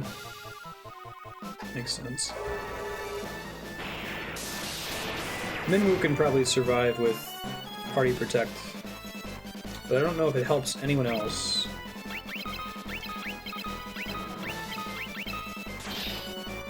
Yeah. Because his stamina's higher? I guess this maybe helps with him getting an HP increase.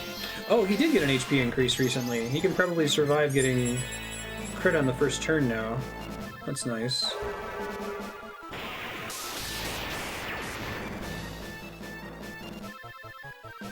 Playing around with alternatives to different problems, I think the focus then becomes making a game that centers around that one particular mechanic. Yeah, and then was what you have still a JRPG at that point, or is it like a puzzle solving?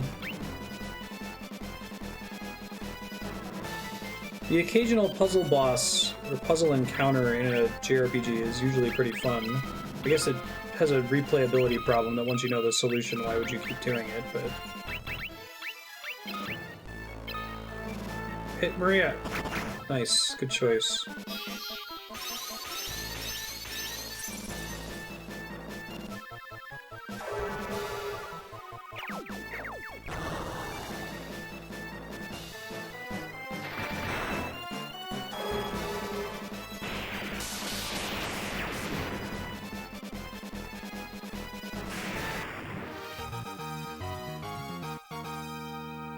Are we sure that Flame Bow is the most common drop and not the rarest drop? It's because I've gotten 4 golden armors that I've still been at this, or I would have bailed a while ago. Just got spoon-fed those.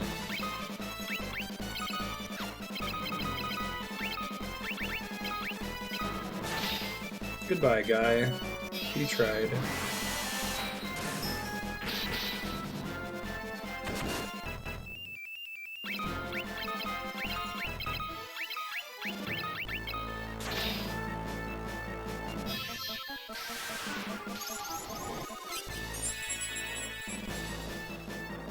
I did get the lucky Toad Tome to drop.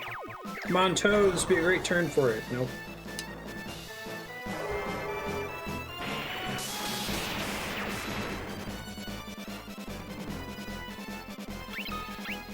Okay, it would be really great if the computer decides to cast Bow on Maria this next turn. That would make me oh so happy. Okay, area protect can spare Firion. Nice. And he probably gets an HP up from that. Oh, stamina, that's fine. Minwu's life level increased. No drop.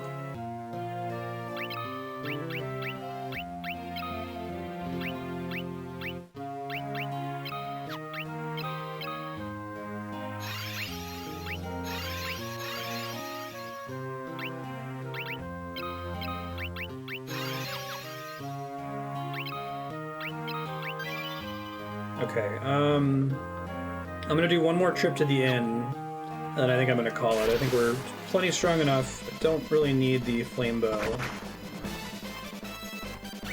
But I just figured if it was a big upgrade because her current bow does 1 damage, I may as well give it a try.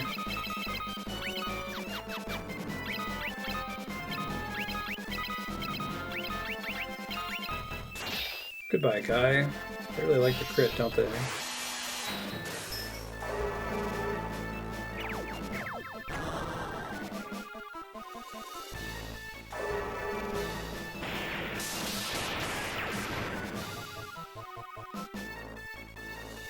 Early on, it's great to do several hundred damage, in the post-game, several million in a hit is trivial.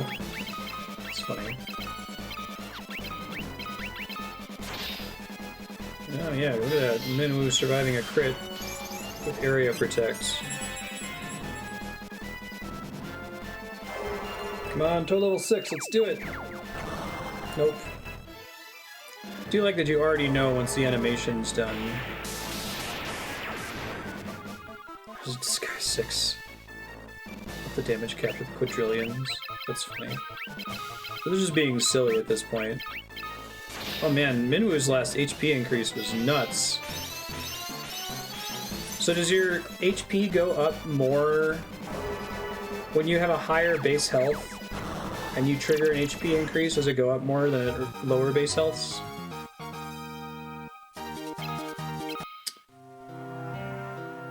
I guess I can sell that. I don't need it.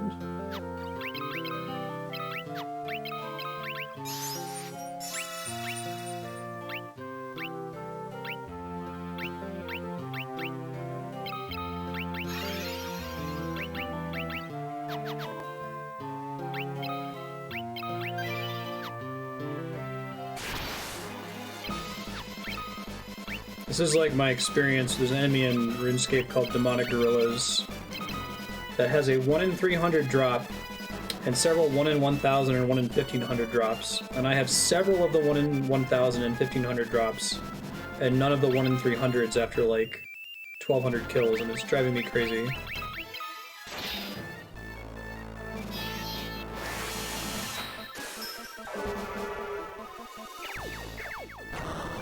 the rarer drops are garbage on them too.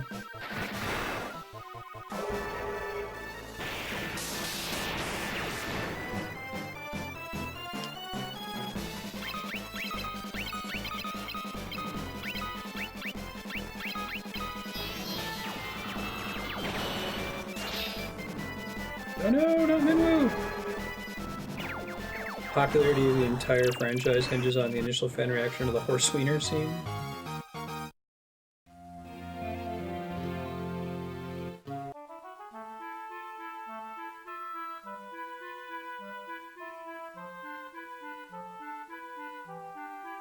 I probably won't remember. That doesn't seem like the kind of thing that would stick with me. Didn't we play the first Disgaea? Is it Disgaea? Did we just not get it yet?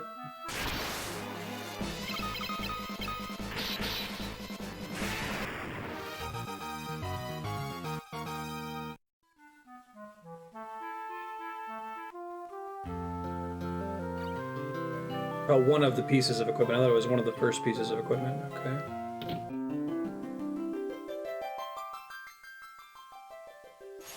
Alright, well, I never got the flame bow. I ended up getting 5 golden armors. I think we're probably good to just play the game now.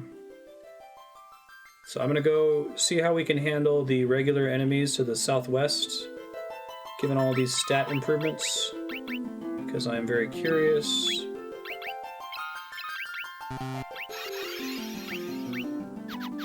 See what's down there, so I'm not potentially gonna get one shot. I guess I still could if I run up against bombs or something. And then we'll go progress the main story off to the northeast.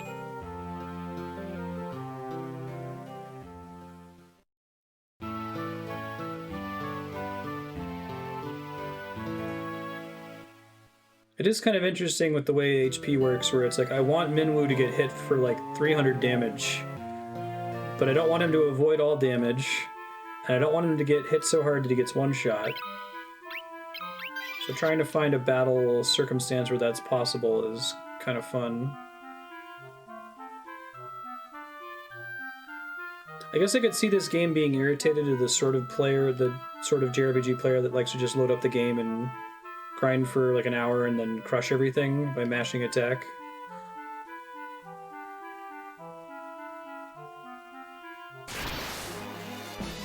Vampire. Lady Vampire.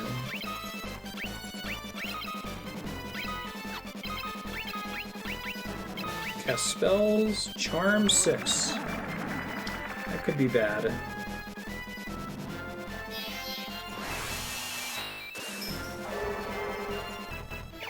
Come on, Toad 6. Nope. Benedict, what are you doing? Hey! Oh god, hold on.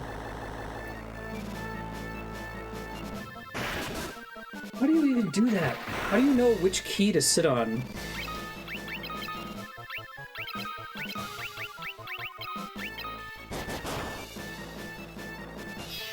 Alright.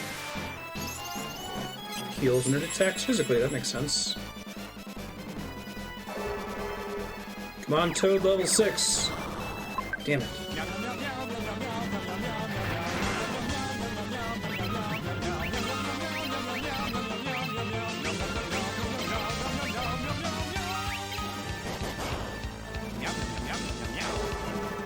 Toad level 6. Are there any... Does the game communicate if an enemy is immune to something versus just resisting it?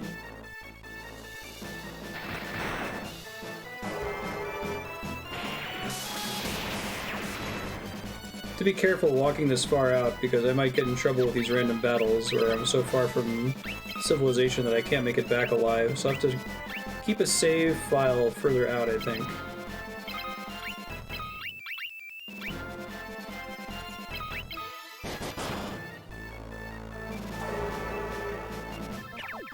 Toad level 6. Damn it.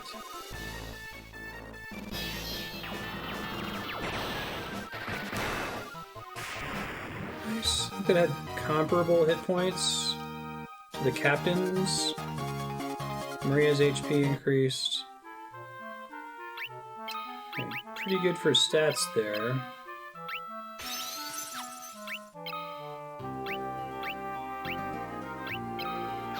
Let's save the Altair save. think that was right after I rested and shit.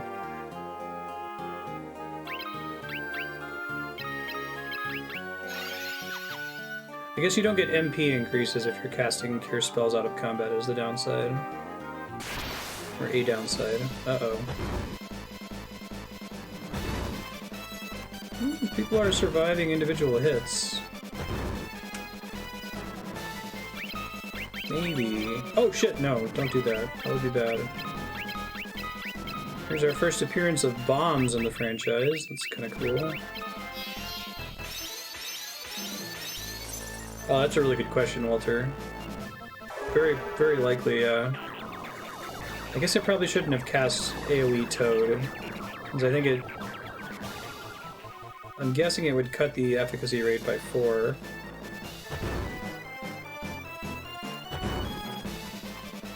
So I have a pretty high variability in their damage here.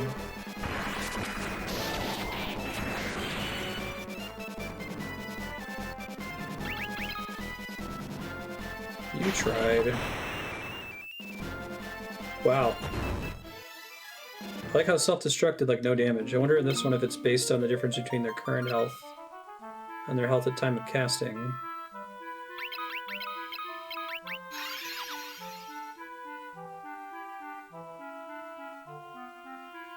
So you need to not get ambushed. Not a lot I can do about that. I wonder if ambush rate is based on stats too.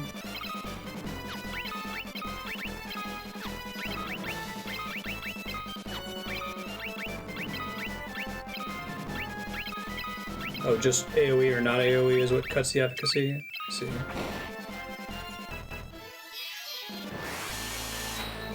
I think we're still super dead here, we'll see.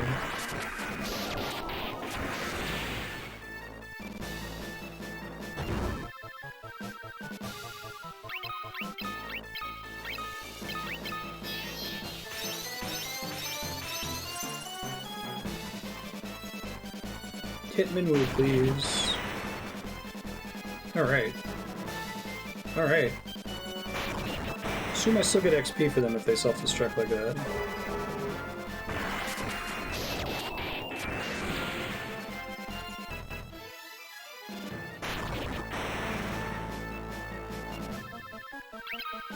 This can still happen. It's just a little airborne, it's still good.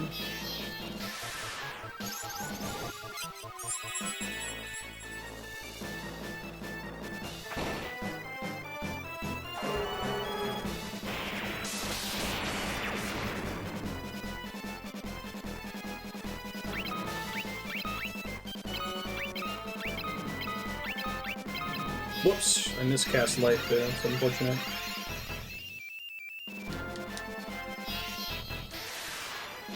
I thought it would auto-target my first dead party member.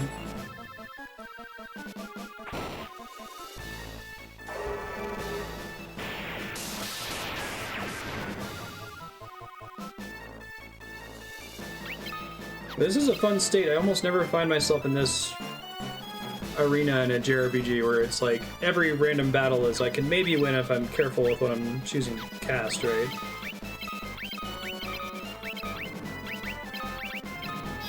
Usually it's either everything's one-shotting me or I'm one-shotting everything. Benefit to when you cut off the grinding is you can still tell when the enemies are supposed to be tough without accidentally killing them too quickly. Okay.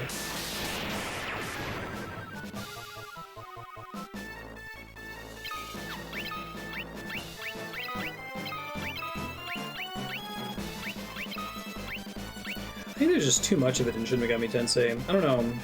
I think the game is fun to play. It's nice that it's difficult.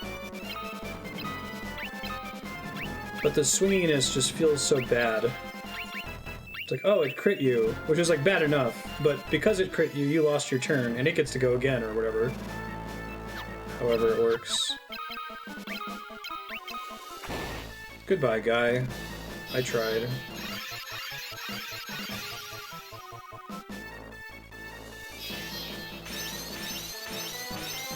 Probably get some ethers if I'm gonna do extended delving deeper into the map. Make sure that I can get out alive. Sorry, guy. 2100 gil. Not the best battle result, actually, for all that work.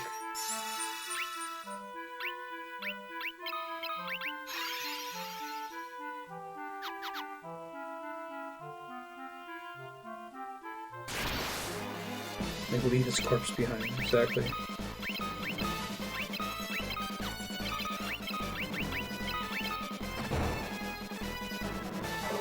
Oh, is that like toxic or something? I know, right? I can probably stop by the item shop after this. I really gotta stop doing AoE Toad, I don't think it's worth it.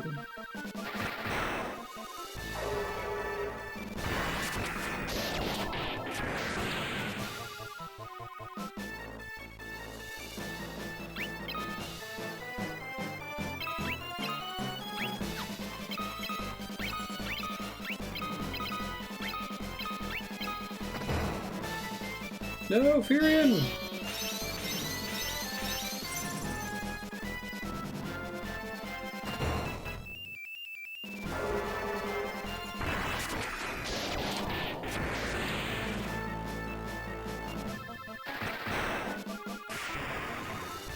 Okay, so that gives me a sense of how much enemy health I'm dealing with here.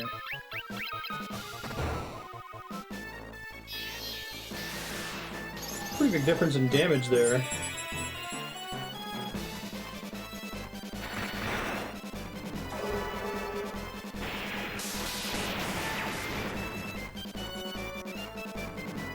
Yeah, right, it's nuts. Don't hit Firion. Okay, good. Should be good for stat advancement, I think.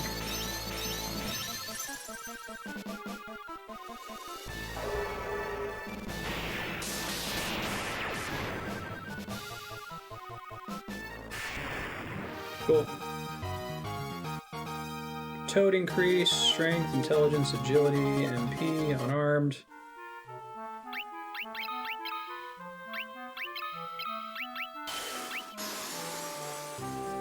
I guess the other one must just be like shitty poison. Less dangerous poison. Shit, I saved over the... It's okay. I think we can make it alive. I think it's gonna be okay.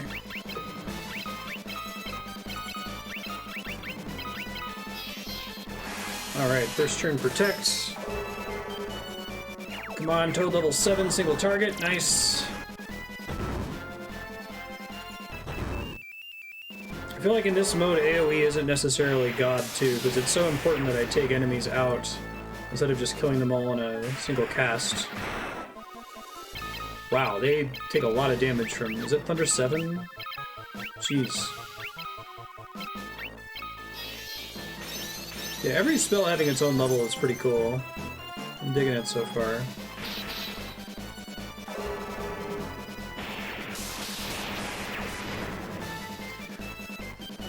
Nice. Maria's almost out of MP. Minwu's spirit increased. What a fight. I gotta get out of here. Just gotta make it to that river. Hey!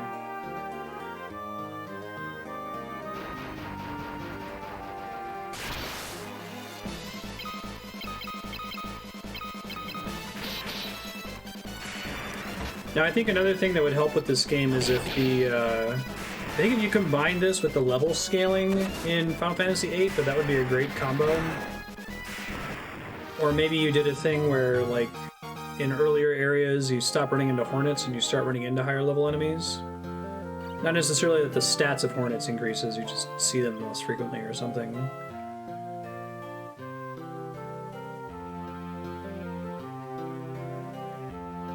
I guess you might run into a problem there where if you... It depends on what they're deciding is worth scaling the monsters, right? Because if they're like, oh, you got 7 levels in Swap and 8 levels in Asuna, so now you're going to fight enemies that are going to completely wreck you, right? Isn't there a Elder Scrolls game that has that problem that if you overlevel stuff like lockpicking, the monsters just completely destroy you? Yeah. So I wonder how you correct for that. Maybe you, instead of basing it on level, you're basing it on damage dealt. Damage taken, some combination of those. Alright, I'm gonna make all my saves in Gatrea. I'm gonna try to not overwrite all 3 of them. We're gonna go check out, it looks like it's called Mysidia, which is cool. I forgot that was in this game.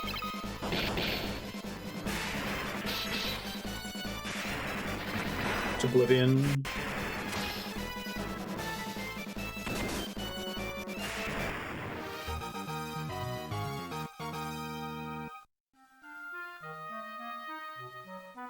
Wander to the wrong tomb and get wrecked. Already got some werewolves. I need to get Minwu to start acting first. I think that would make a big difference.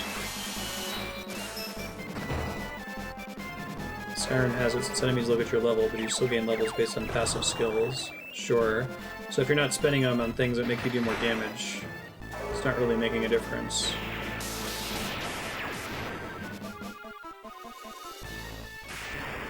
Cool.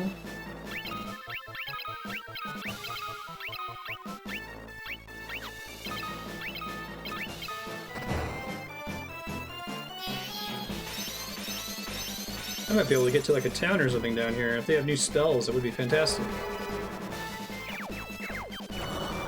Nice.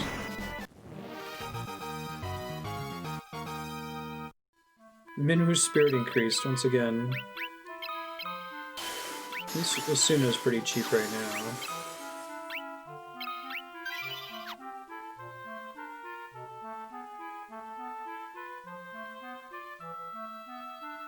Let's see, there is stuff down here.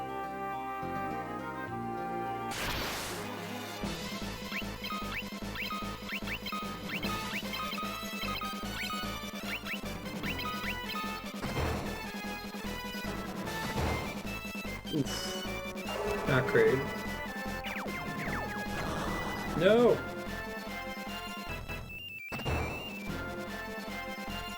That's bad.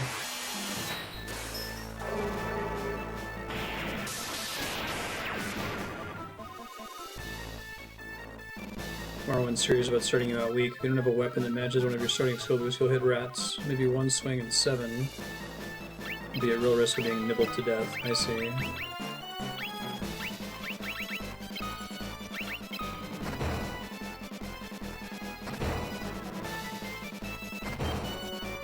Probably the better choice there would have been to, instead of rezzing, just cast Cure and have Minwu tank for Maria, because I don't think the werewolves do any ranged attacks.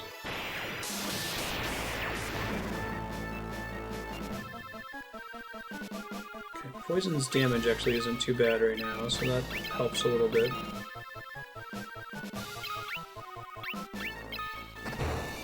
Bye, guy. Bye, Minwu. Oh, you got hit for so much less damage there. Accuracy's terrible, move speed's terrible. Holding the button to make your move speed less terrible drains fatigue, which makes your accuracy even worse. Bye, Maria.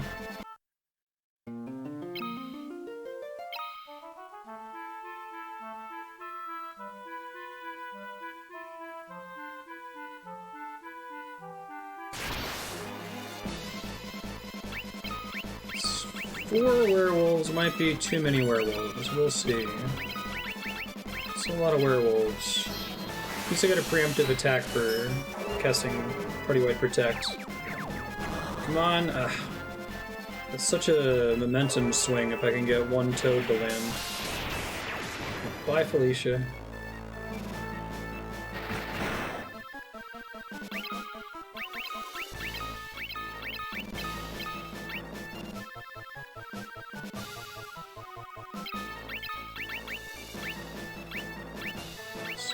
Magic defense, amnesia, drive away in terror. Teleport's level 1, so it probably is never going to actually land. Let me try casting Cure preemptively. Yeah, Blink might help here, I agree. Ooh, guy, before he got to do damage.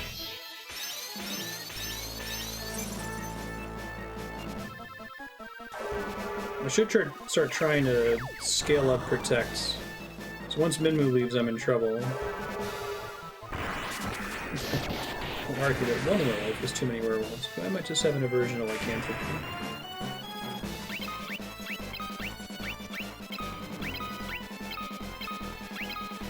I'm gonna keep just casting Cure until we get down to one werewolf. Come on, Toad! Level 7! Damn it. I kinda want to know what the math is on Toad.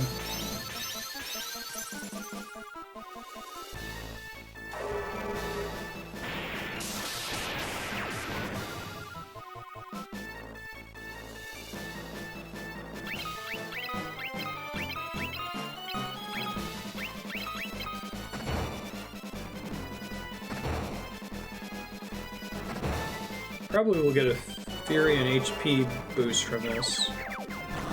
Nice value.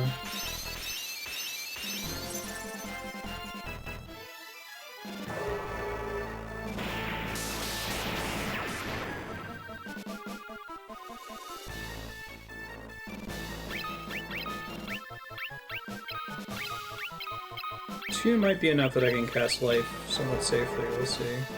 Come on, Toad! Yes! Okay, Minwu, you gotta finish Life before Maria casts Lightning. So Guy can get some Pity XP.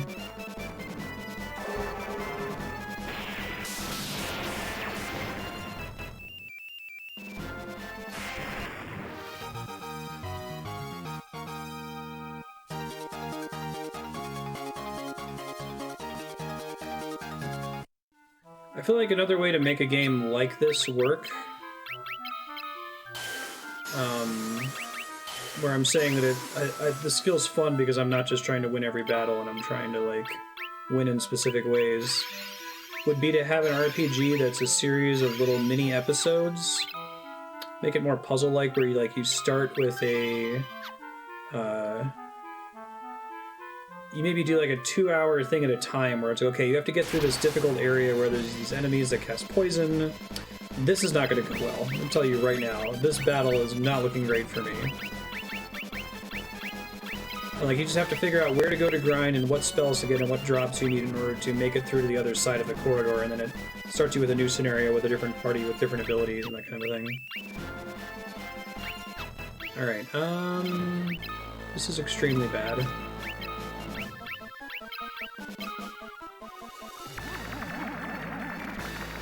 Guy's evasion increased. Playing dead is effective for dodging attacks. And everyone got charmed. At least Minwu sucks. And Firion sucks. That only lasts for one turn.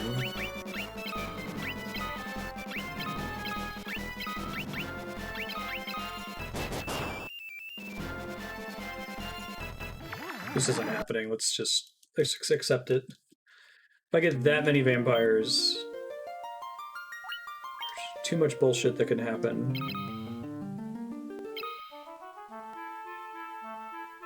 It would be super mean if there was an encounter, like, scripted along here that's like that to make 100% sure that you have the stats to get through here.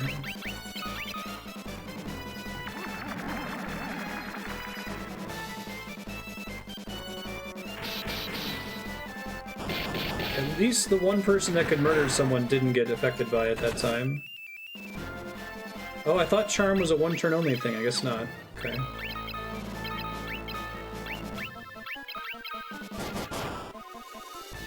Also, getting hit while Charm doesn't dispel it, it looks like.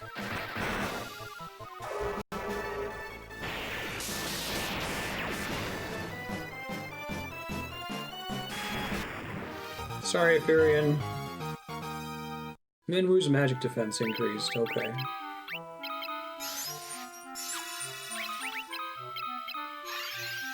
I really gotta start casting spells with Guy in combat, even if I'm just like spamming Protect to level it up. His MP is really badly low right now. Yeah.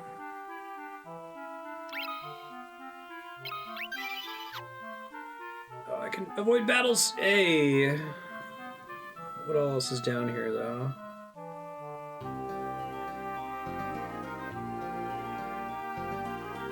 Get me to a town that has spells in it, and maybe gear would be really cool. I can't see. I think that red dot might be one.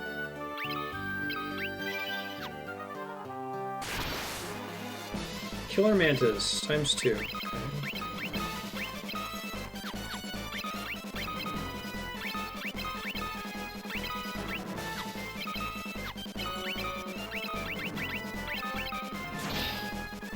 Ouch. As long as Guy survives, that's almost a guaranteed HP level up. Nice. Well done, Firion. What's the scientific name for toads? He's not a toadmancer.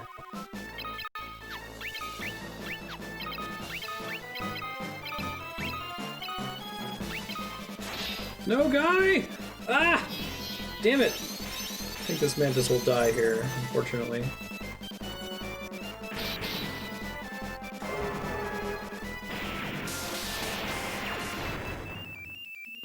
Amphibimagus. I like it.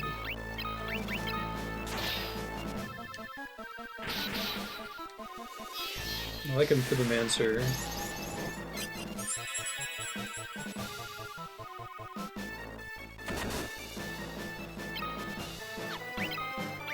He has command over both toads and frogs.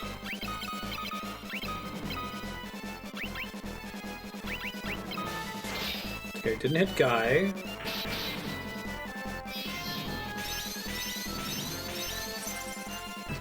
A Neuromancer is pretty fun because it definitely sounds like something more epic than you can just control frogs. Nice. Guy got back up. He better have an HP level up. No! Game. Why do you do me like this? Get to this town that's apparently over here somewhere. It's so close. Is it like in the forest? Oh wait. Come on. Oh god. Black Flan. Flan. Okay, so they poison you when they hit you. Which is a thing. Are they resistant to physical, as Flan often are?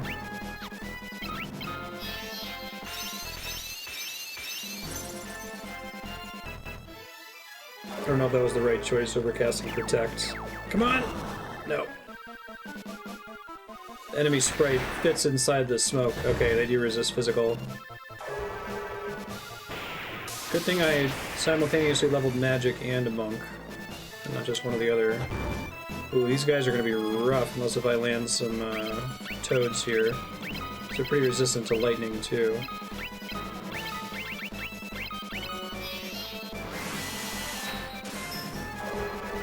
Come on, Toad, level 7! Dang it, Bobby.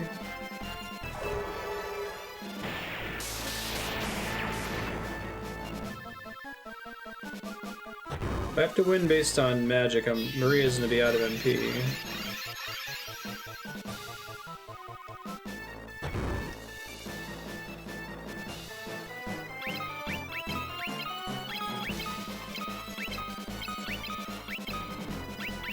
Let's see. Try throwing a blink up.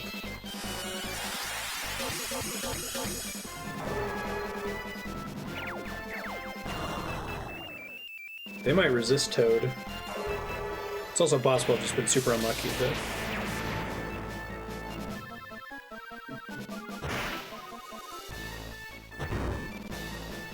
Very nice.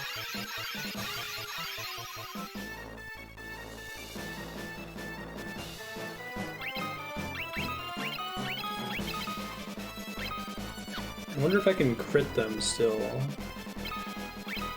Sometimes that's possible in these games.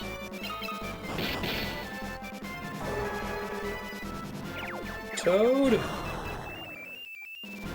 Big yikes.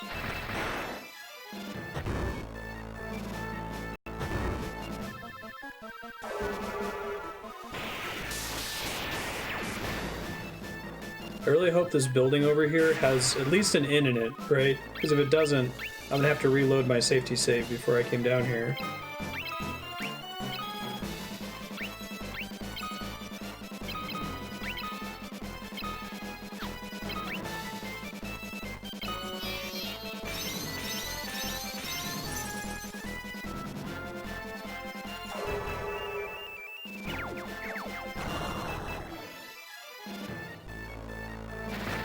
Okay, they can crit for a teeny tiny amount of damage.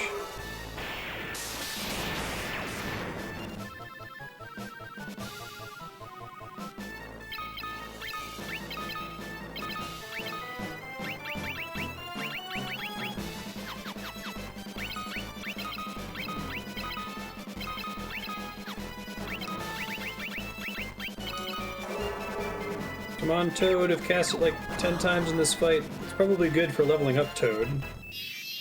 I might get a Toad level at the end of this, we'll see.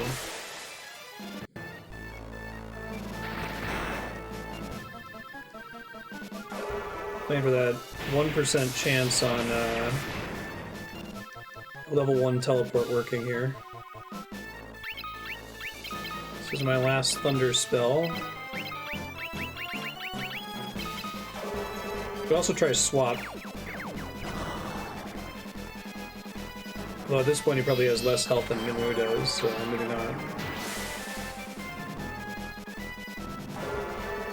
So they're either super resistant to Toad or they're just immune to it. I really like it when games have an immune text to tell you. It's frustrating when you can't tell the difference. Alright, team. It's crit. I'm taking time. Guy's probably gonna get an HP up at the end of this.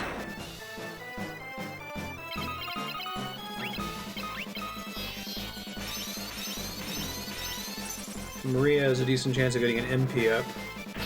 Firion will probably get MP up and a Toad up, hopefully. These are on the enemy list on the starting peninsula? It's just a really rare encounter chance or something? Let me make 100% sure that everybody gets their upgrades here.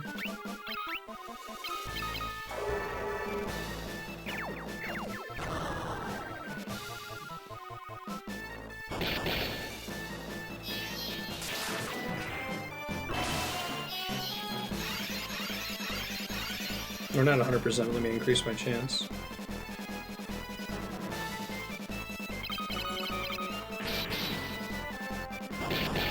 Oh, congratulations! It's a really hard fight.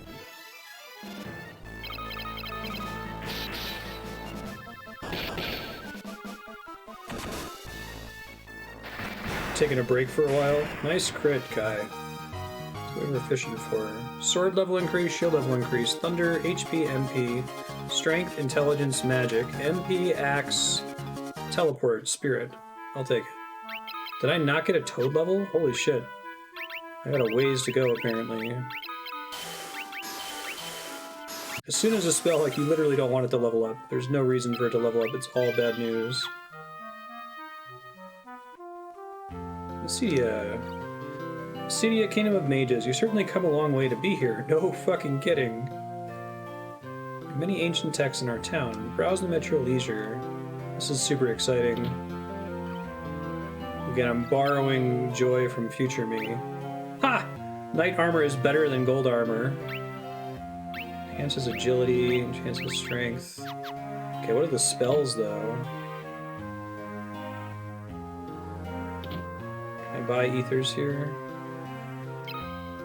Turns out all that money is going to matter, too, which is cool.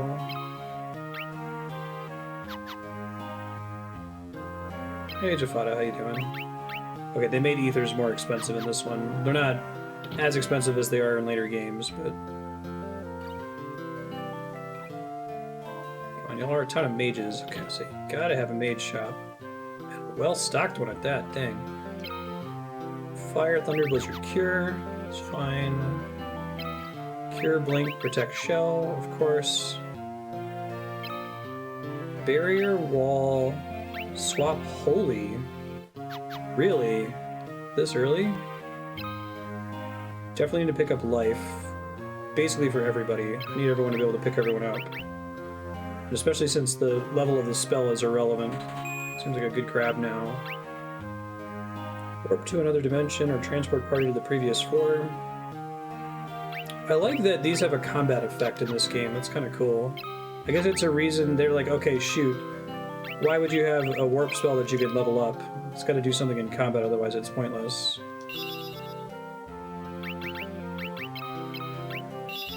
This is very cool indeed.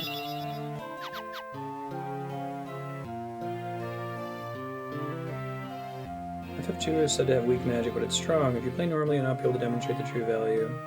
The average player is meaninglessly equipped with weapons and armor.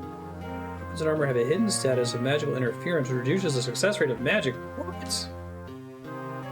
That's crazy. I wonder if that's true in Dawn of Souls version as well. Fear. Oh yeah, we don't want Asuna for everyone too. So I guess other than Holy, there aren't any very exciting damaging spells, just very good exploration spells, so I'm not completely dependent on Minwu anymore. Might still be more I want to pick up here, but I'm probably going to focus on the armor first. There's an inn here, right? Oh, thank God.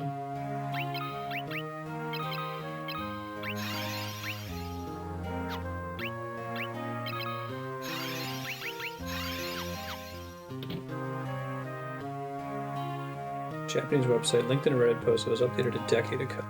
I mean, so far, I guess her armor's not really good, but Maria has golden armor and her lightning is still doing pretty decent damage.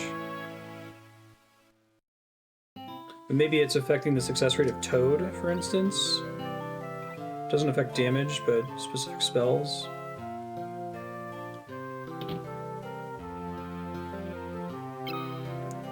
Power Staff, Flame Lance, Ogre Killer, Ice Bow. It's unfortunate that there's no sword weapon since that's what I've been leveling with Firion. Is the Ice Bow better or worse than the Flame Bow? I'll decide whether I go for it or not.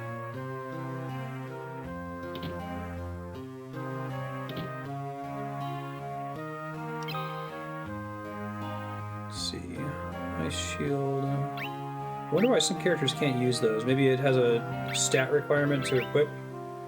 He's the only one with a shield skill level. Agility seems more important than strength since it's going to affect how much strength I can get going forward. So let's get 4 of these guys. Light armor also improves in battle agility. I see. Oh, those also have a pretty significant defense boost. Holy crap.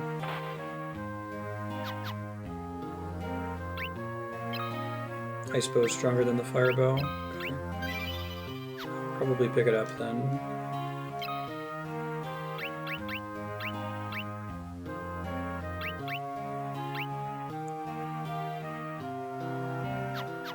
Wait, did I screw something up here?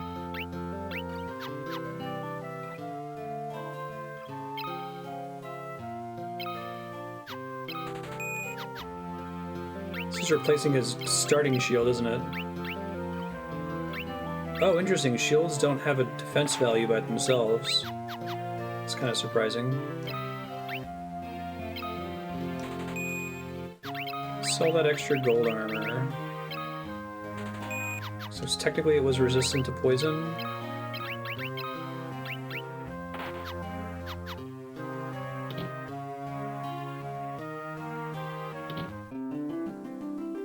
Place I can res here.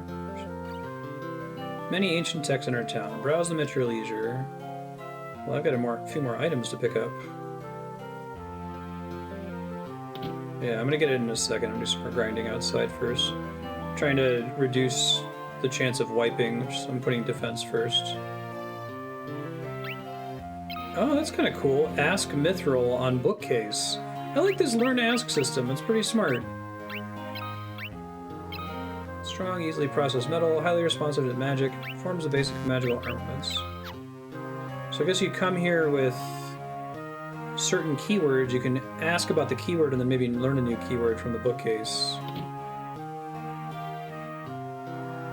Cool, thanks, Spiky. I might try it and see if it makes a difference here.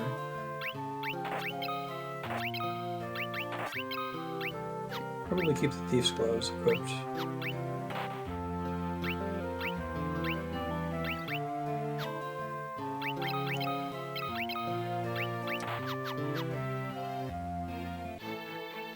There's a dungeon down here. Alright. Come back to that in a second. Mysidia, Kingdom of Mages. You certainly come a long way to be here. I don't think I realized that, crystal rods. Cool. I don't think I realized that Mysidia in Final Fantasy IV was a reference to Final Fantasy II. That's pretty cool. Alright, let's see if Toad has a really high success rate now or something.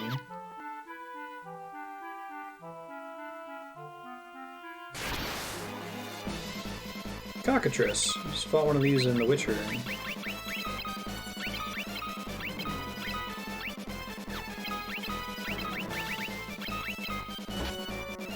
Oh god. Well, that's bad.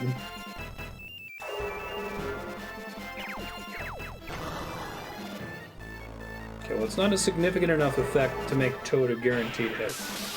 Not that I was expecting that, but...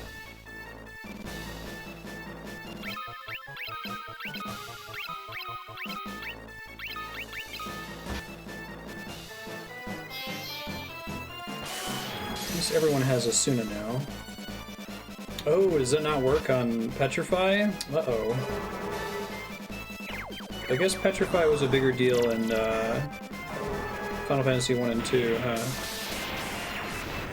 Geist.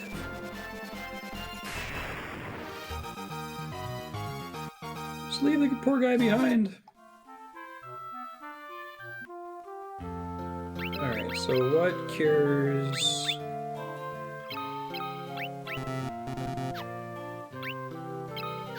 I guess it has to be like Stona or something, huh? I can go pick up a gold needle.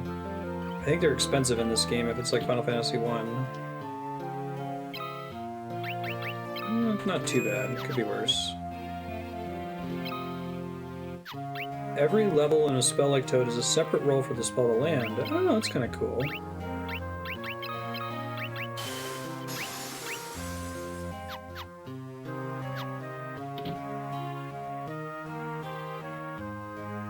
See, I just want to get enough money to buy all this stuff in this town.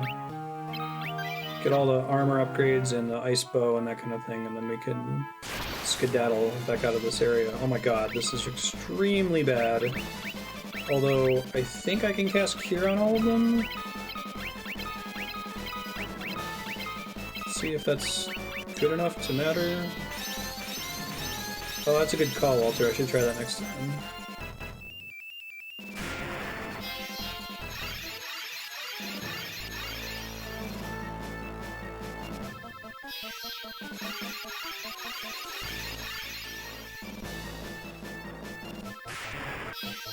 Very cool.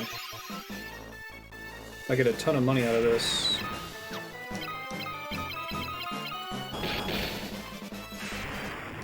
What a battle. 3,600. Firion's HP increased. Cure level up. Alright, I can afford the... We're gonna do armor first.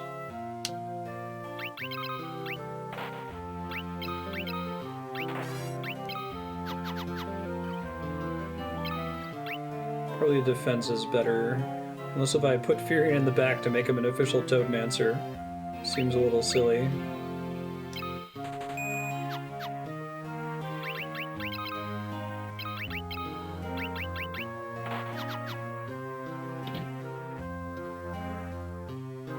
Oh my god, it's 5 o'clock. I've been having a blast today. Final Fantasy II is a lot of fun. In a future episode, I'm going to go back to the main story and everything's going to die in one hit, and it will be less fun. But I'm having a blast right now. This is great. Excited to play more of it next week. Let you guys know what's coming up here.